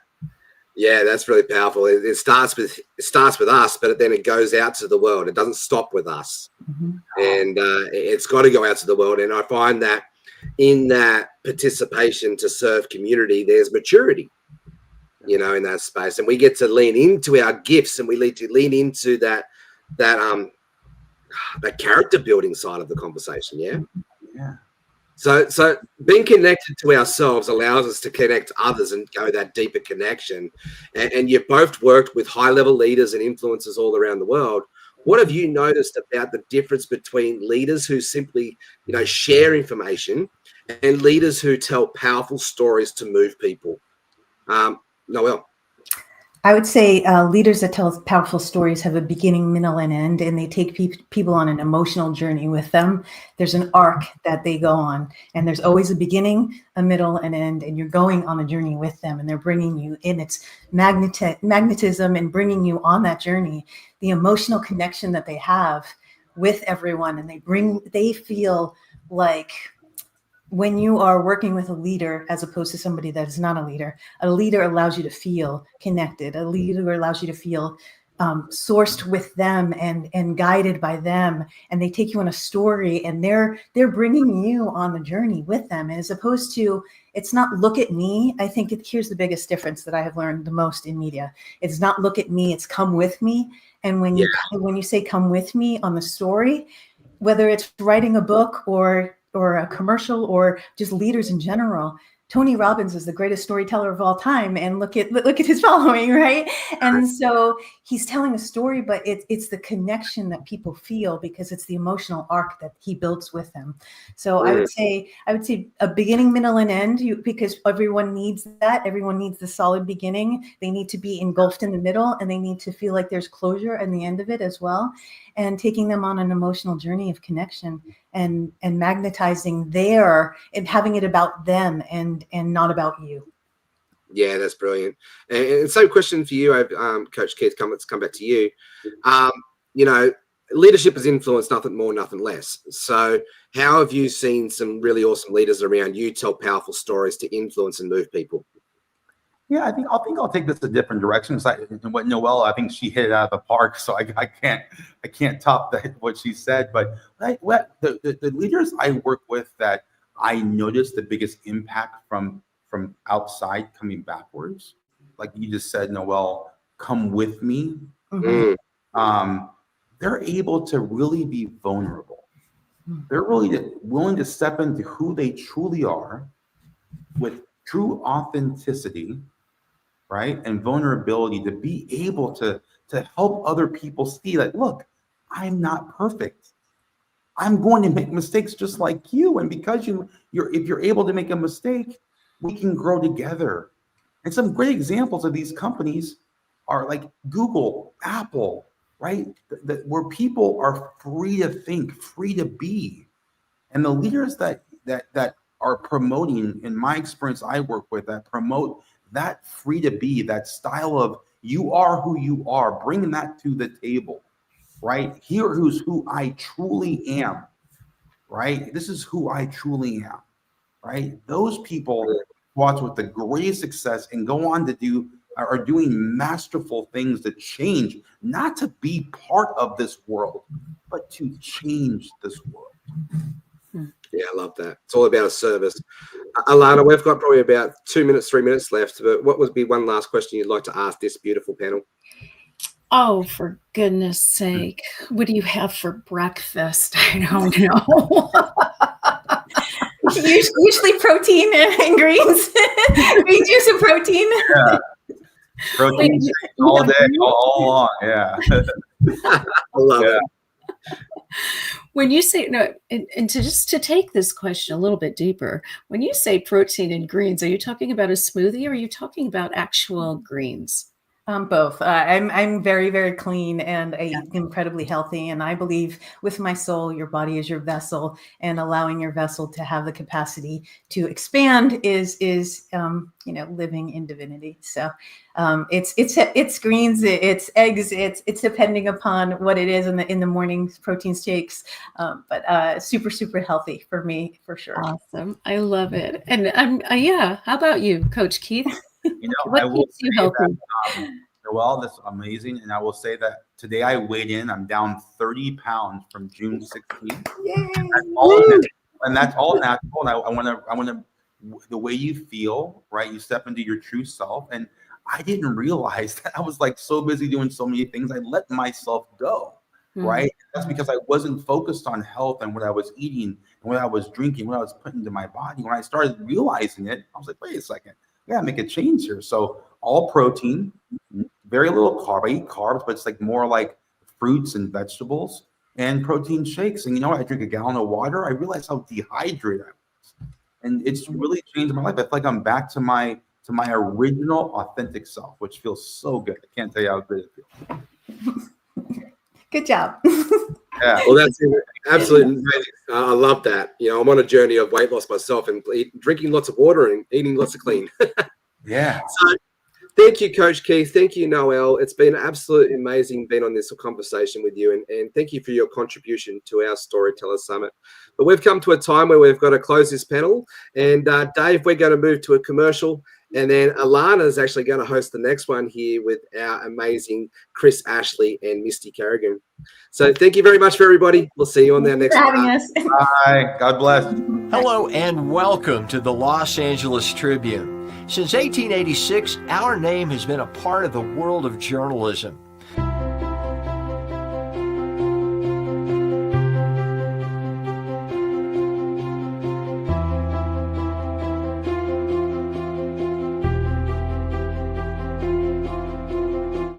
We have earned a reputation for being a publication that practices integrity, authenticity, and responsibility. For general inquiries, contact today. Thank you on behalf of the Los Angeles Tribune team.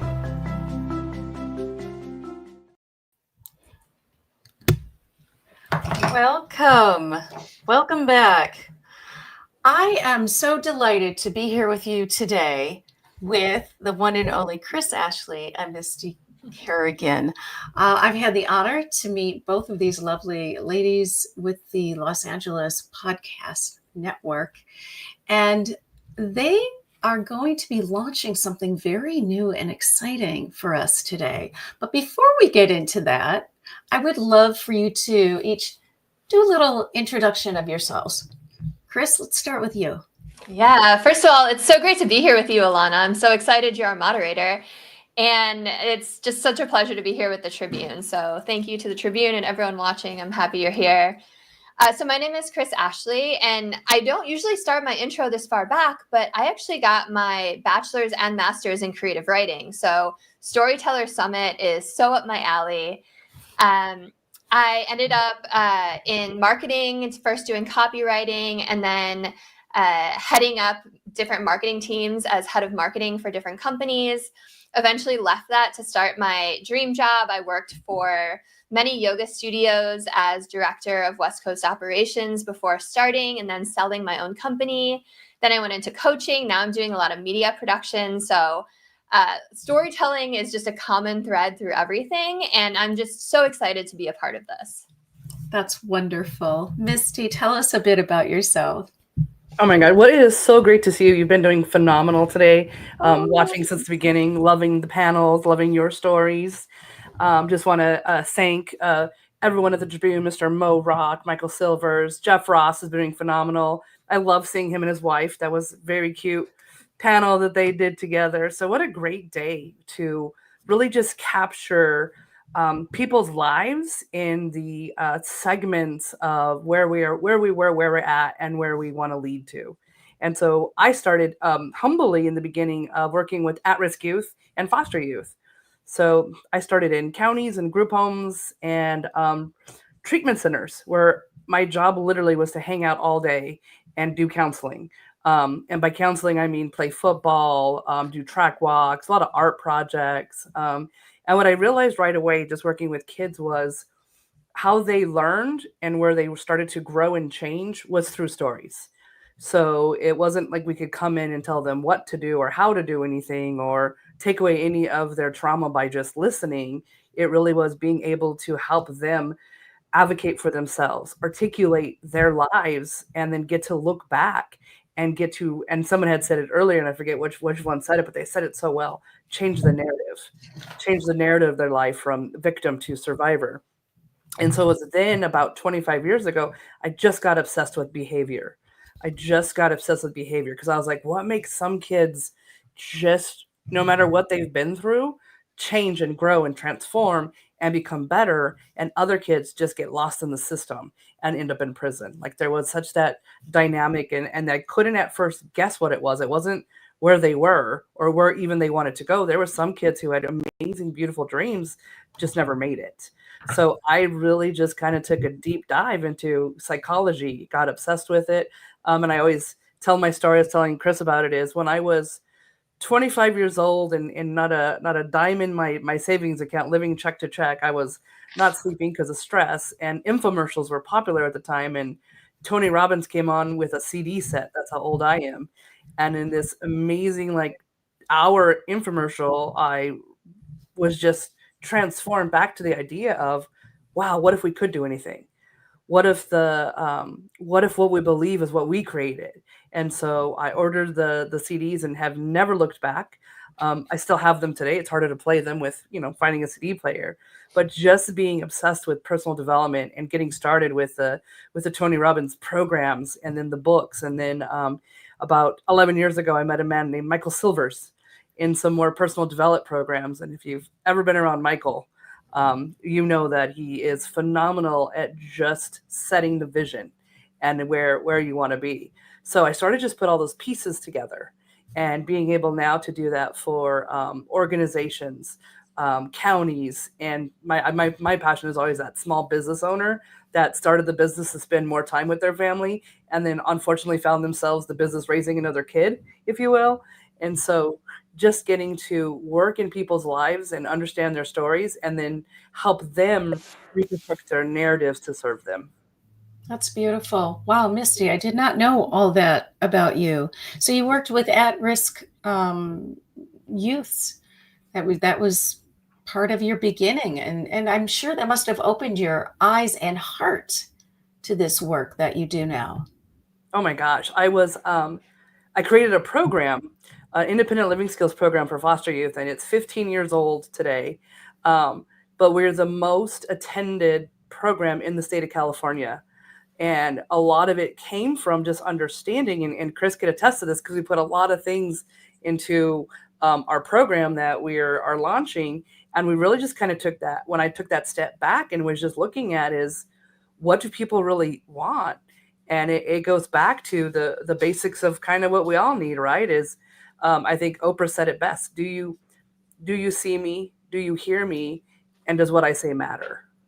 And being able to take that need and then utilize that in story form to help them to be able to say that and work that with others so that it's not just all about me, if that makes sense.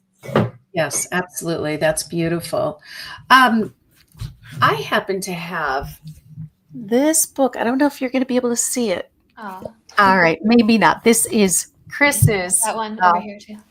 Oh, good. Well, you can show it. Maybe it'll be more effective in your background. It's Change Your Mind to Change Your Reality.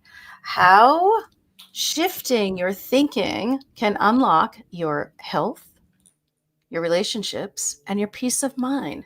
By the one and only Chris Ashley. Would you care to share a little bit about this brilliant book and what stories are contained in it that may be of interest and inspiration to today? Oh my gosh, you're so sweet to hold up a copy of my book, Alana. I forgot you got one. We met at Barnes and Noble in LA.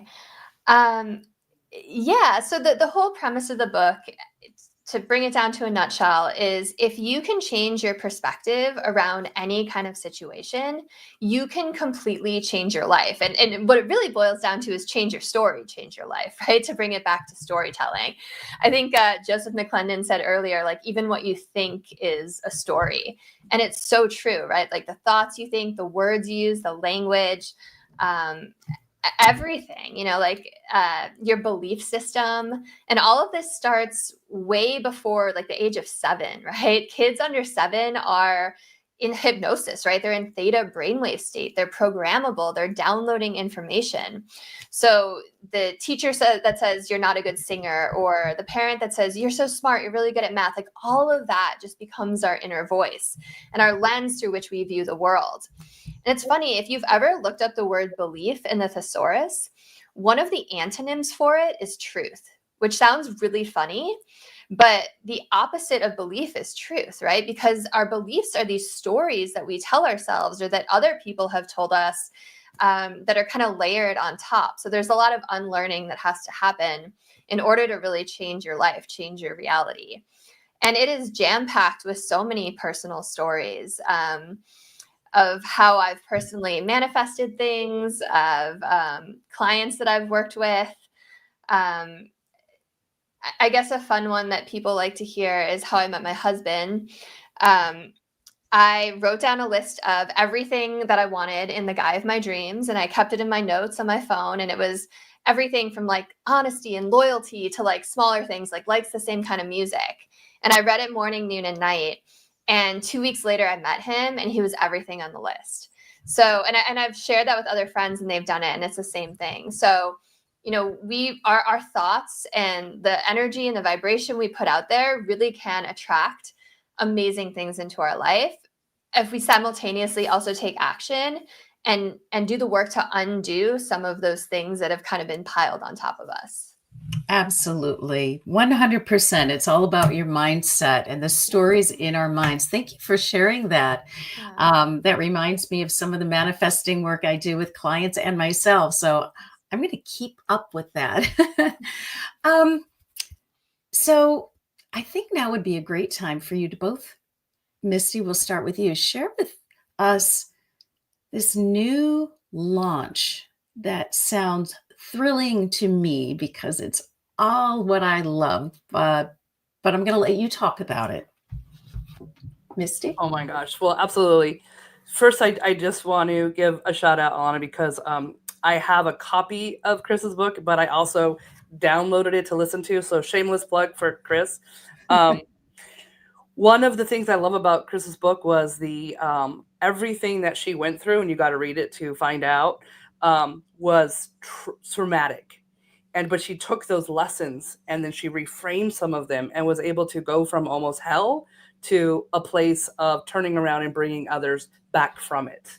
And so it was a weird thing, almost being inspired by her book and having some long conversations with Mo and Michael, and just kind of thinking about it is, since we're both really obsessed with science and learning, and we'll go to partner and work together, and we spend the first 30 minutes just talking about studies and did you read this book? And like intellectually, it's just like a fire conversation. What we wanted to do was create something like a training institute, if you will.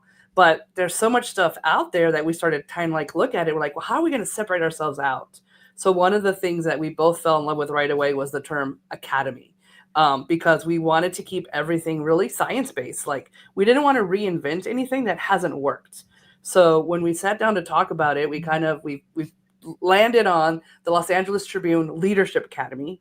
And the purpose of the academy is to create a community. Think about a university that has a baby with real life experience and then bring in mentors, and even such as some of the people you even heard today, and then really enriched curriculum and workbooks to sit with individuals and just learn and grow and learn and grow. And our most favorite part, implement, and increase not only profits, but really looking at how do I increase profits while still self-developing. And so that's kind of the thing, our triad there was bringing all those things together. And I'll let Chris jump in here. But one of the things that we really started to do right away was, what are we missing in our businesses? What do we wish we had? Because we both have successful businesses. We both ran success. We've been in other successful companies, but we always felt in the business there was just gaps. And so we wanted to do right away was, what are those gaps and how do we fill them? So Chris, I'll let you take the football with what we're creating here with the Los Angeles Tribune Leadership Academy. I love how you explained it. That was just so brilliant. And you're right. Like, we are living in such an exciting time where science is backing up all of this mindset work, right? Like quantum physics, neuroscience, epigenetics. So we really bring in Misty's expertise. And I don't even know if you really touched on it, Misty, but she is a business psychologist and she's brilliant. Like so smart at psychology for individuals and for businesses. So we bring in that, and then my mindset work and both of our expertise. And one thing that we do that I've never seen in another course, and I've taken a lot of courses, I know Misty has too, is it kind of feels like being in the room with us, because it's very much like this, right? It's very, I don't want to use the word banter, but it's very conversational. We're bouncing off of each other. We're telling our personal experiences and stories. We're kind of There's a few moments where Misty's straight up like workshopping my stuff, and it's amazing. And, you know, we've got like all the science backed, we've got examples from real life people. I know Alana and Jeff heard some of those the other day. So it's really, even though it's pre-recorded, it feels like you're in the room, and it's really comfortable. It's really conversational. And then we also are going to have a Facebook group. So there is an interactive element. We'll have monthly calls. But I think it's a really well-rounded, I say course, but really we're launching many courses. So it's really exciting. It's just the start, right? And it's beautiful. Yeah. But so I've got two questions I want to come back to both of you, and I want to bring some humor into the conversation. So was there a really funny blooper reel moment when you're creating the course, and if you got a story to share on that, where you just sort of, you know, had to have a bit of B-roll and you just found yourself laughing, going back and forth in that banter? Because I know when I've done course creation, there's many moments like that. So have you got a story you could share just to give us a bit of a behind-the-scenes sneak peek? Well, I'll go, because I remember when we were deep diving into branding, and I think someone said the definition earlier, which I absolutely 1,000% agree with, and I think it was Mr. Jeff Ross who gave the definition, and he said branding is what people talk about you when you're not in the room, right? What people are saying about you when you're not in the room. And so we were on this branding part, and Chris is amazing when it comes to marketing, and we were in the midst of teaching the lesson and forgot we were recording. And we're working on one another's businesses in the midst of the lesson. And during it, we were getting some great notes. And we look up and I'm like, oh, yeah, we're recording. And so we're like, should we re-record? And we're like, no, because we want what we just did. We want that to happen, that you're watching us and you're getting all these ideas, that you start writing stuff down, because we're in the midst of the story that you're going to tell. So it was funny because we were creating the story while we were trying to teach a lesson or guide a lesson. And it literally became the story that we're going to be able to show. I learned through examples. Like if someone says something like, I'm visual. I'm like, can you show me? Or my favorite thing to ask, and Jeff, you know this, is, can I get a template? And Jeff left templates too. So we're really like keen like that. But like, what's that template look like? So we were creating the template as we were creating it. It was the funniest thing ever. And we would get done with a lot and we would look at each other and we're like, oh, we should create a template for that. We're like, okay, we got to remind Jeff that we're going to add a template to this part. Yeah, and I totally connect to that and relate to that story. You know, Dave Miller, who's actually on tech support here today, we just come off the back of, you know, creating a course. And there were many moments inside that where we're sort of coaching ourselves and fine-tuning the program ourselves. I love that banter back and forth. It's an amazing way to do it. So I'm really looking forward to digging into the Leadership Academy and being a student and watching you guys do the banter. Chris, just over to you quickly. You know, and Misty, the same question will come back to you. And I just want to know what the legacy impact that you want to achieve with this course. You know, so like we zoom out 10 years down the road from now, 20 years from right now, what do you want that story to be when they come across, and what do you want the Leadership Academy story to be in that legacy impact? What a great question, Jeff. To me, it's about service, right? And I think that's something that all four of us agree on, right? That's why we're here. And our mentor, Michael Silvers, always says this as well. Like the more people we can touch, the more people we can serve, the more people we can help. I mean, how incredible is that? Like, even if it just helps one person, that's amazing. But, I hope that this would help many, many people. And, I love the story that Misty shared, because we were learning along with everyone. And I think the more we can teach, the more we learn as well, right? Like everyone is our teacher. And the more we dive deep into material, the more we understand it, the better we can explain it to others. So I think just really creating this ripple effect of learning and teaching and helping people step into their power and helping people heal and find success. And, I just want to help as many people as possible. I love that. I love your heart and the way that you serve from that heart, and it shows up in everything you do. Misty, what would be the legacy impact that you would like to achieve with the Leadership Academy? So I love it. I've been, I was talking about like working with at-risk youth and working with different staff and leadership for about 25 years now. And just the other week, I was at another conference. Me and Chris also laugh about we buy everything, as Michael says, buy everything and attend. So I'm at this conference, and one of the staff I've worked with 5 years ago came up to me, and she's like, I started a company. And she's like, and I did it off of something you told me. And I said, okay, like really? And she said, remember you told me it's not work-life balance, it's life-work balance. And she has this like goofy, amazing husband and 3 kids, and they're finally all in school. And she said, I want to help other moms have that balance. And so one thing too is the other day we were on a call, and I was griping about something, and I was like, Chris, can I call you? And she's all, I'm doing dinner with the 2-year-old and I'm the only parent. And I'm like, oh yeah, never mind. Call me after dinner. Because it is that what I want from this academy to be is like, I lived an amazing life and I got to eat dinner with my family and I got to spend time with the kids, but then I got online and then I got the lesson and then I got the aha. And then I changed the business and then I made more money and then we went on better vacations and then we served more people and then our lives changed, but I never sacrificed my family. Because to me, I think that's the core of everything is the family. And you yourself, Jeff, was it 3 boys? Yeah, 3 boys, 13, 9. Now both of you and your wife are entrepreneurs, is really looking at that's the center of everything. And then everything else revolves around it. But sometimes we get lost, and I've been there before too, and we put the job or the money or the business, and then we lose the how it really is supposed to be like a planet, right? What happens when a planet isn't spinning? Well, it crumbles. And so I think that's what we really want to do with this academy is it's like getting an MBA, but you could do it on your terms, on your time, and help your business in between life. Love that. Sign me up. Let's go. I love learning more and just hearing how you're creating this course. And I think it's perfect. I think this is what the world is ready for. We want conversation, right? Everyone out there listening and viewing, this is how we learn from each other. Lectures, there's nothing wrong with them, but get a couple of people interacting and sharing. That is when the stories and the magic happens.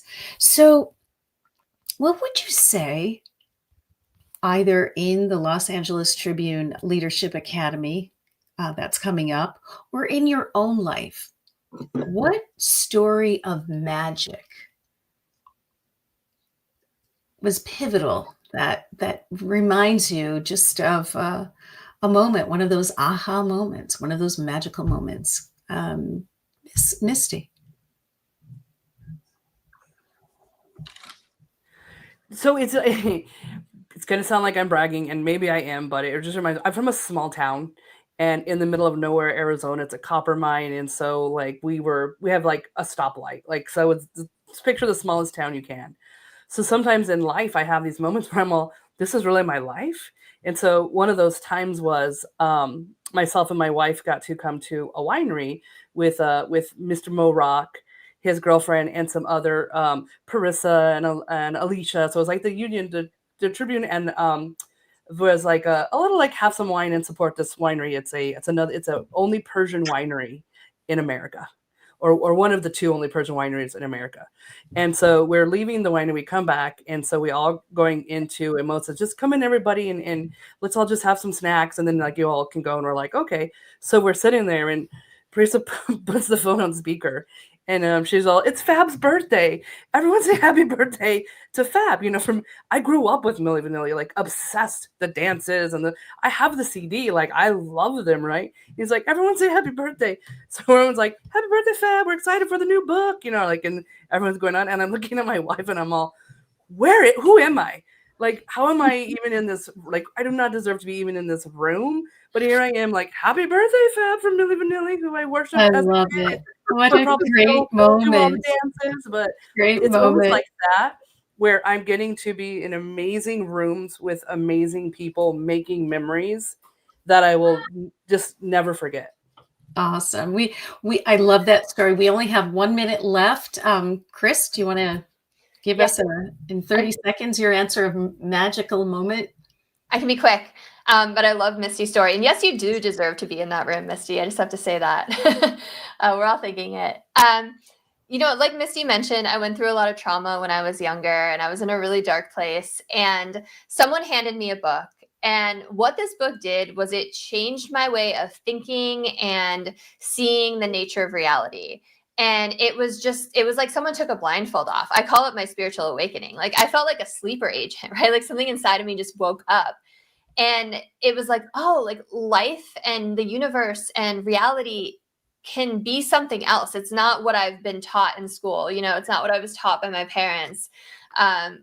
We are these powerful creators. And I just became insatiable. And I was devouring every metaphysical, spiritual, new age, personal development book I could get my hands on, and started going to retreats. And that was kind of the origin story that I had. But it's amazing what one book can do, or one person, and I guess I just want to leave everyone with that. Like, you can spark something in someone that will completely change their life. And we all have the power to do that. So there's your very quick version. And, before we jump off, I also just want to give a shout out to Jeff, because Jeff has been doing so much work behind the scenes on the Leadership Academy, like in ClickFunnels, like he's killing it. So he deserves just as much. Yeah. We'll give it all to Jeff.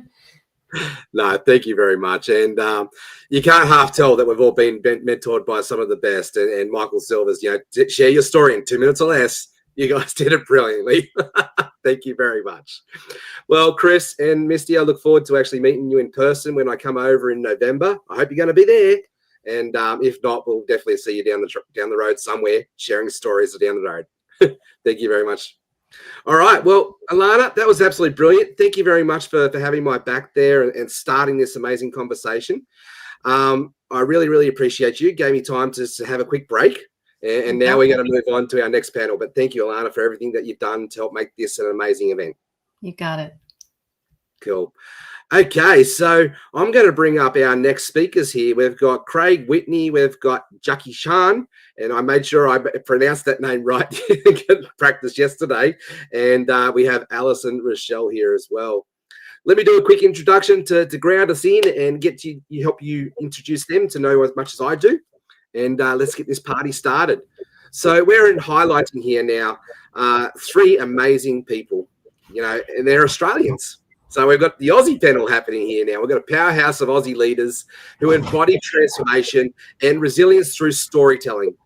Jackie Chan Chama went from a wheelchair to what he calls his dream chair. We're going to hear about his story there, and becoming a sought-after social media strategist and psychologist enthusiast. Alison Rochelle is the founder of What They Don't Tell You, an advocate and educator for giving voice to those who are impacted by domestic violence and coercive control. And Craig Whitney, the founder of Next Level Coaching, has turned his own second chance after navigating the justice system into a mission to help others rise. So please help me welcome Jackie Chan, Alison, and Craig to our stage. Hey, team, how are you? Thanks for having us, Jeff. So each of you have faced a moment that changed everything from wheelchairs to the justice system to advocacy for those without a voice. Can you share one story that feels, that sort of defines who you are today? Craig, we'll go with you first. So my story comes from, basically that, when I was at my rock bottom, where I faced standing in front of bear. Sorry, I'm just going to remove the background noise and see if that helps. A bit of echo going there, Craig, so might have to play around with your settings there. While Craig's playing around with his, Jackie Chan, I'm going to go to you, about using your wheelchair in the dream chair. What's been a defining moment for you?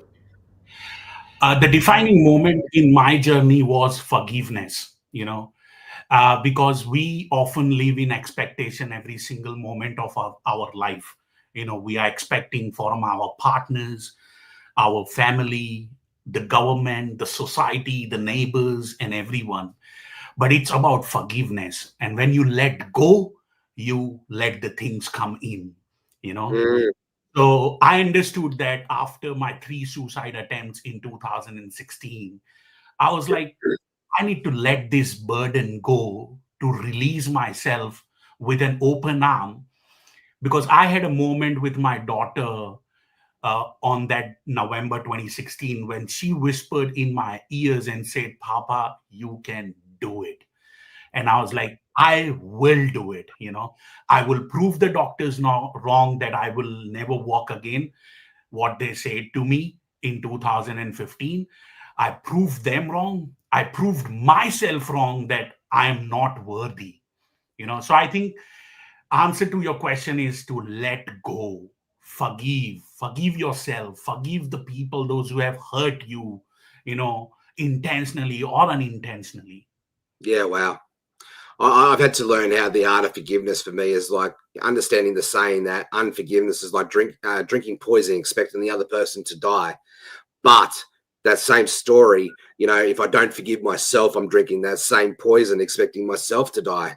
And I want to get back into that and come back to that, Jackie Chan. But Alison, I want to go to you, and then we'll go to Craig and see if his audio is working again. But Alison, what was a defining moment in your story that helped you to step up and be an advocate for those who have probably got no voice and need someone to be an advocate for them? Alison? Thanks so much, Jeff. Thanks so much for having me. So I guess my real defining moment was when I found myself being told that I was the perpetrator and a vexatious complainant. And I had background knowing police systems, how to prepare matters. And knowing what I knew, how does everyone else go? Because we're trusting others who have got this professional experience to be protecting us, to keeping us safe. And that's where it really stood to me that I've got the background, I've got the lived experience. I need to help others understand what we don't talk about, the stuff behind the scenes, so that they can be heard, seen, and believed.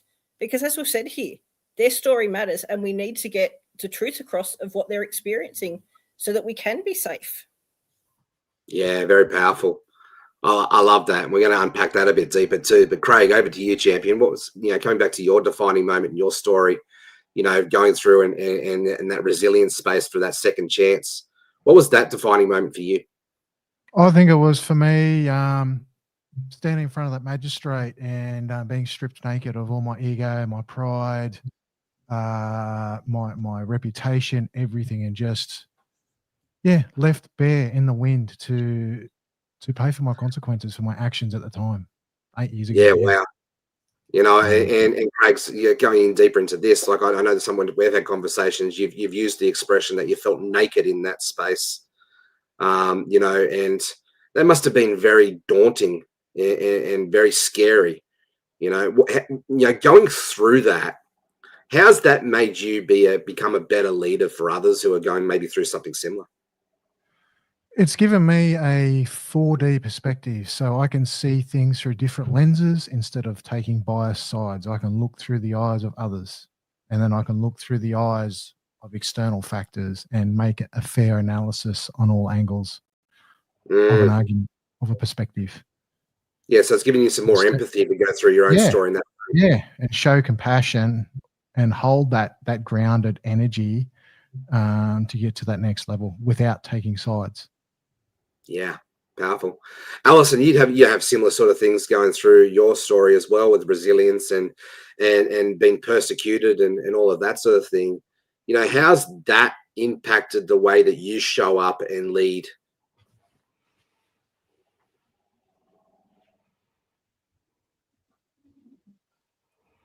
Yeah, no, definitely. Yeah. Sorry, Alison, I think we've got a bit of a challenging with your internet connection there. There's a bit of a lag. So Jackie Shan, we're going to go to you, you know, with your own sort of, you know, challenges of, you know, being in a wheelchair and resilience. Like, how's that help you to empathize and connect with your audience? I think if you go back to the start of today, Joseph, our mentor, good friend, and a great leader, mentioned about the word connection. To be a great leader, whether it's Mahatma Gandhi, Nelson Mandela, you talk about anyone, those who have been a great leader, those who have created a movement, okay? The whole reason why we are here at the Los Angeles Tribune is to create a movement of people like us, those who can lift the people, those who are going through adversity. And that can only can happen when you come to the same ground level of your audience and your clients and your customer. Yeah. So it has evolved me and helped me to come to the same level of my clients and understand where they are coming in from. Because as I said, often we are expecting, but also we are judging and validating, you know. So if we can put that aside and just be and become as a real person, real human, just like a 5-year or 3-year-old kid or a toddler, you know, who doesn't know anything, and just listen to them and empathize and understand, yes, this can happen. Yeah. As we've been talking about this the whole conversation through. I've had to give a through line, right? It's knowing our own stories, but how we can use those stories to connect in an intimate level, because I can see in you. And so, Craig, I want to know, how's your story helped you to connect intimately with your people in that, and help to lift up greatness like that I see in you conversation to be able to empower and equip people to move forward. Yeah. See, I know this because my story has changed not only my life, you know, from 2015 to where I am today, but it has transformed the people around the world. The reason why, I'll give you a great example. I had a very wonderful mother reached out to me on Instagram in 2019. The son got into an accident and totally paralyzed, you know, bedridden. And he was going through a lot, you know, because single mother taking care of a son. And she reached out after reading my story and watching my video somewhere on YouTube. And she was like that, I just need someone to talk to, you know, and I was able to resonate where you were coming from, not walking to walking. And you see, when you are holding yourself away from sharing your real life journey, because see, end of the day, the money will go away, the relationship might go away. The only thing will stay with you is your journey, what you have lived through on this beautiful earth. So beautiful. If you have that power of sharing, there are people, those who really want to connect with you. So I have seen that power. So Craig, I'm going to go to Craig now. So Craig, I love to hear your side of this conversation, mate, and how's your story help you to move people and influence people to, you know, get them from Sucksville to Awesome Town, so to speak. And you're muted, Craig. Sorry, you have to unmute yourself there, Craig. No, and then there we go. There we go. So the ability for me to connect is to cut through the head and into the heart. We are energetic species by nature. We thrive in tribes and connection, and story is how to connect the strings together in unity. Where the head is logic, it doesn't feel. The heart feels all energetically.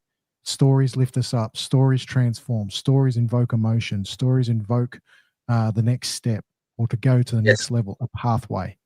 A pathway.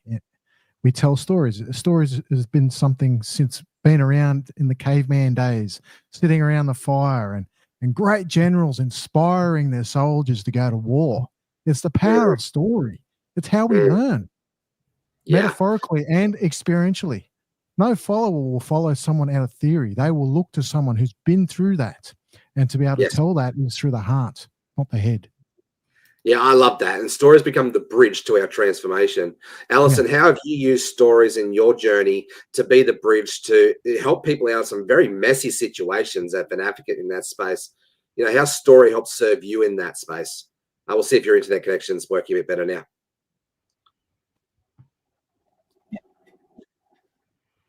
So for me, I guess the story helps people relate that I have been there. I've been on both sides of the equation. So I've been there policing. So I've been having to enforce the law in domestic abuse, assaults, and that sort of thing. But personally, I've also walked that experience. So I know what it likes to be in someone's shoes when they are experiencing that court, not just theory. And in the space, it is very much a trust thing. And with a lot of the abuse these days, like everyone thinks violence is physical. There is more of abuse that we don't see. So really helping people go, just because we can't see it doesn't mean we don't believe it. Yeah. So really coming from that to go, well, I can show you a picture of what's actually been done. So it helps them relate and go, oh, you do get me. You understand. Yeah. Yeah. And that's it. The stories help us to connect and create the picture to help people to relate. And so Jackie Shan, we'll go over to you, Jackie. You know, you've all got a story of turning your pain into purpose. And for so many, their toughest chapters become their greatest gift. You know, I've got my own story. You've got your story as well in this space. And Alison and Craig, you do too. How did each of you transform your struggles into your mission, into your purpose? Jackie? So, see, there is always an opportunity cost to everything you do worthwhile in your life. Okay. Now it's up to you what you really want to give up. Do you really want to give up the mission which you really want to walk on, or do you want to give up the fearfulness in you, the low self-esteem or lack of confidence? I gave up all those things and took on the mission that I want to build a Green Chair Club where I can bring people closer to me and understand that how I have transformed myself. If I have done it, they can do it as well. It's simple as that. More often people stop because they are fear of sharing their own story. So I will say I was ready to do it. I have connected with more than 280 people just alone in 2019, you know, without any expectation, no money, no testimonials, nothing. I was like, I just want to talk to you and I want to see if I can serve you at best, you know. And by doing that, I just connected with 280 people odd, you know. Yeah. And podcasting is a really powerful way to do that. And Craig, I know, and Alison, you're starting your podcast too, to be able to, you know, hear other people's stories and connect them on that journey. So Alison, over to you. You know, how is turning your pain into your purpose, you know, how's that transformed and helped you turn your struggles into fuel for your mission? And then Craig, we'll go to you, mate. So you there, Alison? The experience, I guess, has really given me that passion to go, there is such a need in this space because so many people are suffering and wanting that help and support to understand what they've gone through because we don't talk about it enough. So really being able to be that voice and share my story, the intimate, that this can happen to everyone, and especially coming from a background of senior sergeant, people goes, well, hang on, you enforced the law. You weren't just someone there. You've actually got that qualification and experience. And if it can happen to you, maybe it can happen to me as well. So it's really being that voice and sharing the intimate stuff, sharing where I've been, so they feel heard and seen, and then they start to share. And through this, we're getting a change and being able to make the change and keep people safe. If it can happen to you, it can happen to me. You know, and by being raw and vulnerable, but not staying stuck in that drama, but leading people out. You know, and that's what I love what you're doing, Craig, is you're leading people out of that. You know, how's your struggles turned your passion, fueled your passion and fueled your mission? I look back at my journey and I look at, I was living in a place of ego. I was a man who pretended to act in the suit, in the tie, in the profession. However, at home, I was collapsing in private. And eventually those two worlds come together and that ego crashed and burned. And when it was all said and done and stripped away, and I've now long paid my dues forwards, start living a life from the soul. And the soul invokes telling the story, sharing that authenticity to connect from the heart, to lead other leaders, fathers, parents, doesn't matter what your job title or what's on the name of your badge, out of drift. So we can connect who you are at home is who you are on the job, in the office, in front of your teams, in front of your business. So it's all congruence from the head to heart, as the heart maths repeatedly say.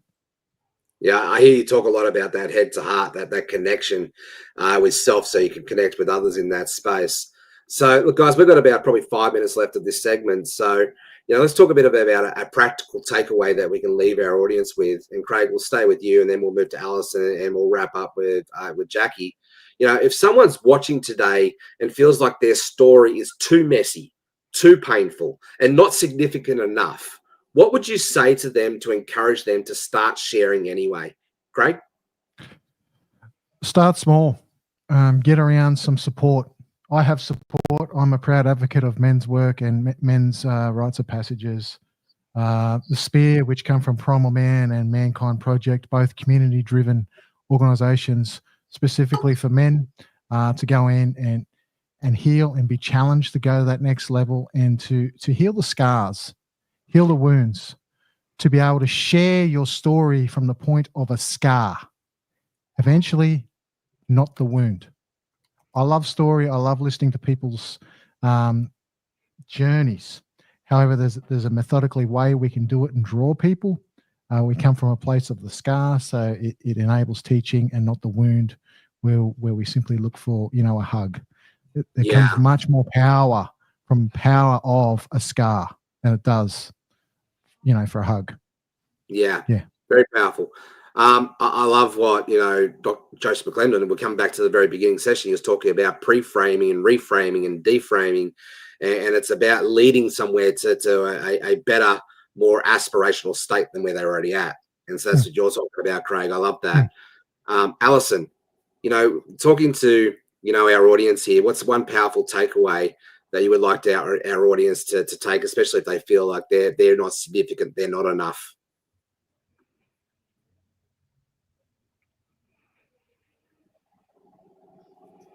So I guess the big takeaway is you are worthy to feel safe. You're worthy to feel seen, heard, and believed. Trust inside, because you're here for a purpose. Be the change for your kids. Yeah, you are worthy. Be the change for your kids. Powerful. And Jackie Chan, we've still got a couple of minutes left here, guys. So, Jackie, over to you, champion. What's one takeaway or you would like to leave out with our audience? I will say my fear is a powerful motivator. Okay. So my friends, accept more than you worry and praise more than you criticize. Ego does not protect you. It sabotages your life. It kills the opportunities, the relationships, the money waiting for you, and turns lessons into losses. So my friend, go out. Okay. Do not let your temporary emotions dictate your whole life. Okay. Because I have done that mistake, but I had overcome that and see where I am. And I want you to be where I am and maybe far away from me, because I might come to you in next couple of days and say, teach me this, how you did it. That's what I want to see. That's so powerful. Well, Craig, Alison, Jackie Chan, our time's come to an end here, and we're going to go to commercial, Dave. So if you're ready to take us to commercial in the next 30 seconds, mate, that'd be great. See what I'm doing there? I'm queuing him in. Been absolutely amazing. Thank you very much for your contribution to the Storyteller Summit team. And I look forward to watching your stories grow as they start to blossom. And you're only just getting started. So thank you very much for contributing. Really appreciate you. Bye for now. Thanks, Jayr.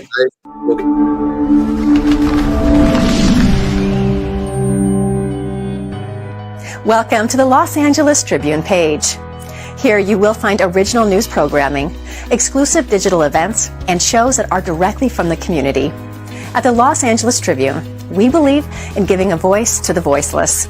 We are proud to be the only national brand to empower everyday people to make a difference.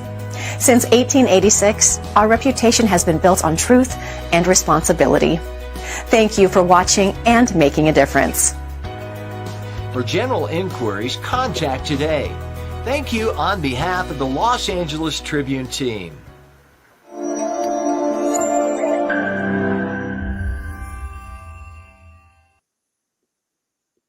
All right, well, we've got another amazing panel lined up here, and then we've got some amazing people coming here from the Los Angeles Tribune to talk about something that's really special to their heart, and we're going to probably close out with a women's panel later on tonight. But thank you very much for everybody who said yes to serving, to said yes to contributing to this amazing conversation. So let me set up our success for our next panel. For our next ones, we've got my friends here. We've got an amazing lineup of Robin Jordan, founder of Courage to Be You, inspires people to rise above illness, brokenness, and setbacks with gratitude and resilience. We have Leanne Charland, who is a speaker, author, and host of the Suddenly Different podcast. I want to get into that. That's pretty cool. Shares her journey from thriving overachiever to living with chronic illness and teaching us the real meaning of resilience. It's probably a bit of a theme starting to happen here, team. We've got Renee Davis, who is a recalibration mentor who helps leaders align their inner world for unstoppable growth. And we're also joined here with Daniel Burgess, who's the creator of Fire Score for your teams, is passionate about rewiring culture, unlocking potential, and turning men into influential leaders. Let's give them a warm welcome. Thank you very much for everybody saying yes to being a part of this event.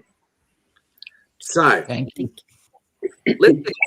So, each of you have faced moments that reshaped your path, whether it be illness, reinvention, recalibration, or a cultural transformation. Could you share one story that has helped to define you as the leader that you are today? Daniel, let's start with you. Well, firstly, thank you. Thank you to everyone for being on today. What a fantastic panel. I'm very honored. What a fantastic turnout, all the speakers. It's been an incredible day. So thank you. Very honored. Yeah, my story started when I was 19. I was driving up to Cairns. I wanted to live up there, and the driver of the car took us off a bridge at 100 kilometers an hour and shattered my spine and broke my neck and my back and my arm and burnt my leg and left me paralyzed for 6 weeks in hospital. And that was like this huge turning moment, having a beautiful girlfriend, having a job, a car, apartment, to basically I ended up walking out of hospital after lots of surgeries and lots of belief and defiance of the doctors. And yeah, then I ended up just wandering the streets and the rainforest up in North Queensland for 6 months, homeless and pretty much like 68 kilos and destitute compared to I'm 95 kilos now. So that was life-changing. And storytelling for me, I guess, in a nutshell, is that I always just said to myself, this is not how my story ends. This is not the last chapter of my life. And I just said that every day. Yeah, really powerful. I'm going to come back to that. You know, when we change our story, we change our life, and essentially what you've done there, and it's not how my story ends. That's powerful. Leanne, do you have a similar story that you can share? Yes. Can you hear me? Not really. There's a bit of a muffle. There's a bit of echo here. So I'm just going to move on to Renee whilst we play around with our settings there. So Renee, while Leanne plays around with her tech, what do you have a similar story where you can share? Yeah, thank you so much for having me here. I'm so honored to be walking in the footsteps of the people that were before me and also these incredible people on this panel. So my story is that my whole life was actually one trauma after the other on top of each other. And it was the moment when I realized that I could change. My whole life, I allowed life to happen to me through my programming, through the environments that I were in. Like, I was out of control with having meth addictions because that was a tool. But I didn't know I could change. And this is where the awareness is so important, because there's people out there who don't realize they can change because they don't have that awareness. So for me, it was when I had that awareness that life wasn't happening to me, life was happening to me, through me, but because of me. And that's when I started implementing changes to be able to change my life and to change the tools that I was using to be able to start living the life of my design and stop allowing life to happen to me, but for me to take control of that to change my life. Yeah, powerful. Life wasn't happening to me, and I become aware of that. So, team, I'm just going to get you to mute yourself when you're not talking, just to help it to, with the show and clean up the feedback noise. But Renee, that's very powerful. So, Robin, I'll go over to you. Do you have a similar story that you can share? Yes, absolutely. And I think for all of us, that realization that life doesn't turn out how we dream it will be or how we envisage it to be. And I moved with my family. I have 7 children. I was a homeschooling mum and took on traditional roles of a keeper at home, and came to Australia with big dreams, and it didn't turn out quite how I imagined. And through many years of suppressing pain of my own voice, my own dreams, trying to pretend that I can do this, that I was committed to this journey, I received the news that I had breast cancer. And the defining moment that happened to me, almost like an audible voice that said, and it sounds so simplistic, but your life matters. And that was the pivotal moment where I realized that I had to create my own change. I had given away so much of my own power, expecting others to meet my needs. And I had to actually get clear with what was important to me, what really mattered. And it set me on that trajectory of where I actually met these gorgeous Leanne and Daniel with studying human behaviour. And, the rest is history. But I will forever be grateful for the lessons I learned through something that I would never have chosen for myself. Very powerful. And so, Leanne, we'll try you again with your audio, see if that works for you, if you can share our story. Hopefully you can hear me now. We sure can. So do you have a defining story? My defining story, I've had multiples, but my most recent has been when my body decided that it had been violated for the last time. And that was when an infection got into my system and my body decided to fight for my life. Wow. And I've been coming out of that, and many people who are experiencing maximum inflammation in their bodies will know what it's like to be unable to do anything, to be unable to think and speak. So up until February this year, I couldn't string 2 sentences together. I couldn't experience stress without closing down, and I couldn't read. So after being 40 years in corporate, being a high achiever, workaholic, as Daniel and Robin know my backstory, I wanted to save the world all by myself. I've realized now that empowering others to save their own world is the most important thing to do. Wow. The thing that I picked up for this, it's such a blessing to be here in this chair. It really is, to lean into other people's stories and hear the wisdom and the lessons and all that. But the thing that I'm picking up here is we all sort of start off on our journey thinking one thing.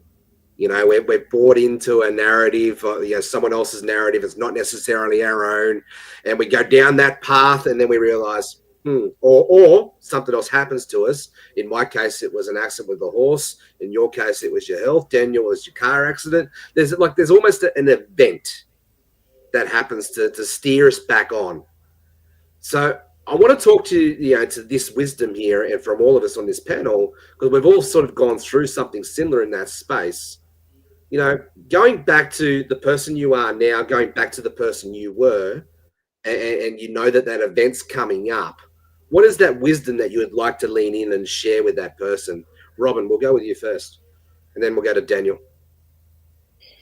Well, to me, it is definitely the faith that I hold on to, and that does not remove the battle, but it reminds me that I'm not journeying this alone, and that if others can, so can I. And that has been a profound journey of letting go of everything that I can't control and taking responsibility for how I experience every day, what I create in my mind about the story I've been through, because I had an ending of a 32-year marriage, and my life is just profoundly different to what I ever anticipated, and yet it is full of joy, of possibility, hope. Yeah, and Daniel, we wouldn't wish a car accident on our worst enemy, but in that seasons when we lean into it and we get through that second stage of life, we become grateful for those pivoting moments in a way, because of the direction that's put us on. Speaking back to your person that you were before your accident, what wisdom would you like to share with that person? I think just not to listen to the limitations of other people. That would be, I think my whole life I've had people told me all the things that I couldn't do. I had an English teacher that told me that I was crap at English, and that and now I've written probably over 10 million words. I've written so many words, and there's just being defiant against other people's limitations and their stories, because we are governed by our subconscious programming from our culture, from our families, from our childhood. All of these things go into this melting pot that shapes who we are, and it's pretty much make-believe. The previous speaker was talking, I think Misty was talking about these. It's the difference between beliefs and the truth, right? Like, it's just made up, people's stories made up. And I had so many people tell me after my car accident, by the time you're 40, you'll be in a wheelchair and you won't be able to walk because you're doing all of this exercise and doing all of these things. And I just didn't listen. I was very defiant, and I just listened to my own truth. And I'm 50 years old now and fit and very strong and held together with lots of metal, but I'm doing okay.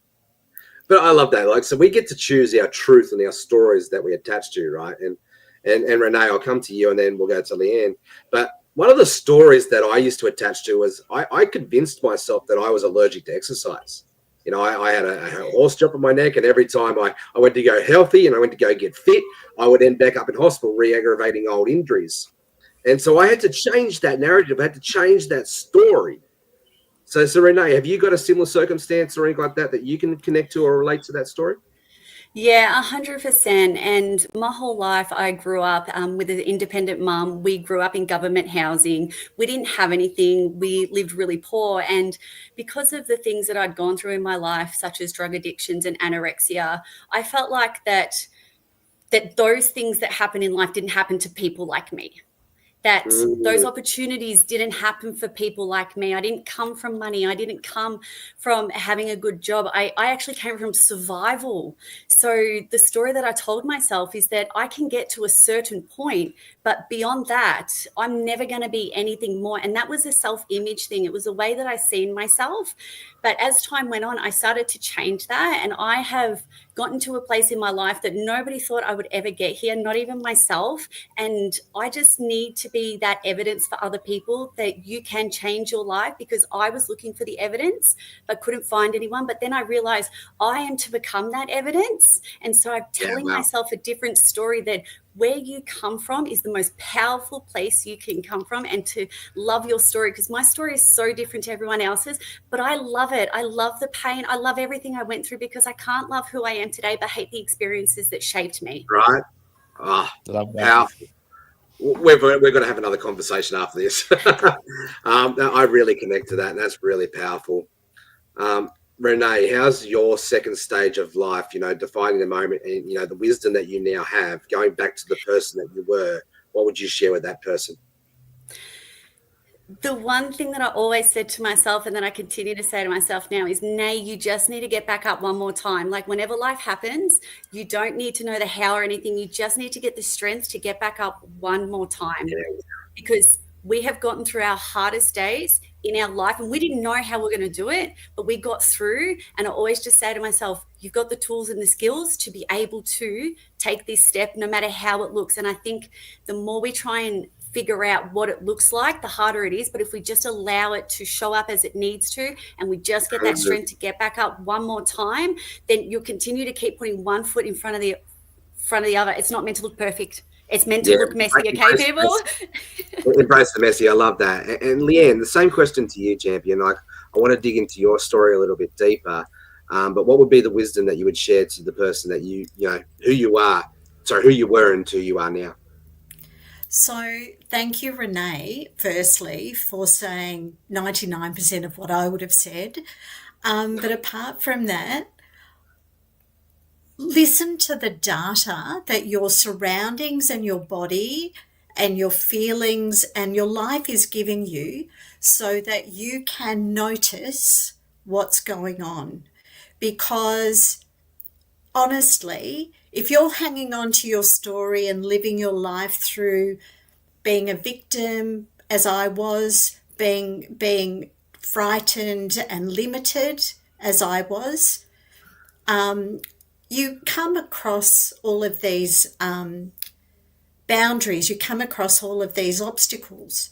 But once I've let go of those, once I've let go of the identity of the tragedy, I then have been able to move through. And the peace that I have today in being able to choose joy, choose love, choose gratitude every day, choose to sleep on the couch when I need to. Yes. Allow my body to feel safe, because my body was in fight and flight and the freeze, and it couldn't come out because it was stuck. Yeah, so I want to go deeper there, Leanne, and the same question will be for everybody else. So we'll go to Leanne, to go to Robin, and then to Daniel, then to Renee. But here's what I want to get into. Is we've all told our stories, which essentially, are lies, but we've adopted as truth. But we get to keep what we fight for, right? So let's go a little bit deeper in that. How do you let go? First off, how do you identify that it's not necessarily truth, or it could be changed and give yourself a new truth? And how did you let go of that? And so, Leanne, over to you, and then we'll move to Robin. So it's been a journey.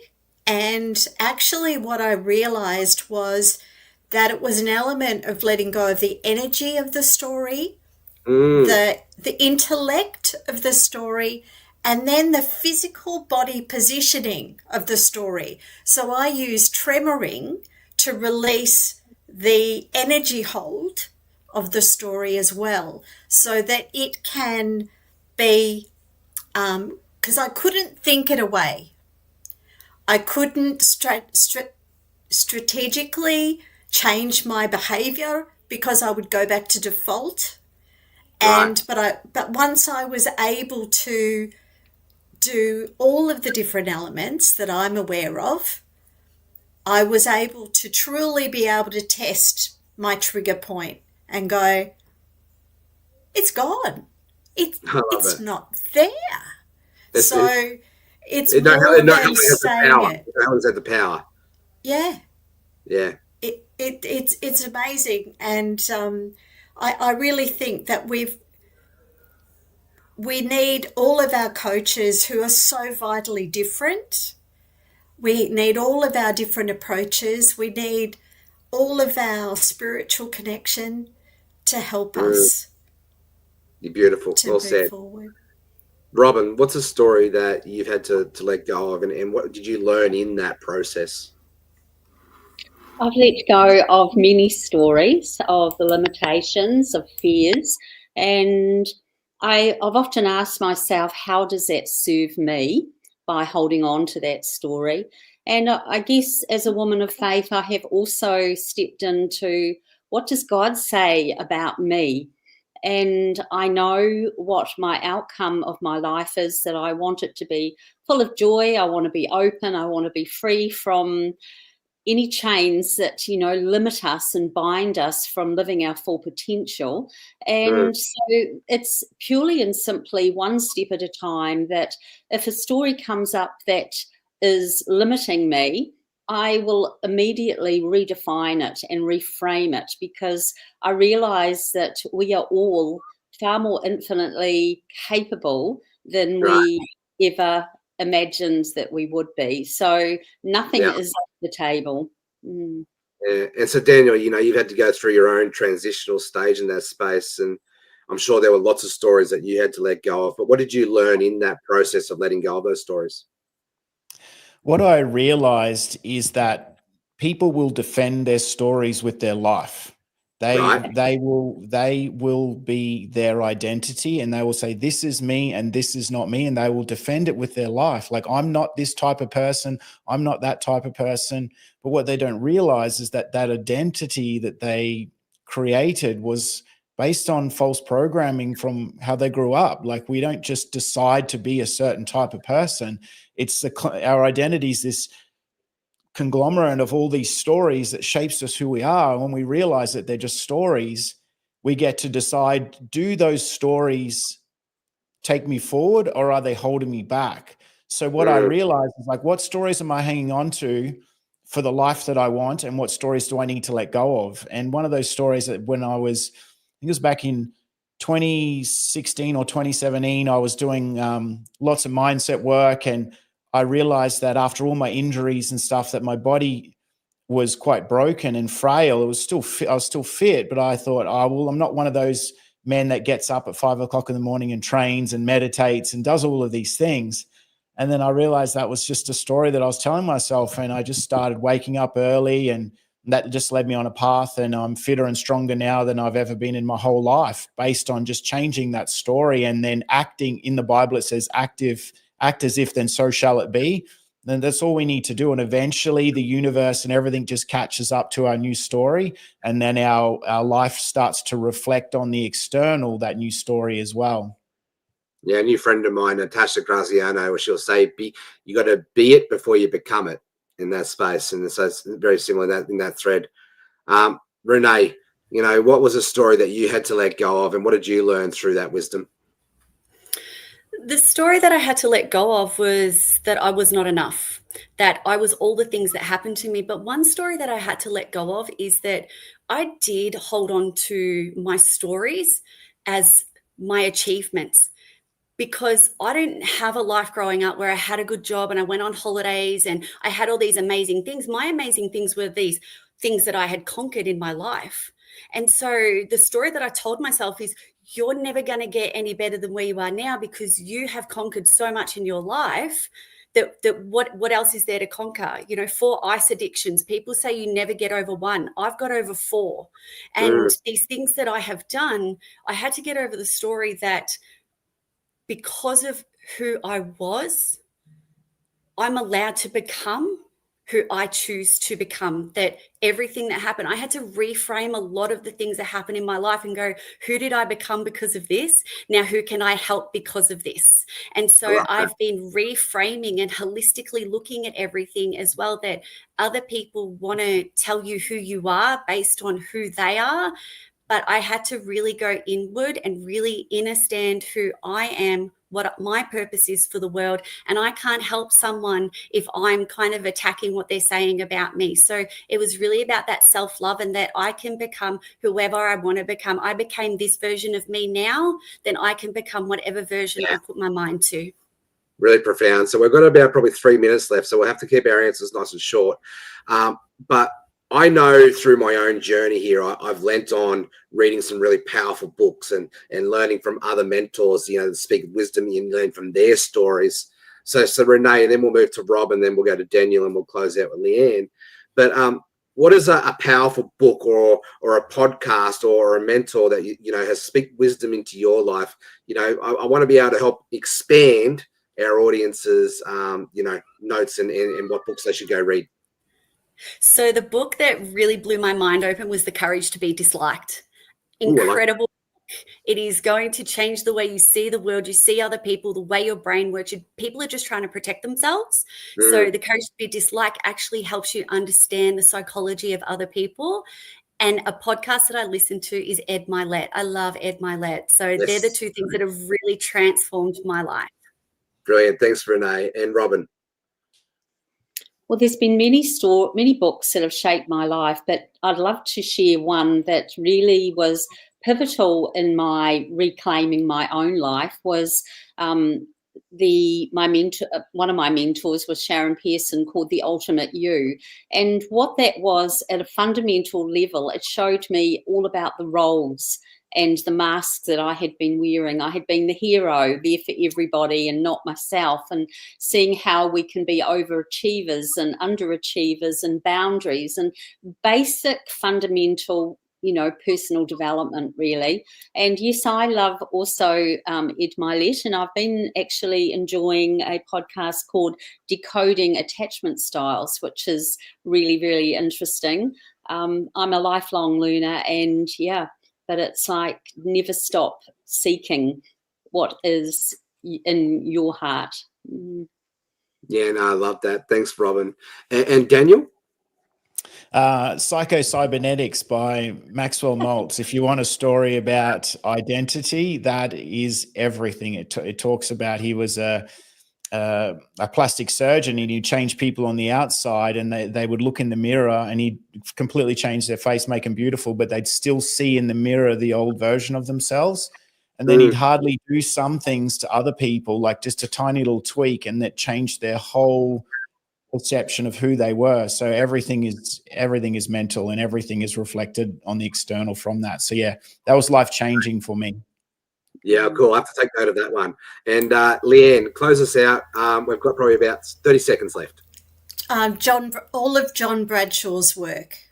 I love all of the family dynamics and being able to understand the roles and how to reframe the dysfunction. Yeah, brilliant. Well, guys, what I've loved about this panel is the conversations around how our stories shape our identity.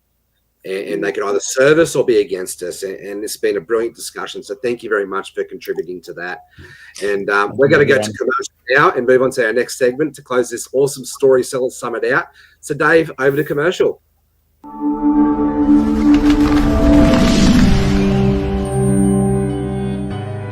Welcome to the Los Angeles Tribune page. Here you will find original news programming, exclusive digital events, and shows that are directly from the community. At the Los Angeles Tribune, we believe in giving a voice to the voiceless. We are proud to be the only national brand to empower everyday people to make a difference. Since 1886, our reputation has been built on truth and responsibility. Thank you for watching and making a difference. For general inquiries, contact today. Thank you on behalf of the Los Angeles Tribune team.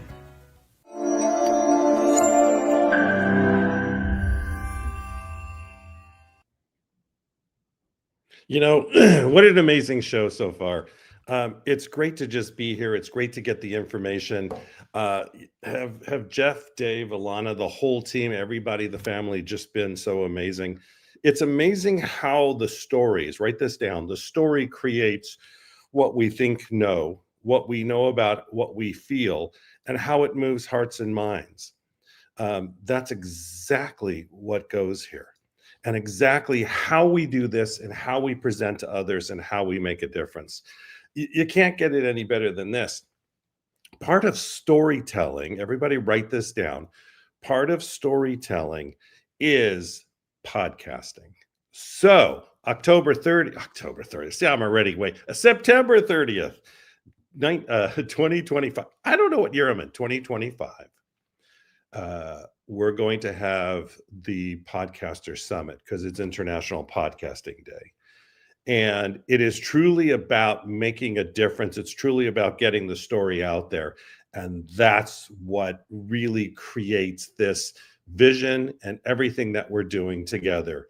So make sure, and my team will put it in there, so we'll send it out to the chat. Go to latpn.com, latpn.com, go to the event section, and what you'll see is when the summit is. You can register for it. If you're a podcaster, right, go down and ask for more information, and then I'll have a conversation with you. With that being said, it's about the story. It's about books. It's about writing. It's about authors. It's about people who have changed our life. It's about those that I knew, that I danced and I sung and I had way too much fun, but everybody's got their story and things that have happened and how it's been different around the world. And you know what's really funny when you do these? I've done thousands of these calls. When you're about to bring somebody up and they're not on camera, now they're back on camera, you know, you have to just get used to whatever it is. How many times, like, you're right, you watch CNN and all of a sudden they switch and nobody's there. So with that being said, when I get the thumbs up from our producer, I'm going to bring on this next amazing person. She's going to spend about 10 minutes and she's really going to go over a book that just launched today. We're going to make sure that it happens. We're going to make sure that it works. I'm going to get a thumbs up. I need a thumbs up. No, not you, Jeff. There we go. Thumbs up from our producer. There we go. All right. I'm going to bring up Alicia Magnus Lewis. She's going to talk to you powerfully about something that just happened yesterday. And I'll be back in 10 minutes. Thank you so much, Michael. And we appreciate all of you that have joined us today for the Storyteller Summit. I mean, stories, they change lives, but they're also opportunities for individuals to share perspectives about what inspires them, about what they're doing in their own life. And it's unique because storytelling, it enables you as a storyteller to share your story and connect with someone else. And that connection happens in so many different ways. The Los Angeles Tribune is so honored and delighted that we were able to launch a truly special story just this week. It is a book and it is written by Fab Morvan and our very own Chief Operating Officer, Parisa Rose. It's called You Know It's True, The Real Story of Millie Vanilli. Now, Fab has waited 35 years to share and to tell his story. And it is so beautiful how the story came together, but it has really been Fab not only sharing about what happened leading up to the peak days of Millie Vanilli back in the late 1980s and the early 1990s, but truly how his life has evolved since. This book was co-written with Parisa Rose, who really took the time, attention, and care to sit with Fab and to understand what it was he was going through all of these years and to really capture the essence of who he is through the book. Now, for all of you that are wondering, and I know many of you are, you can find the book on Amazon. You can find the book on Barnes and Nobles. I encourage you to just search You Know It's True so that you can order a copy today. What's so wonderful about the book is that Fab walks us through his life from his early childhood days all the way through the peak of Millie Vanilli to what it is that he's going through now. And it really just shares his mission, his values, and what it's like when the lights are gone, when the spotlight is gone, and when you're really encouraged, forced to grapple with the existence that you are living in today. And Michael, I'd actually love to bring you back on to really kind of be on with me here to discuss what it means when someone is sharing their life story, right? Fab waited 35 years to share the real story of Millie Vanilli. And the reason why I preface it in that way is because many people have tried to tell the story of Millie Vanilli. And it has been 35 years coming since someone that was part of the duo got to actually share their story and in their own words. And that's such an empowering experience, both for the person who the story is about, but for everyone else that's tuning in to actually understand where that's coming from. And so, Michael, we have the podcast network. People are talking about what it is that they do in their real life. But I think what's unique about the Los Angeles Tribune podcast network specifically is that people bring so much of their trueness, of their story to the forefront too. So I'd love to kind of hear your perspective. You know, it is, we have a tendency of either some people share their story too much. So in a way, it's like you water that down. And are you coming from the heartfelt, or are you doing it because of the attention part? And that's nothing wrong with that, right? We all sometimes need that extra. Maybe they never got it before. But then there's those who it's about, when is it time to share my story?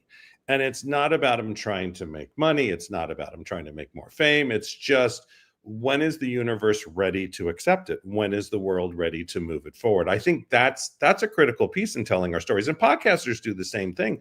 Authors do it. People will say, it took me 25 years to write my movie, right? You hear that all the time, right? That one screenplay that I wanted, that authority figure before I stepped on stage. So I think there is that part about timing. I think there is that part about really his life and what he did, and when it was ready to be told. And I think also for those of us, we want to know those stories. We want to know, right? We're like, right, inquiring minds want to know. I can't help that. But it's like, we want to know those stories, and we're waiting for them to be told. And sometimes we're like, it's okay. We're here for you. And I think that's the big thing about stories, is do it to help others, do it to be of service. And the next generation then can live a whole new life. Yeah, I love that. Nicole is here joining, and she said it's so courageous to share these stories. And it truly is. And Michael, you said something there that I want to bring back. You said trusting in the timing of it unfolding. You know, what happens when you can live out your story and then share it from that reflective perspective and standpoint. For those of you who are not aware of the story of Millie Vanilli, it is quite complex. And there's a documentary that came out. There was a film that came out on Amazon Prime. And this is Fab's opportunity to really, in his own words, share the experiences that he went through, and also the life learnings. There's so much that individuals can learn from, resonate with, and relate to, even if they weren't in a mega global world pop star duo, because he talks about the humanity within each of us and what people can experience when they take that time outside of the noise to go within, and then to bring that forward, which is so powerful. Yeah, Ashley is joining us. She said perspectives changes the story. The time that you had to sit with an opportunity changes the story. And there's something so powerful about reclaiming your own voice in a world where everyone wants to talk for you, talk with you, right? And be your sound piece. There's something so deeply moving and powerful about telling your own story. And there's a quote that is in the book, and it's, "But silence, I've learned, is a cage, and I've chosen to set myself free." Such a powerful quote when you think about not standing in the silence. I want to bring up here to join us Parisa Rose, who is the co-author of the book, You Know It's True, The Real Story of Millie Vanilli. It's so great to have you here with us, Parisa. Parisa, you're on mute. There you go. I'm on mute. What? I know. 2025. We're still doing this. I live that way. You know what I mean? Right. It's good to be here with you all. And yes, I love the quote that you were sharing right now, Alicia. Every word mattered that I placed in that book, because I do feel that the power of our words can change our lives, can change others' lives. And I feel that if one person has the courage to share their life with anyone else, let alone the whole world, in the form of a book, every word gets to matter. Every word gets to really count. So, yeah. You know, I think Parisa, that's I mean, good. Go ahead. Go for it, Michael. No. You go ahead. No, Alicia, go. Carissa, what you've been in the process the entire time working with Fab to co-author the book. You know it's true. For those that are tuning in our global audience here today, what is something that you would like them to be open to when they order that book right before they open the first page of the book?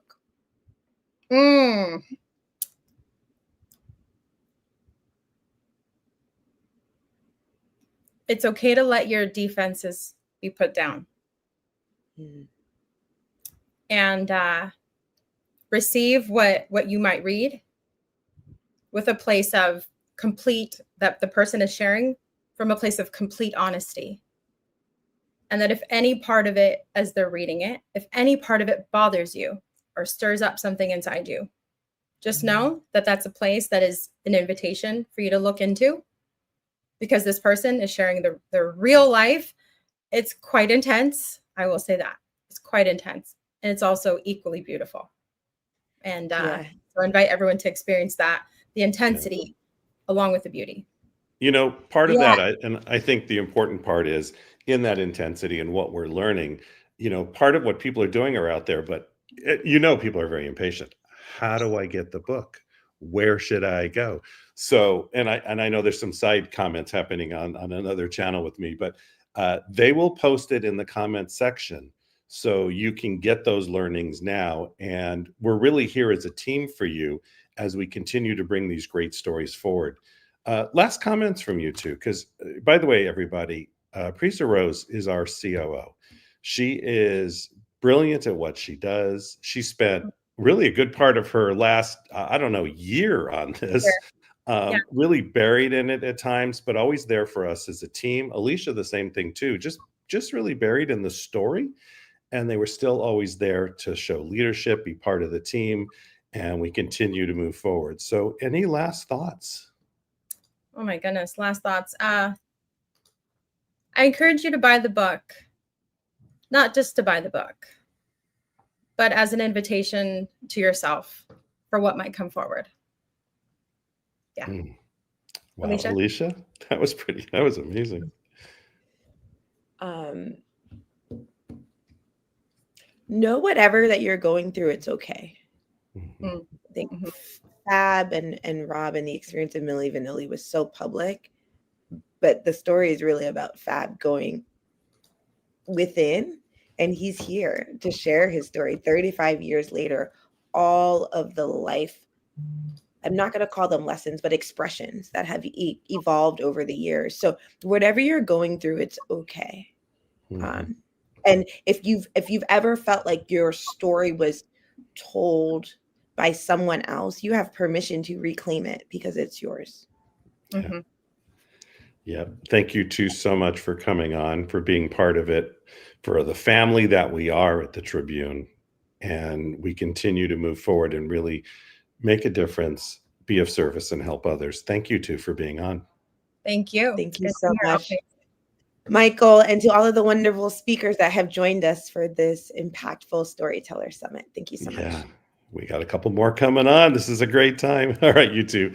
All right, so the great part about what we just did is we are still talking about stories. And these next amazing women that I'm going to bring up are storytellers, are part of really a team. I'm just going to bring them up and then I'll talk about it so they can actually see here. There we go. You know, are really, it's always great. You know, you should always bring people up also when they're like looking away, but that didn't happen this time. But they're really part of a team coming from different parts of the world that were the initial group, really part of the Los Angeles Tribune Women's Journal. But they're more than that now. They're part of our family. They're part of what we do. And their stories are impactful. So without me saying any more, I'm going to jump right in. And what I'm going to first do, and there's so many ways to do this, and I know you two both very well, but I want, because it's Storyteller Night, I want you to tell us a little bit about yourself, and then we'll move into the questions. And we'll start with Nicole. Oh, thank you, Michael. Oh my gosh, there's been so many great takeaways today. And I've loved hearing so much, and I always get inspired and lifted every time I'm part of this. So thank you. My name is Nicole Cowley. I am a women's empowerment coach. I don't know how much of my story you want me to tell, but you know, my journey started over 10 years ago as a reinvention of myself. I was a stay-at-home mom who almost overnight found myself to be a single mom. And I, you know, didn't have an income, and I was really down and out. And I had to really dig deep and reinvent myself. And I have over the last 10 years, I have really found myself through a lot of pain, became my my reinvention. And so today I am a hypnotherapist, a health coach, life coach, personal trainer. I help amazing women get their hearts going again, get them feeling strong again, have them feel like they really do matter, that they can find their purpose. And through them, I found mine. You know, the great thing about that is sometimes, you know, it's not everybody has that tremendous, and they find their purpose, right? Some people, you hear this, they're like born into it. They literally, by the time I used to train an Olympic athlete, and she knew when she was like 3 what she wanted to do. And her journey had a big change when she was 15 and broke her back, because she was a gymnast and then went to beach volleyball and went to the Olympics. But she still knew where she was going when she was young. And sometimes we go through and then we have that other time that hits us and changes us. And sometimes it happens 10 times in our life. You never know. So, you know, we just keep moving forward. Ashley, welcome to the call. Thank you, Michael. I'm so excited to be on this call and be in proximity to the two of you right now. You're amazing. Tell us a little bit about yourself. Well, my name is Ashley Borromeo. I am a huge fan of Nicole Cowley, so I'll just share that. I am a dance teacher. I am an empowerment and confidence coach for women. And I'm a homeschool mom. And I just recently had my 4th baby, who is upstairs snuggling my oldest right now, which just makes me so happy that it all worked out perfectly to be on at 11:50 p.m. from Raleigh, North Carolina.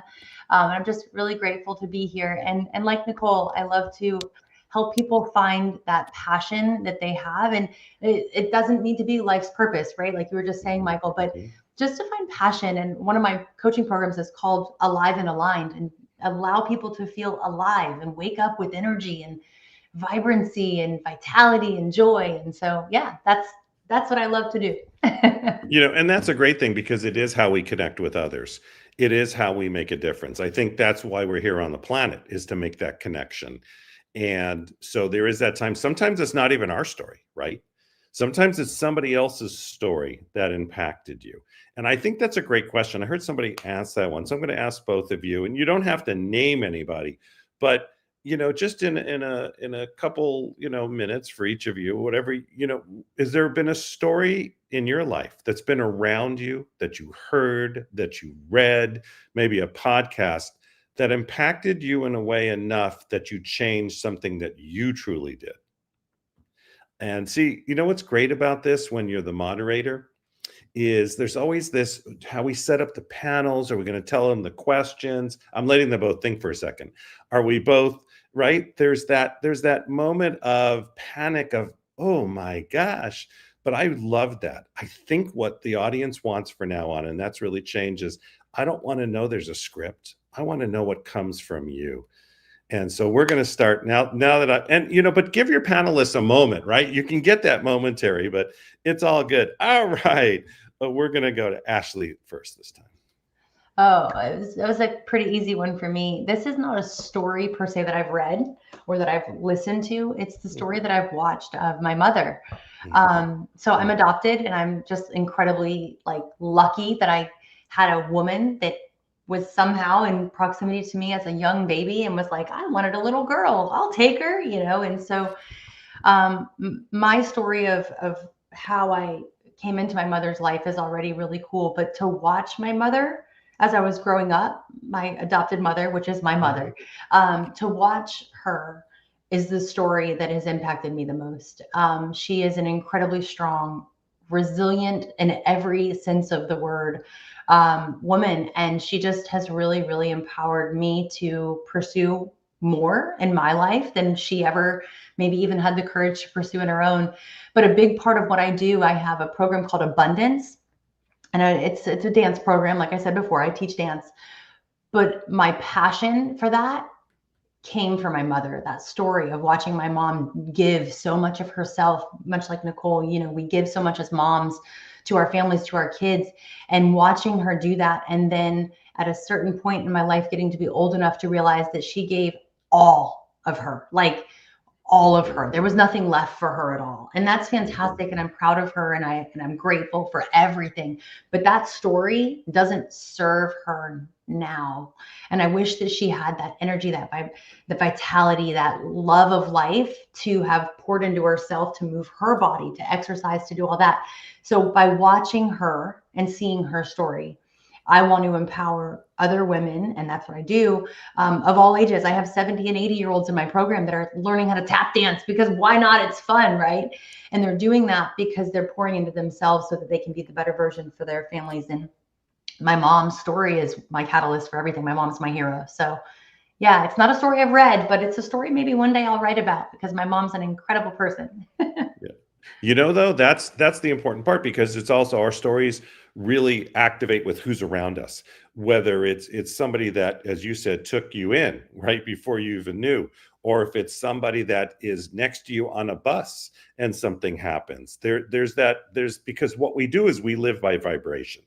And when somebody, that cellular structure, right? There's so many studies about everybody works at home and blah, blah, blah. And they've done so many studies when you put everybody back together, because of the vibration and the way we work as human beings, we're meant to be to each other, that the think tank goes way up, everything changes.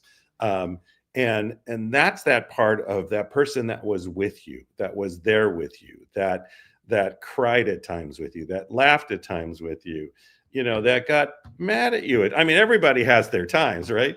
But it is that story that makes a difference. And it is how we tell it. It is how we can, and how do we pass it on, right? I always say, and we talk about family all the time on the calls and everything I do, family's the most important thing that they're, you know, family's critically important. You always have to be careful, because some people have, you know, so then it's your friends, or it's the people around you, or it's maybe the coworkers. I love my coworkers. I love the team that I work with.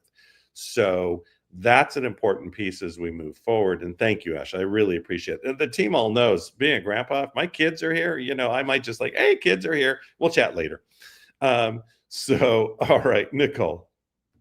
Ashley, thank you for sharing that story today. And in fact, I was just sharing a story about Ashley today to my mom, because I was just telling her how amazing she is today.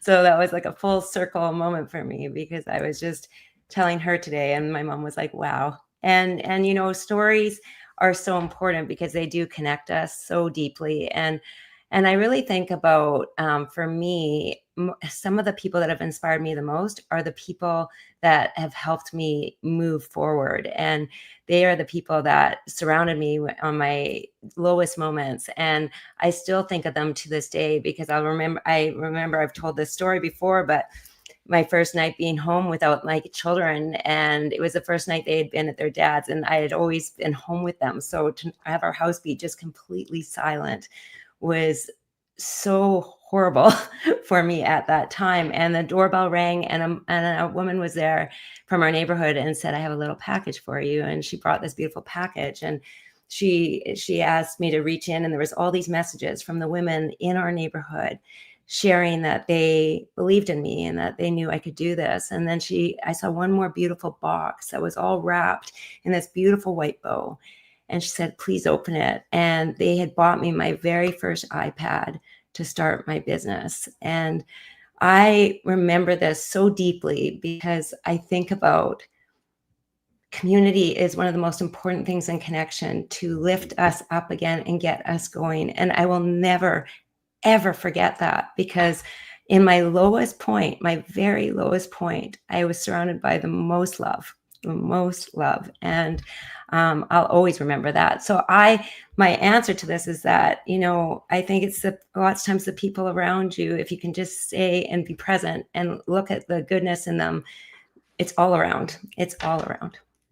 It is so true. And I was thinking too, as you were saying that, and I'm watching the comments and I'm thinking, on this journey we've had together and all the connections that we've created, and I had that moment. It's like I'm on with the Woman's Journal and helping us begin all of this. And really my partner on this whole journey has been Karen Hall, right?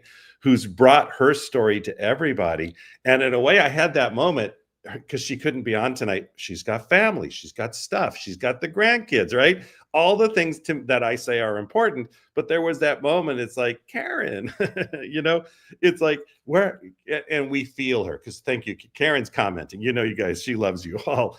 But that's really honoring those around you, and because everybody has that things that's going on. And sometimes it's different telling your story than saying we call it the wine factor, right? The wine factor. Maybe you need to go, and that's different, because when you actually tell your story, you're there really to help others. And I think that's the difference. And that's when a great podcaster, or a great author or a great journal, it's really that piece of, we're there for you to help you. I'm not in this for me. I'm in this. That's where when the wine is all about them, right? And everybody has those moments. We've all done it. But sometimes I always say, when you're telling your story, come with a solution. It's never about the problem. It's always about the solution. And we've all worked in teams. We've all worked with either clients, patients, whatever it is. And I always say to them, what if you address this more as a solution? What if you okay, here's the issue. And within your own story, how do we move to the solution, and how do we work that out? And that really makes a difference every single time. So within what you do as authors, as writers, as speakers, as dancers, as nutrition, right? I could start going everywhere. When you really look at yourself and you say, this is why I'm doing it. So first of all, there's the two parts to this question. Number one, what is your biggest why? Number two, what is something that the audience could do this week or next week that could help them bring their story out? Look at that. Ashley's jumping up and down. I'm going to go with Nicole this time. All right. So my biggest why, I have two whys, really. My first is foremost my children. I've always said this, that I want them to always see me bounce back and do the things so that they can do the same. And I need to be that example for them. And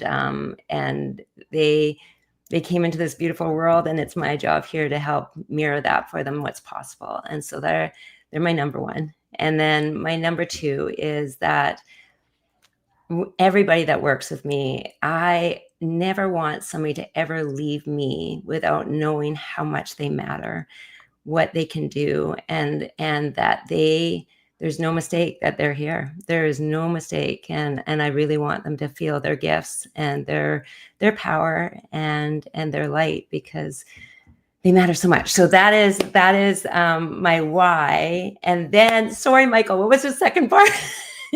No, it's okay. It's okay. No, when you're sort of in that heartfelt place, everything goes out the window. Yes, I need it. I do the same thing all the time. So what is something that you could give to the audience or help them? Or what is something that you could like, that one thing they could do over the next week or two that will help them either get their own story out, or even something that will change their life?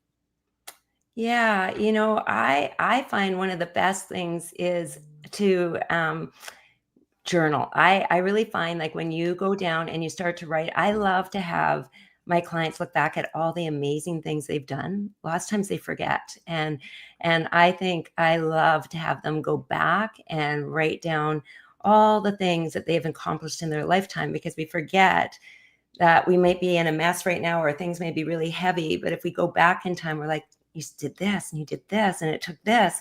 And so I think sometimes it's just reconnecting to your journey, to how powerful you are, how amazing you are. And once you start to write it down, you start to see your story evolve, and you start to see, like, all the things that have led you up to where you are today, because you would not be who you are today without all of those little parts that came in, and they all make you, all of them make you. And so that would be my suggestion on there. That's fantastic. Thank you, Nicole. That is wonderful.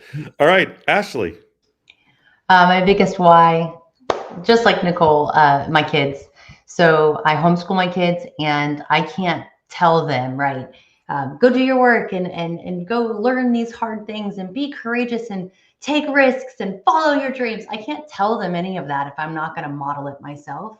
And if I'm not going to courageously try to put myself out there and follow my own dreams. So my biggest why is leading by example. And that is in every way learning. It's always learning. We're always learning on this journey, right? Tech or something else, or, something.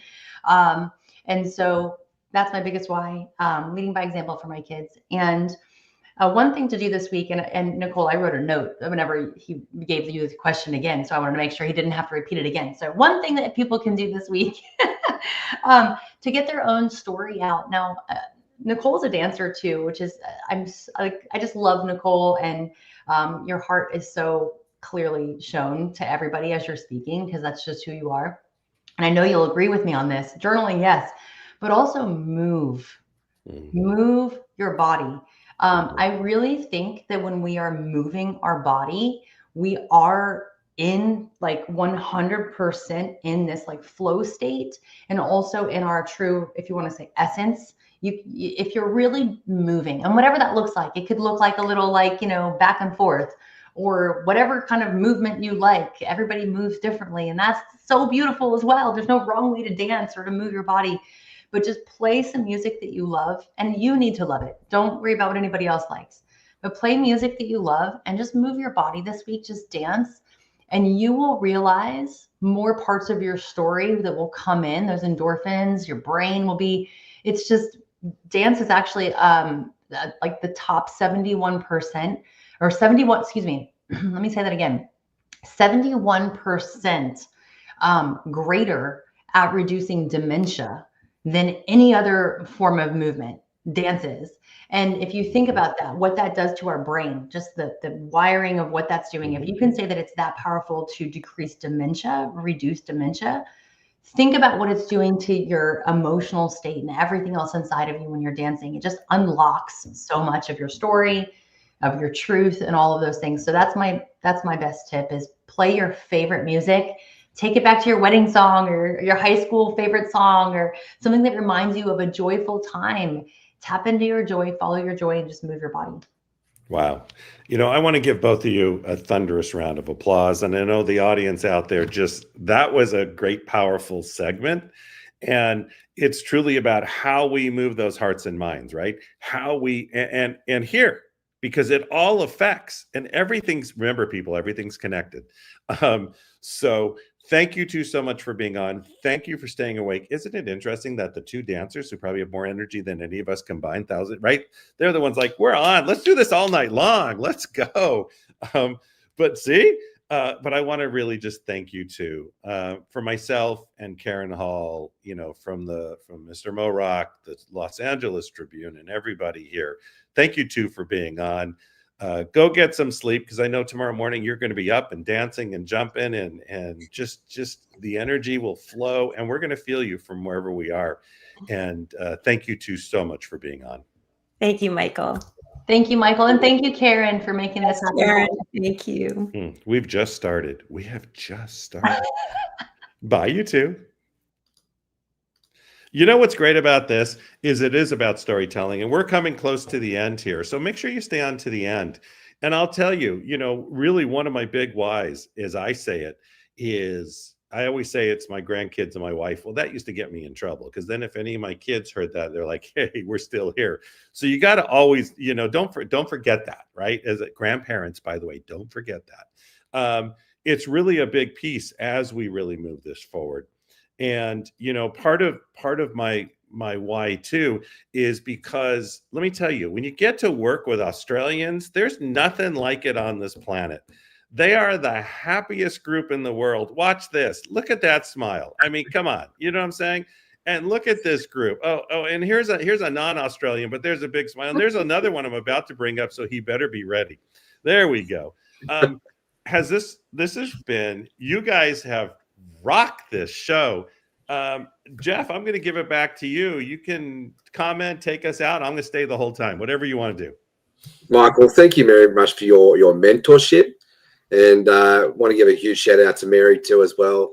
Just the stories and the contribution and everything that you have shared and into us in just such a short time. You know, it's been an amazing partnership and really loving this ride. I set out with a goal to dedicate this whole thing to Malcolm Jamal Warner, but to really empower people to step into story and storytelling in a way to help to move hearts and minds, to influence people. And I think we've done a brilliant job as a team to serve the mission and to the main mission that, the Los Angeles Tribune's all about. Giving a voice to the voiceless, but putting up a global stage. Like, we've had an amazing audience here, haven't we, Michael? Yeah, it's been great. And that's right. It is the global stage. It's the positive media. It's really, from the top down, from our CEO, Mr. Mo Rock, to everybody who's listened to us, to the listeners as they're being born today in the next generation, right? Because the newspaper's been since 1886, and there's actually a story before that. And that it continues on. It is the story as we all do this together. And I think that's the important part here. Yeah, well, I think we've definitely shown that today, and we've definitely echoed that. So, Alana, what's been the biggest highlight for you, like the takeaway that you're taking away? I love these broadcasts because I always take more away, I reckon, than other people do, especially being in this vantage point. But what's been the big thing that you're taking away from today? Community. It's all about, to me, it's about community. It's building connections, being yourself, being authentic, and holding space for each other, listening, communicating effectively, and reaching people who need to hear inspiring messages. Yes. So that they will tell your story. Your story is important. Yeah. Your story is important.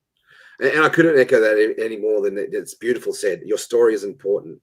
And I have loved having this man here as my business partner and everything that we do together. And to have Dave here, supporting this Storyteller Summit, as our tech guy behind the scene, mate, it's been amazing. But I know that you've been here for the whole entire show. So I hope you took a lot of notes. So what was the thing that you took away? Well, it was just gold. I think I put in one of the comments. It's one of the best live trainings I've been on in such a long time. And there was just so many gold nuggets. I got half a notepad full of them, to be honest with you. And looks like I've got a passenger in the back there. Sorry about that.